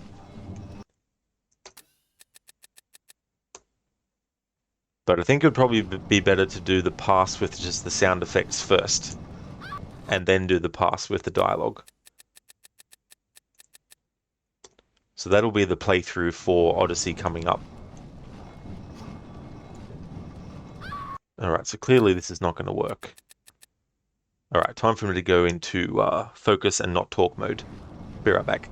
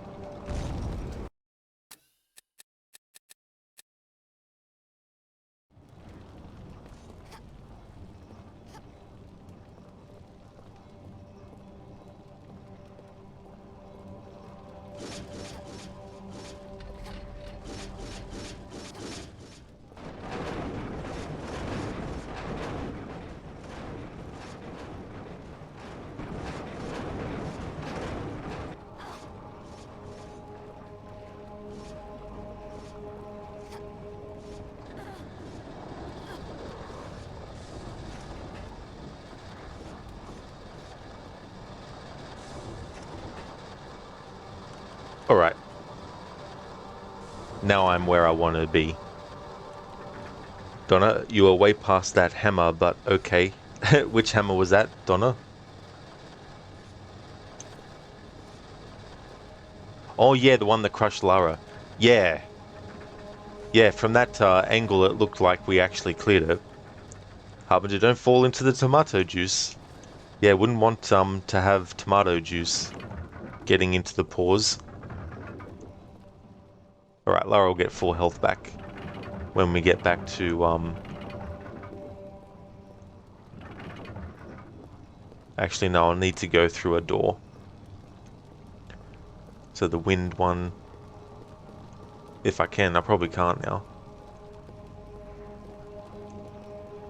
So that one. Wonder if it will let me go back into that area. If it does, that'll be cool. But I don't think it will.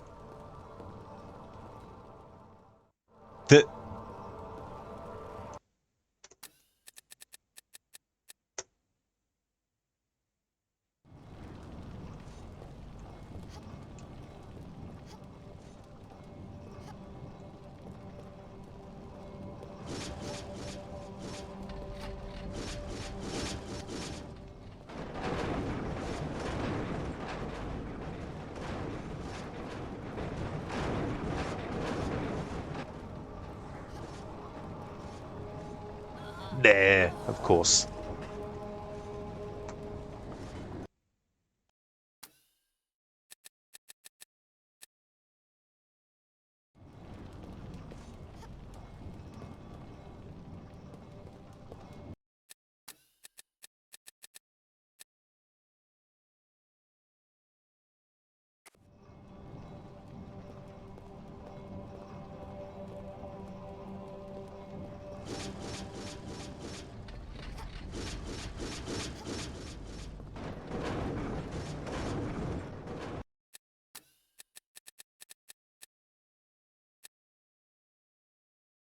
Harbinger, on second thought, looks more like lasagna in this game rather than tomato juice.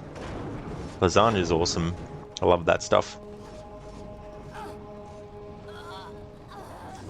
Lucinda got a storm brewing here. Hope it rolls through quickly and keeps the lights on. Oh, hopefully so, Lucinda, for sure. Don't want to have anything happen where you need, like, to use candles and stuff.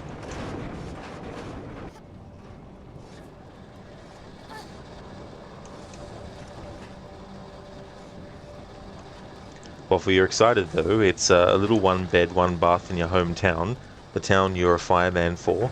It's less than 3 minutes to the station and 9 minutes from work. That really works out well then, dude, you know.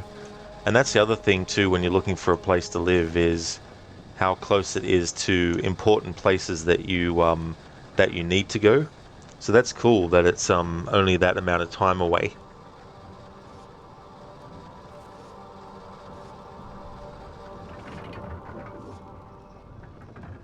Oh, nice, Waffle is 2 blocks from where you do your laundry. Oh, cool. That works out well too.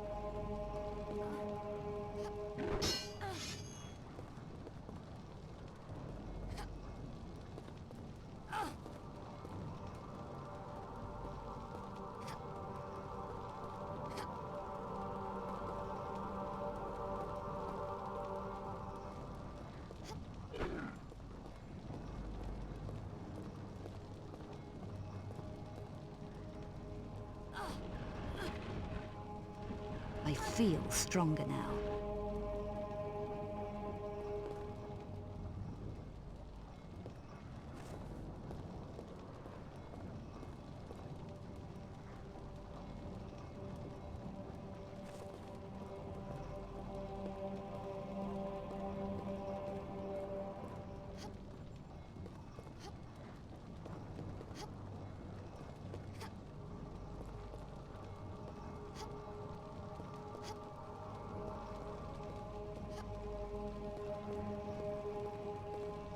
So that now Lara has increased her strength, she'll be able to hold on to things longer before her stamina runs out.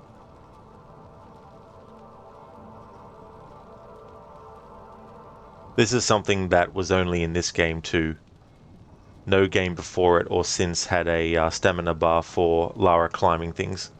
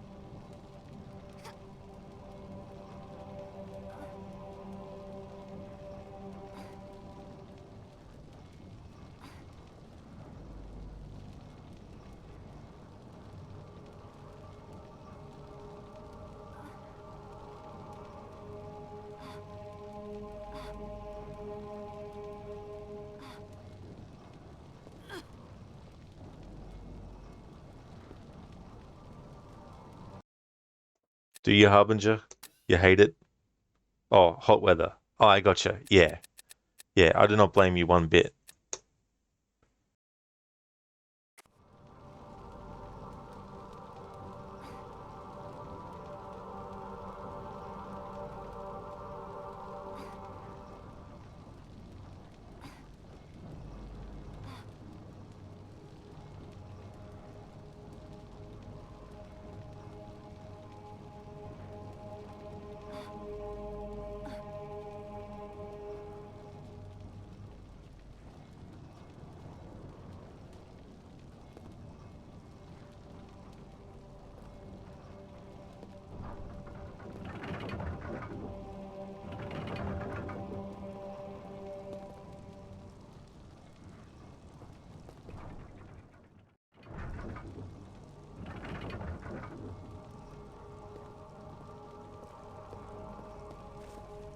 Harbinger, you can't wait for winter to come so you can cover yourself with a blanket.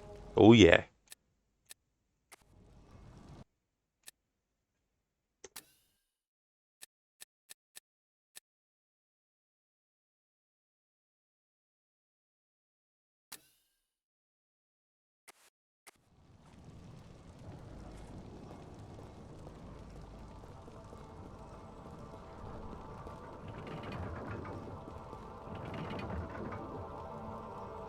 Alright, so this is a very annoying boss fight.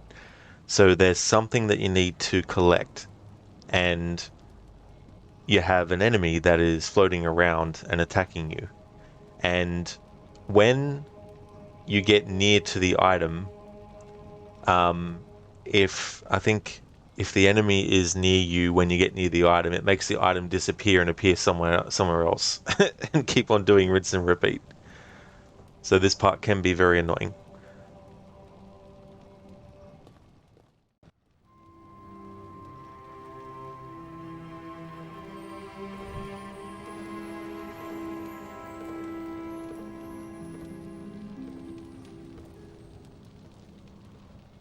Ultra Vigilis Umbram, Ecce Veritas. Through the spirit of the Keeper, behold the truth.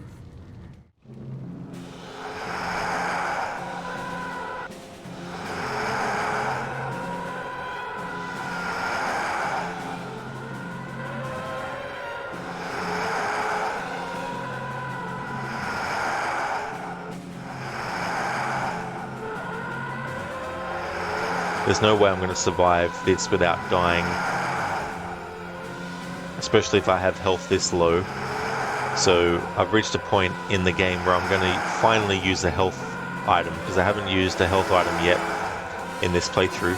Because I was able to have a new area to get into that refills Lara's health automatically. So I'll just wait till I've collected all this stuff and then use the health item. Listen, do you like for weather the best? Necro struggles with the heat. He's a big boy. Yeah, that's the thing too, you know, like weather can affect so much stuff, and there's so many variables that can influence how that hot weather actually, you know, how we react to it and all that kind of stuff.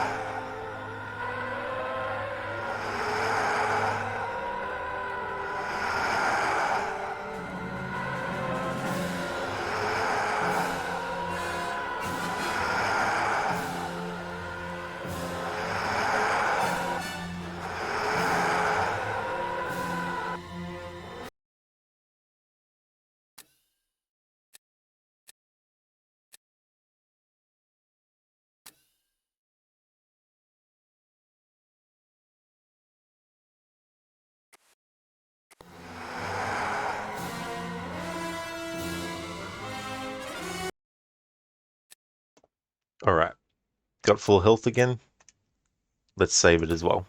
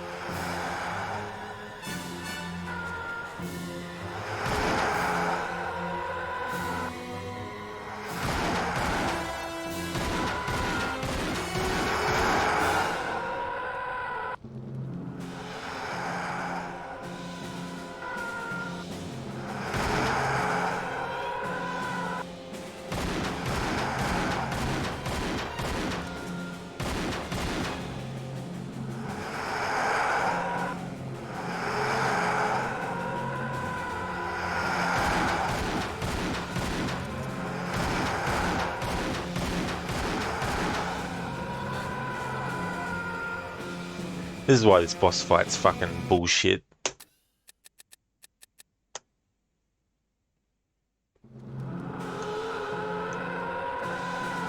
Ulara crawling while Saruman's ring wraith chases her down. Oh yeah.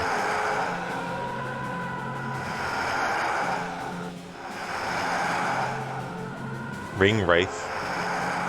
Wanna wring its fucking neck.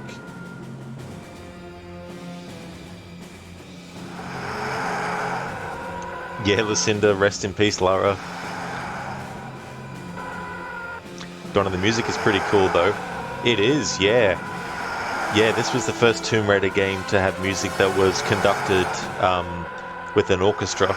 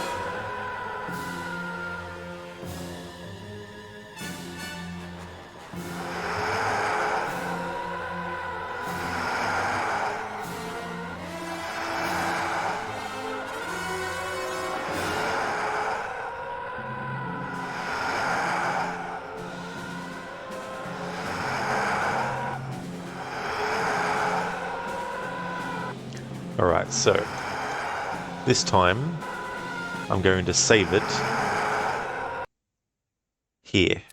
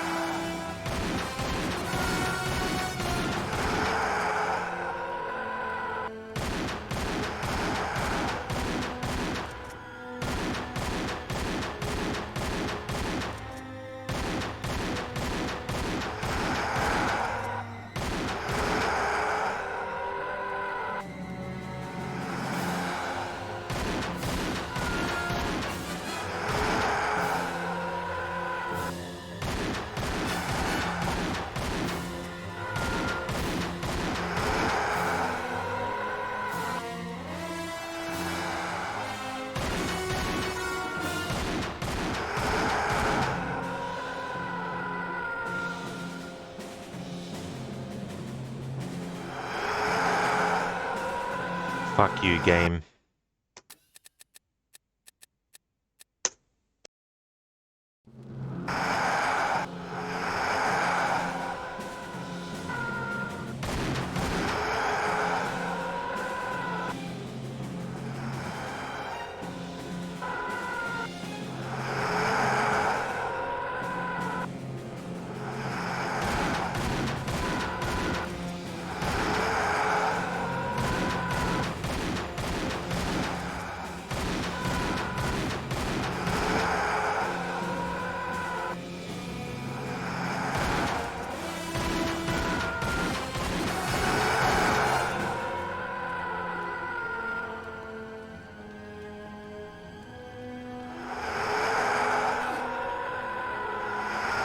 fucking finally. We've got the Obscura painting, so now we can actually exit. It's one of those situations where you can't kill this boss no matter how much ammo you put in. You gotta keep shooting until it gets stunned enough to stop moving, and then you gotta get to the statue that's holding the painting as quick as possible and interact with it before the ghost starts to move, because then the painting gets teleported to another statue.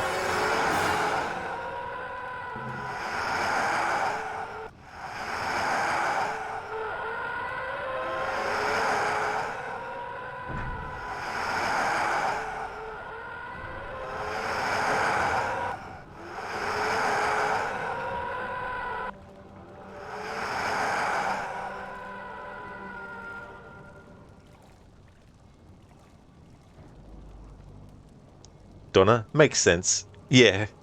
It's like, of course it would do that.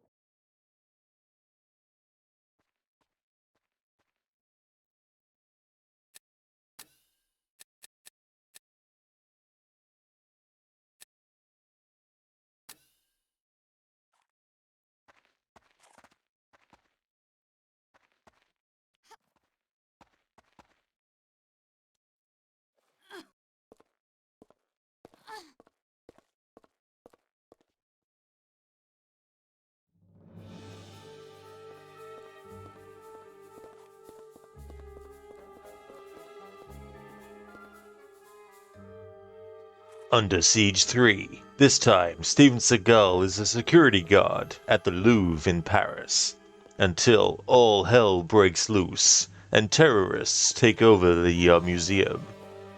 Now it's up to him to waddle his way through and defeat his arch nemesis.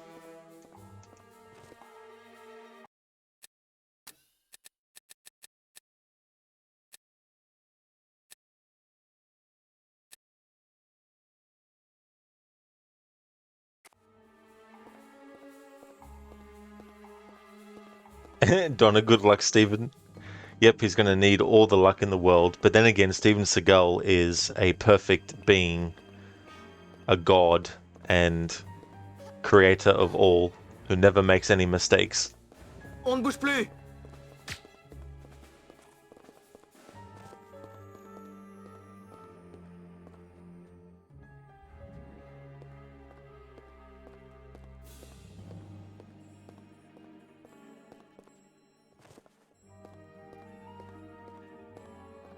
Listen, you thought that was Chuck Norris? Well, that's the thing. Chuck Norris is definitely someone who, if he was to get hit by an asteroid, he wouldn't get hit by an asteroid because the asteroid would get close to him, realize it's Chuck Norris, and then go the other direction.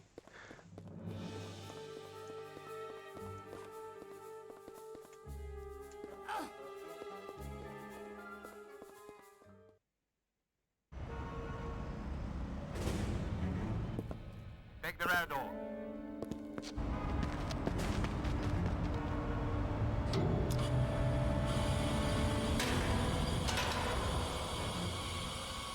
Stay sharp.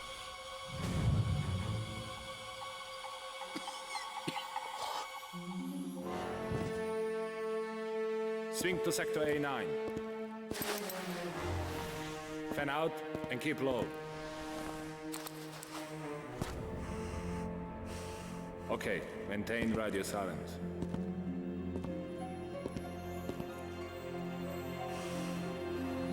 have your targets. Move out. You have your targets. Move out. Now. Helmut Rod sounded like a 90s movie trailer voice actor. Classic. Hey there, Mr. Epic. Welcome on in. Listen to the asteroid would break. It would. It'd be like, no, not Chuck Norris.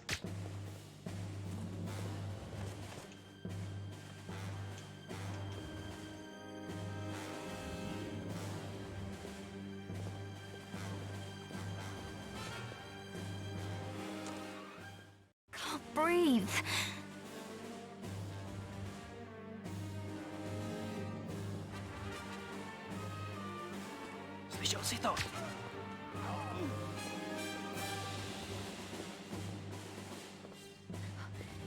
Gotta find a gas mask.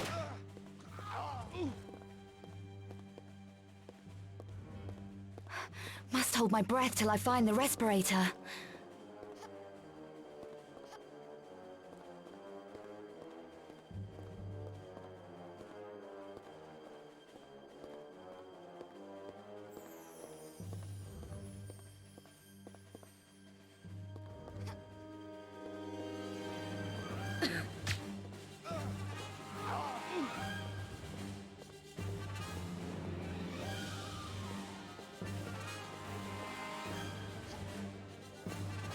Protivník spozorován.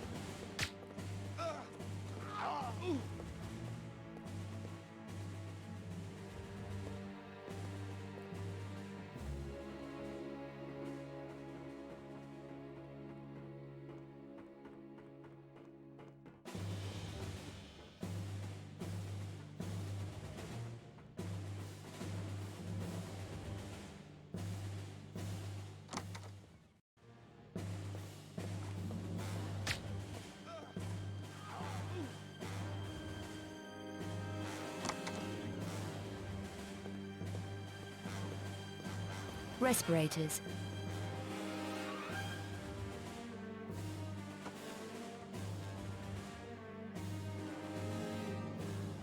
My foot speed has increased. Hold down the sprint button to run faster. Now we can actually sprint.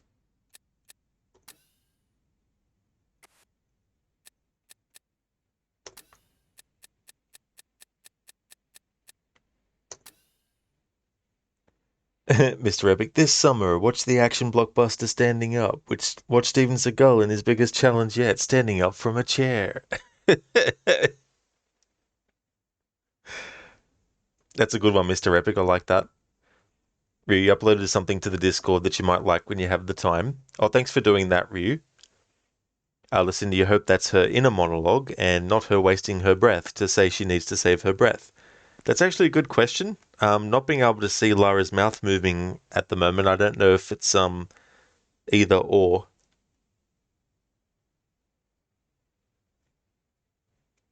I'll have a look at what you posted, Ryu. Mr. Epic, kind of sad what happened to Steven Seagal. He used to be your favorite action star. Yeah. I mean, seemingly everything has gone to his head a long time ago as well. Interesting mashup, Ryu. Samus from Metroid as Lara Croft.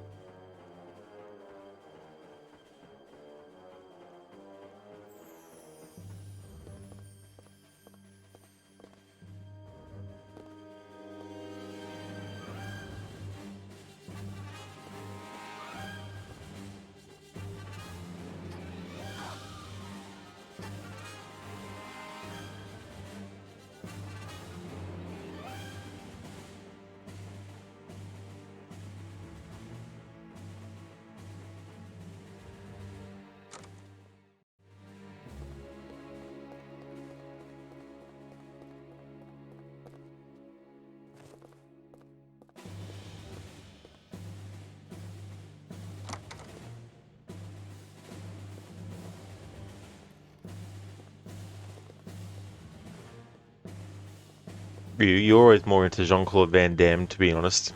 Yeah, that's definitely understandable too, as well.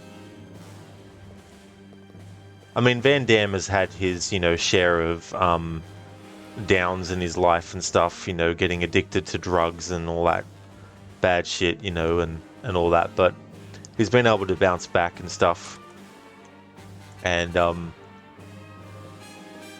I think as he's gotten older too, he's matured a bit. So his ego is sort of like been subdued quite a lot, whereas Steven Seagal still thinks that he's in his heyday, and that when you see him in interviews, it's almost like he's constantly needing to be given attention by people who view him as more than they are, Which I guess can happen with any celebrity, I imagine, people constantly telling you how good you are and all that because they want you to notice them or whatnot.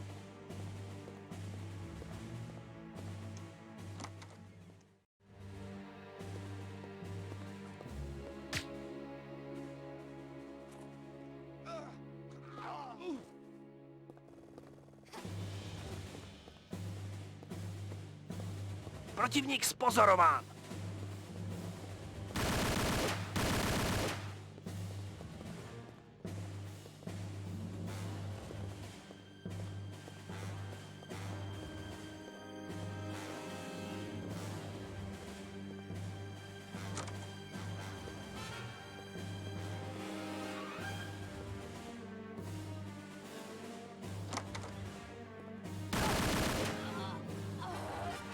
What a bastard!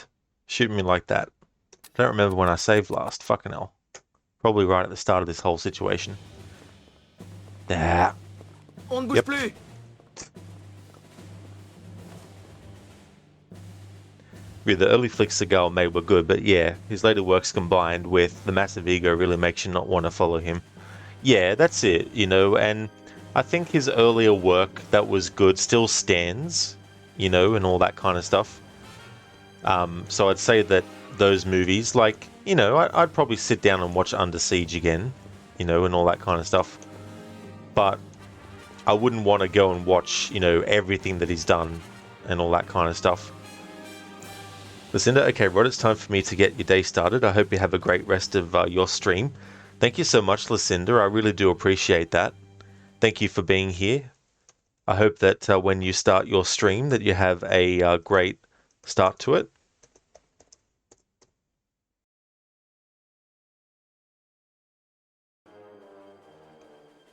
I'd like to definitely recommend people check out Lucinda's channel if you haven't before. Currently doing a playthrough of Last of Us Part 2. Is also doing a playthrough of Assassin's Creed 3. Doing all the main entries in the Assassin's Creed series, Mondays and Tuesdays. And she's also a fan of the Resident Evil series, as well as Dishonored also. So I highly recommend checking out Lucinda's channel. A great streamer. Really, really good. So I highly recommend. Ryu, who shot you? You could not see him. Fuckface was the one who shot Lara there, Ryu. It's just so annoying. Because we're almost at the end of the level when that guy shot Lara. So I was going to go in there to see if there was anything that Lara could pick up.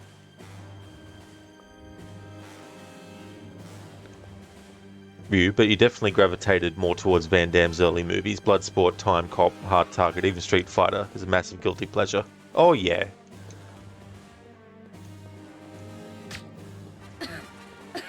Oh, that's okay, Lucinda. No worries at all for the shout out.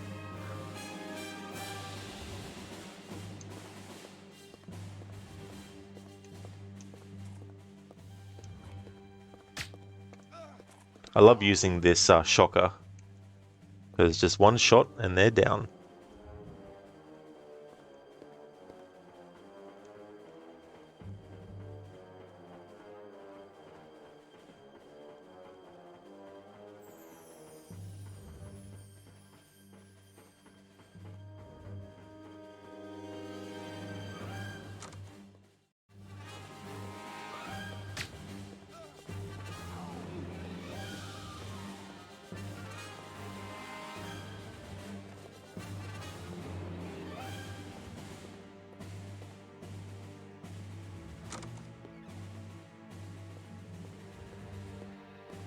Respirators. Of course, you're a massive Street Fighter fan, despite the movie being about as good of an adaptation My as the foot old speed Mario has and Double increased. Dragon movies. Hold down the sprint button to run fast. Yeah, that's completely fair for sure.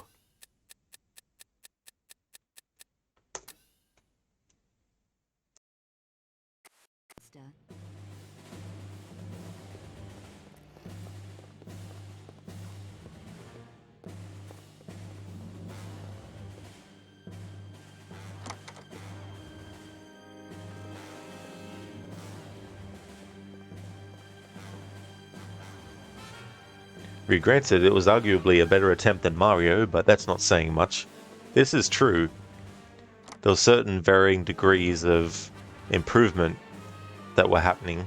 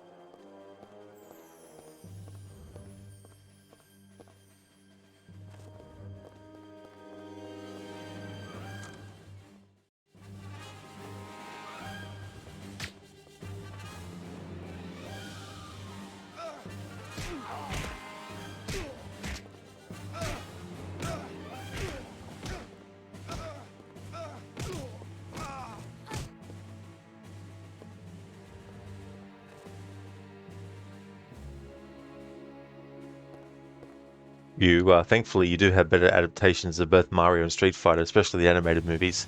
Absolutely, you know, as time went on, things changed, and the approach to those kinds of projects actually changed as well.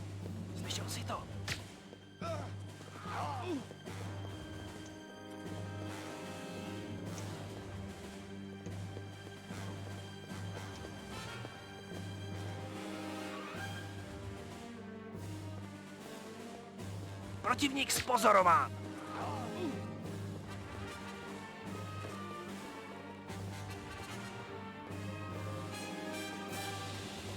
Stan, I forgot to tell you, oh yeah, talking to Ryu, yeah. So after this level, there's going to be a very long cutscene involving a character that I really, really hate in this game. Curtis Trent, or as I like to call him, Cuntus.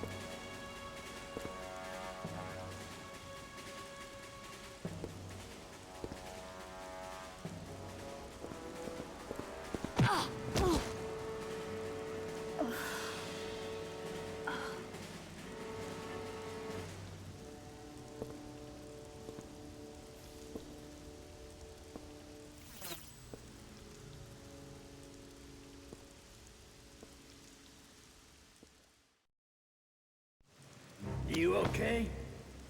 Bouchard, what are you doing here? No time now. Quickly. Was anyone around when you got here? No, no one. Come on. Bouchard, I must get back to Von Croy's apartment. There's something I have to check out there. Your friend's place, of course. Where is it? Rue Valise, the Chantel building. Do you know it? My driver will. Get in.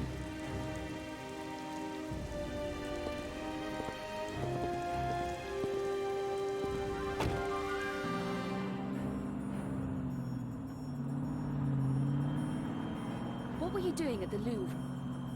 Joining police shortwave. You were attracting a lot of attention in there. I figured you might need some help. Thanks. Wouldn't you prefer somewhere safer than your friend's apartment? I found some leads in the Louvre that may link to his death. I have to check his apartment. We're almost there.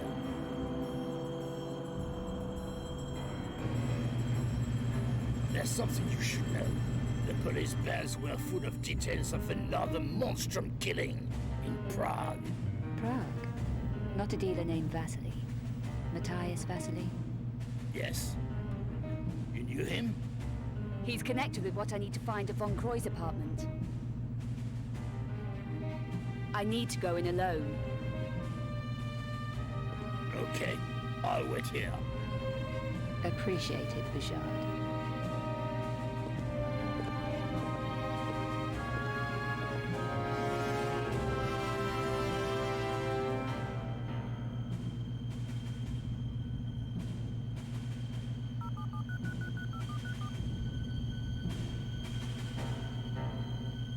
She's inside now. You can send in the cleaner.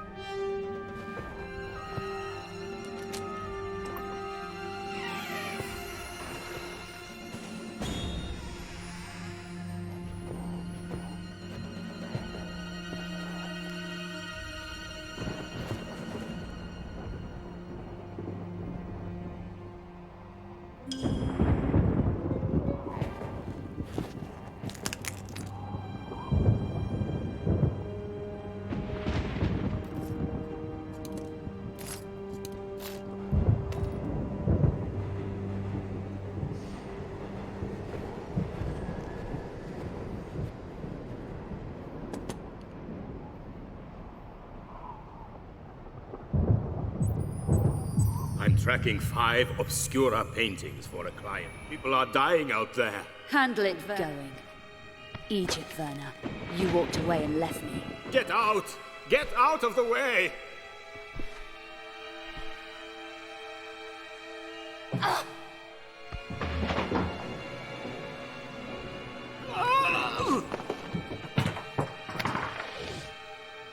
No!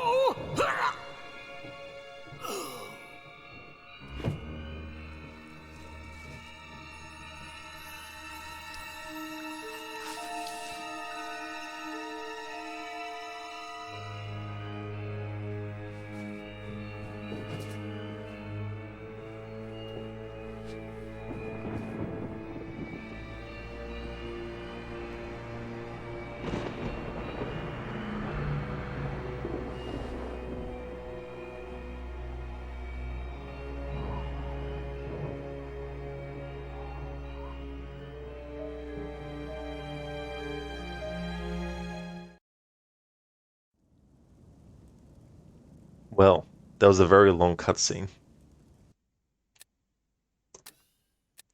So there's a bit to unpack with that and how I feel about it.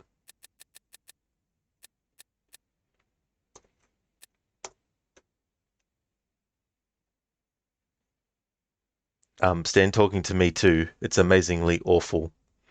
Yeah, the only Street Fighter movie I've seen is the Van Damme one. I haven't seen. Well, sorry, I mean, the only live action Street Fighter movie I've seen is the Van Damme one. I didn't see the Legend of Chun-Li one. I did see Street Fighter Assassin's Fist, and that was really good. Yeah, indeed, Ryu. Exactly. Yeah, with Curtis. Yeah. Stan, but you still can't hate it even if you wanted to. I think it's a fun thing now. It's not, it's not something to, all these years later, it's not something to make a 20-hour video ranting about it, Stan, creepy little shit. That is definitely Curtis, yes. Ryu, this scene is even uncomfortable to watch. Very true. Yeah. Yeah. See, the thing is, no matter how you slice it, in that part, they try to make Curtis to be this mysterious character that Lara and the player is like, who is this guy, right? And the way that they do that scene is more like a seduction happening, not an actual frisking. And so the fact that they have it done in that way is giving the wrong message about Curtis as a character, and it's going against character for Lara as well, because there is no way that Lara would let that slide at all. She would definitely not let that slide, someone doing that to her at all, like we see in the car with Bouchard, how he puts his hand on her leg and she takes it off. And he was lucky that his wrist wasn't broken or worse because of doing that, But some might argue, well, he had a gun to her and all that kind of stuff. After all that, when she sees him next time, he's lucky she doesn't put a bullet in his head because of the way that he acted, And then they're like, oh, but it's okay because Curtis is actually a good guy because he's on the side of good. So that's why we want him and Lara to be allies. And it's like, if the end goal was to make him an ally of Lara and to show the player that he actually was a good guy, you don't have to introduce him in that way to still get that kind of result. Like, what they could have done is they could have had him, when he's frisking Lara, could have just had him knock her out and then collect what he was looking for and then go, and that could have been it. You still would have had a thing like, who is this guy? But you wouldn't have had that the way that they showed it. And then later, when he gets revealed to be on the side of good, then it wouldn't be as much of a bad thing that he had done to just simply knock her out and then take the object that he was after and then go, versus basically, caressing her slowly and, all this kind of stuff. So that's why I don't like Curtis as a character. And even though he is at the end of the story and the next time Lara meets him and all that kind of stuff, there's still a little bit of like animosity from her with him and all that kind of stuff. But he actually is on the side of good as well. So they still could have done that, but they didn't need to introduce him the way that they did. They could have introduced him in a different way. And then that would have matched better with later on finding out that he's actually on the side of good. Because then it's like, I knocked you out because I couldn't trust you.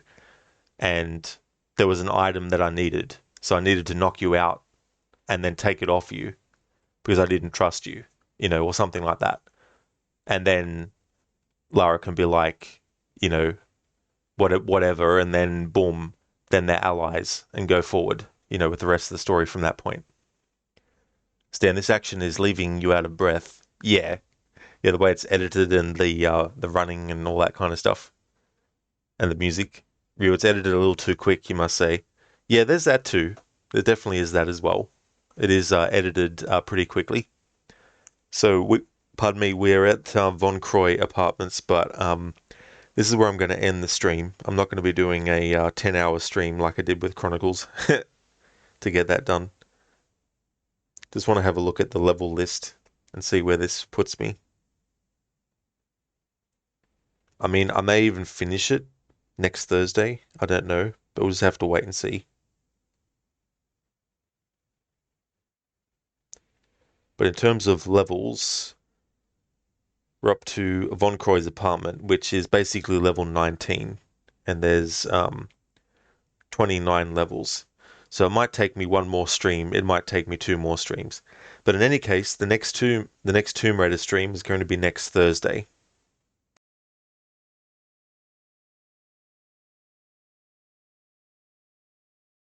The next stream you'll see from me, however, will be Assassin's Creed Black Flag, continuing Phase 3 of celebrating that game's 10th anniversary, doing a pirate-focused playthrough. So if you see me streaming Assassin's Creed Black Flag, you know it's become Saturday for me. The next stream of this will be next week, continue it on. Not next week, but the week after. Tomb Raider streams are going to be Mondays through to Friday each week until I finish the annual series run. So next week, same days as usual, Thursday and Friday, but the week after, Monday, Tuesday, Wednesday, Thursday, and Friday. I'll see what game I'm up to when I get to that point, but I want to get the annual playthroughs done quicker, so having 5 days a week versus 2 is going to get me through the games I want to get through quicker.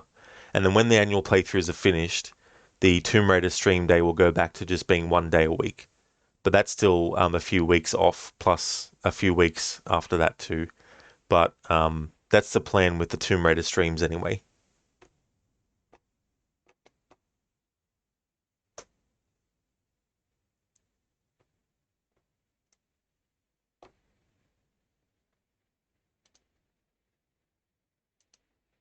Alright, so I've saved.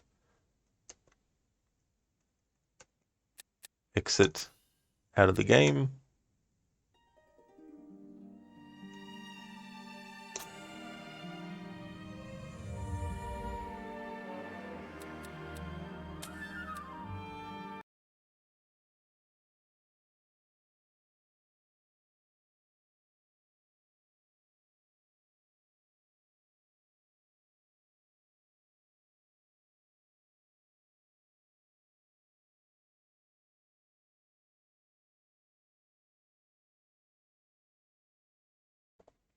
Alrighty then.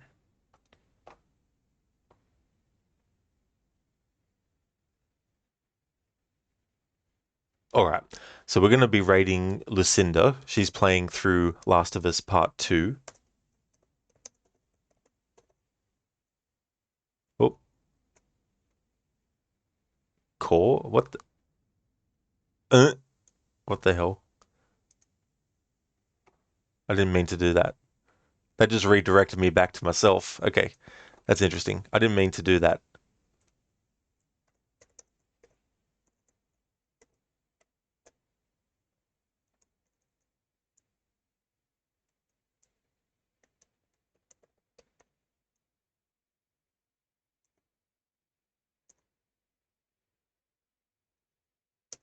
Absolutely, Ryu. Definitely will.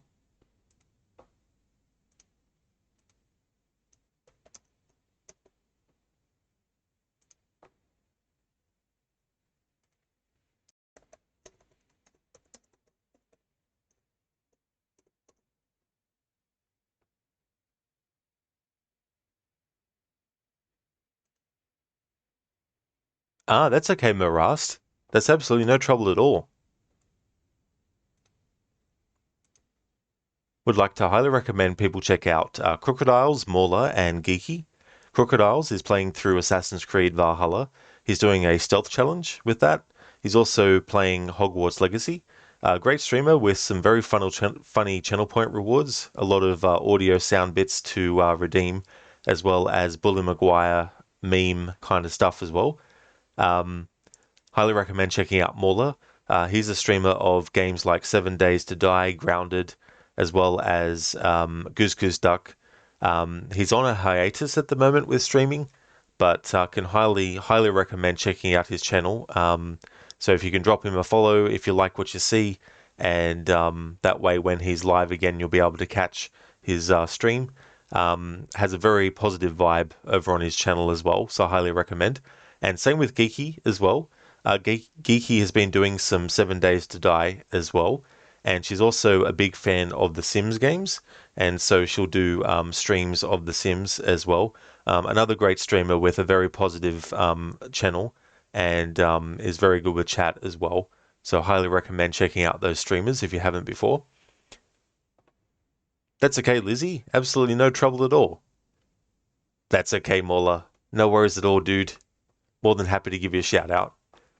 So I'm going to put in some raid messages that people can feel free to use, and we're going to go and see how Lucinda is doing with Last of Us Part 2. Next stream from me will be Assassin's Creed Black Flag. Next Tomb Raider stream will be next Thursday and Friday. So that's one raid message. I also have a raid message with some free follower emotes as well.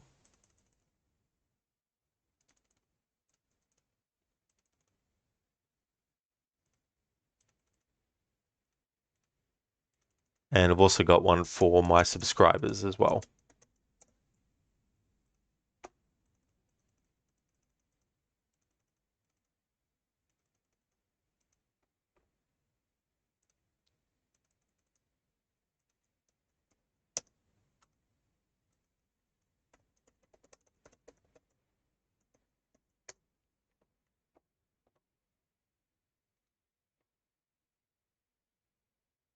Thank you everyone so much for watching. It's really appreciated.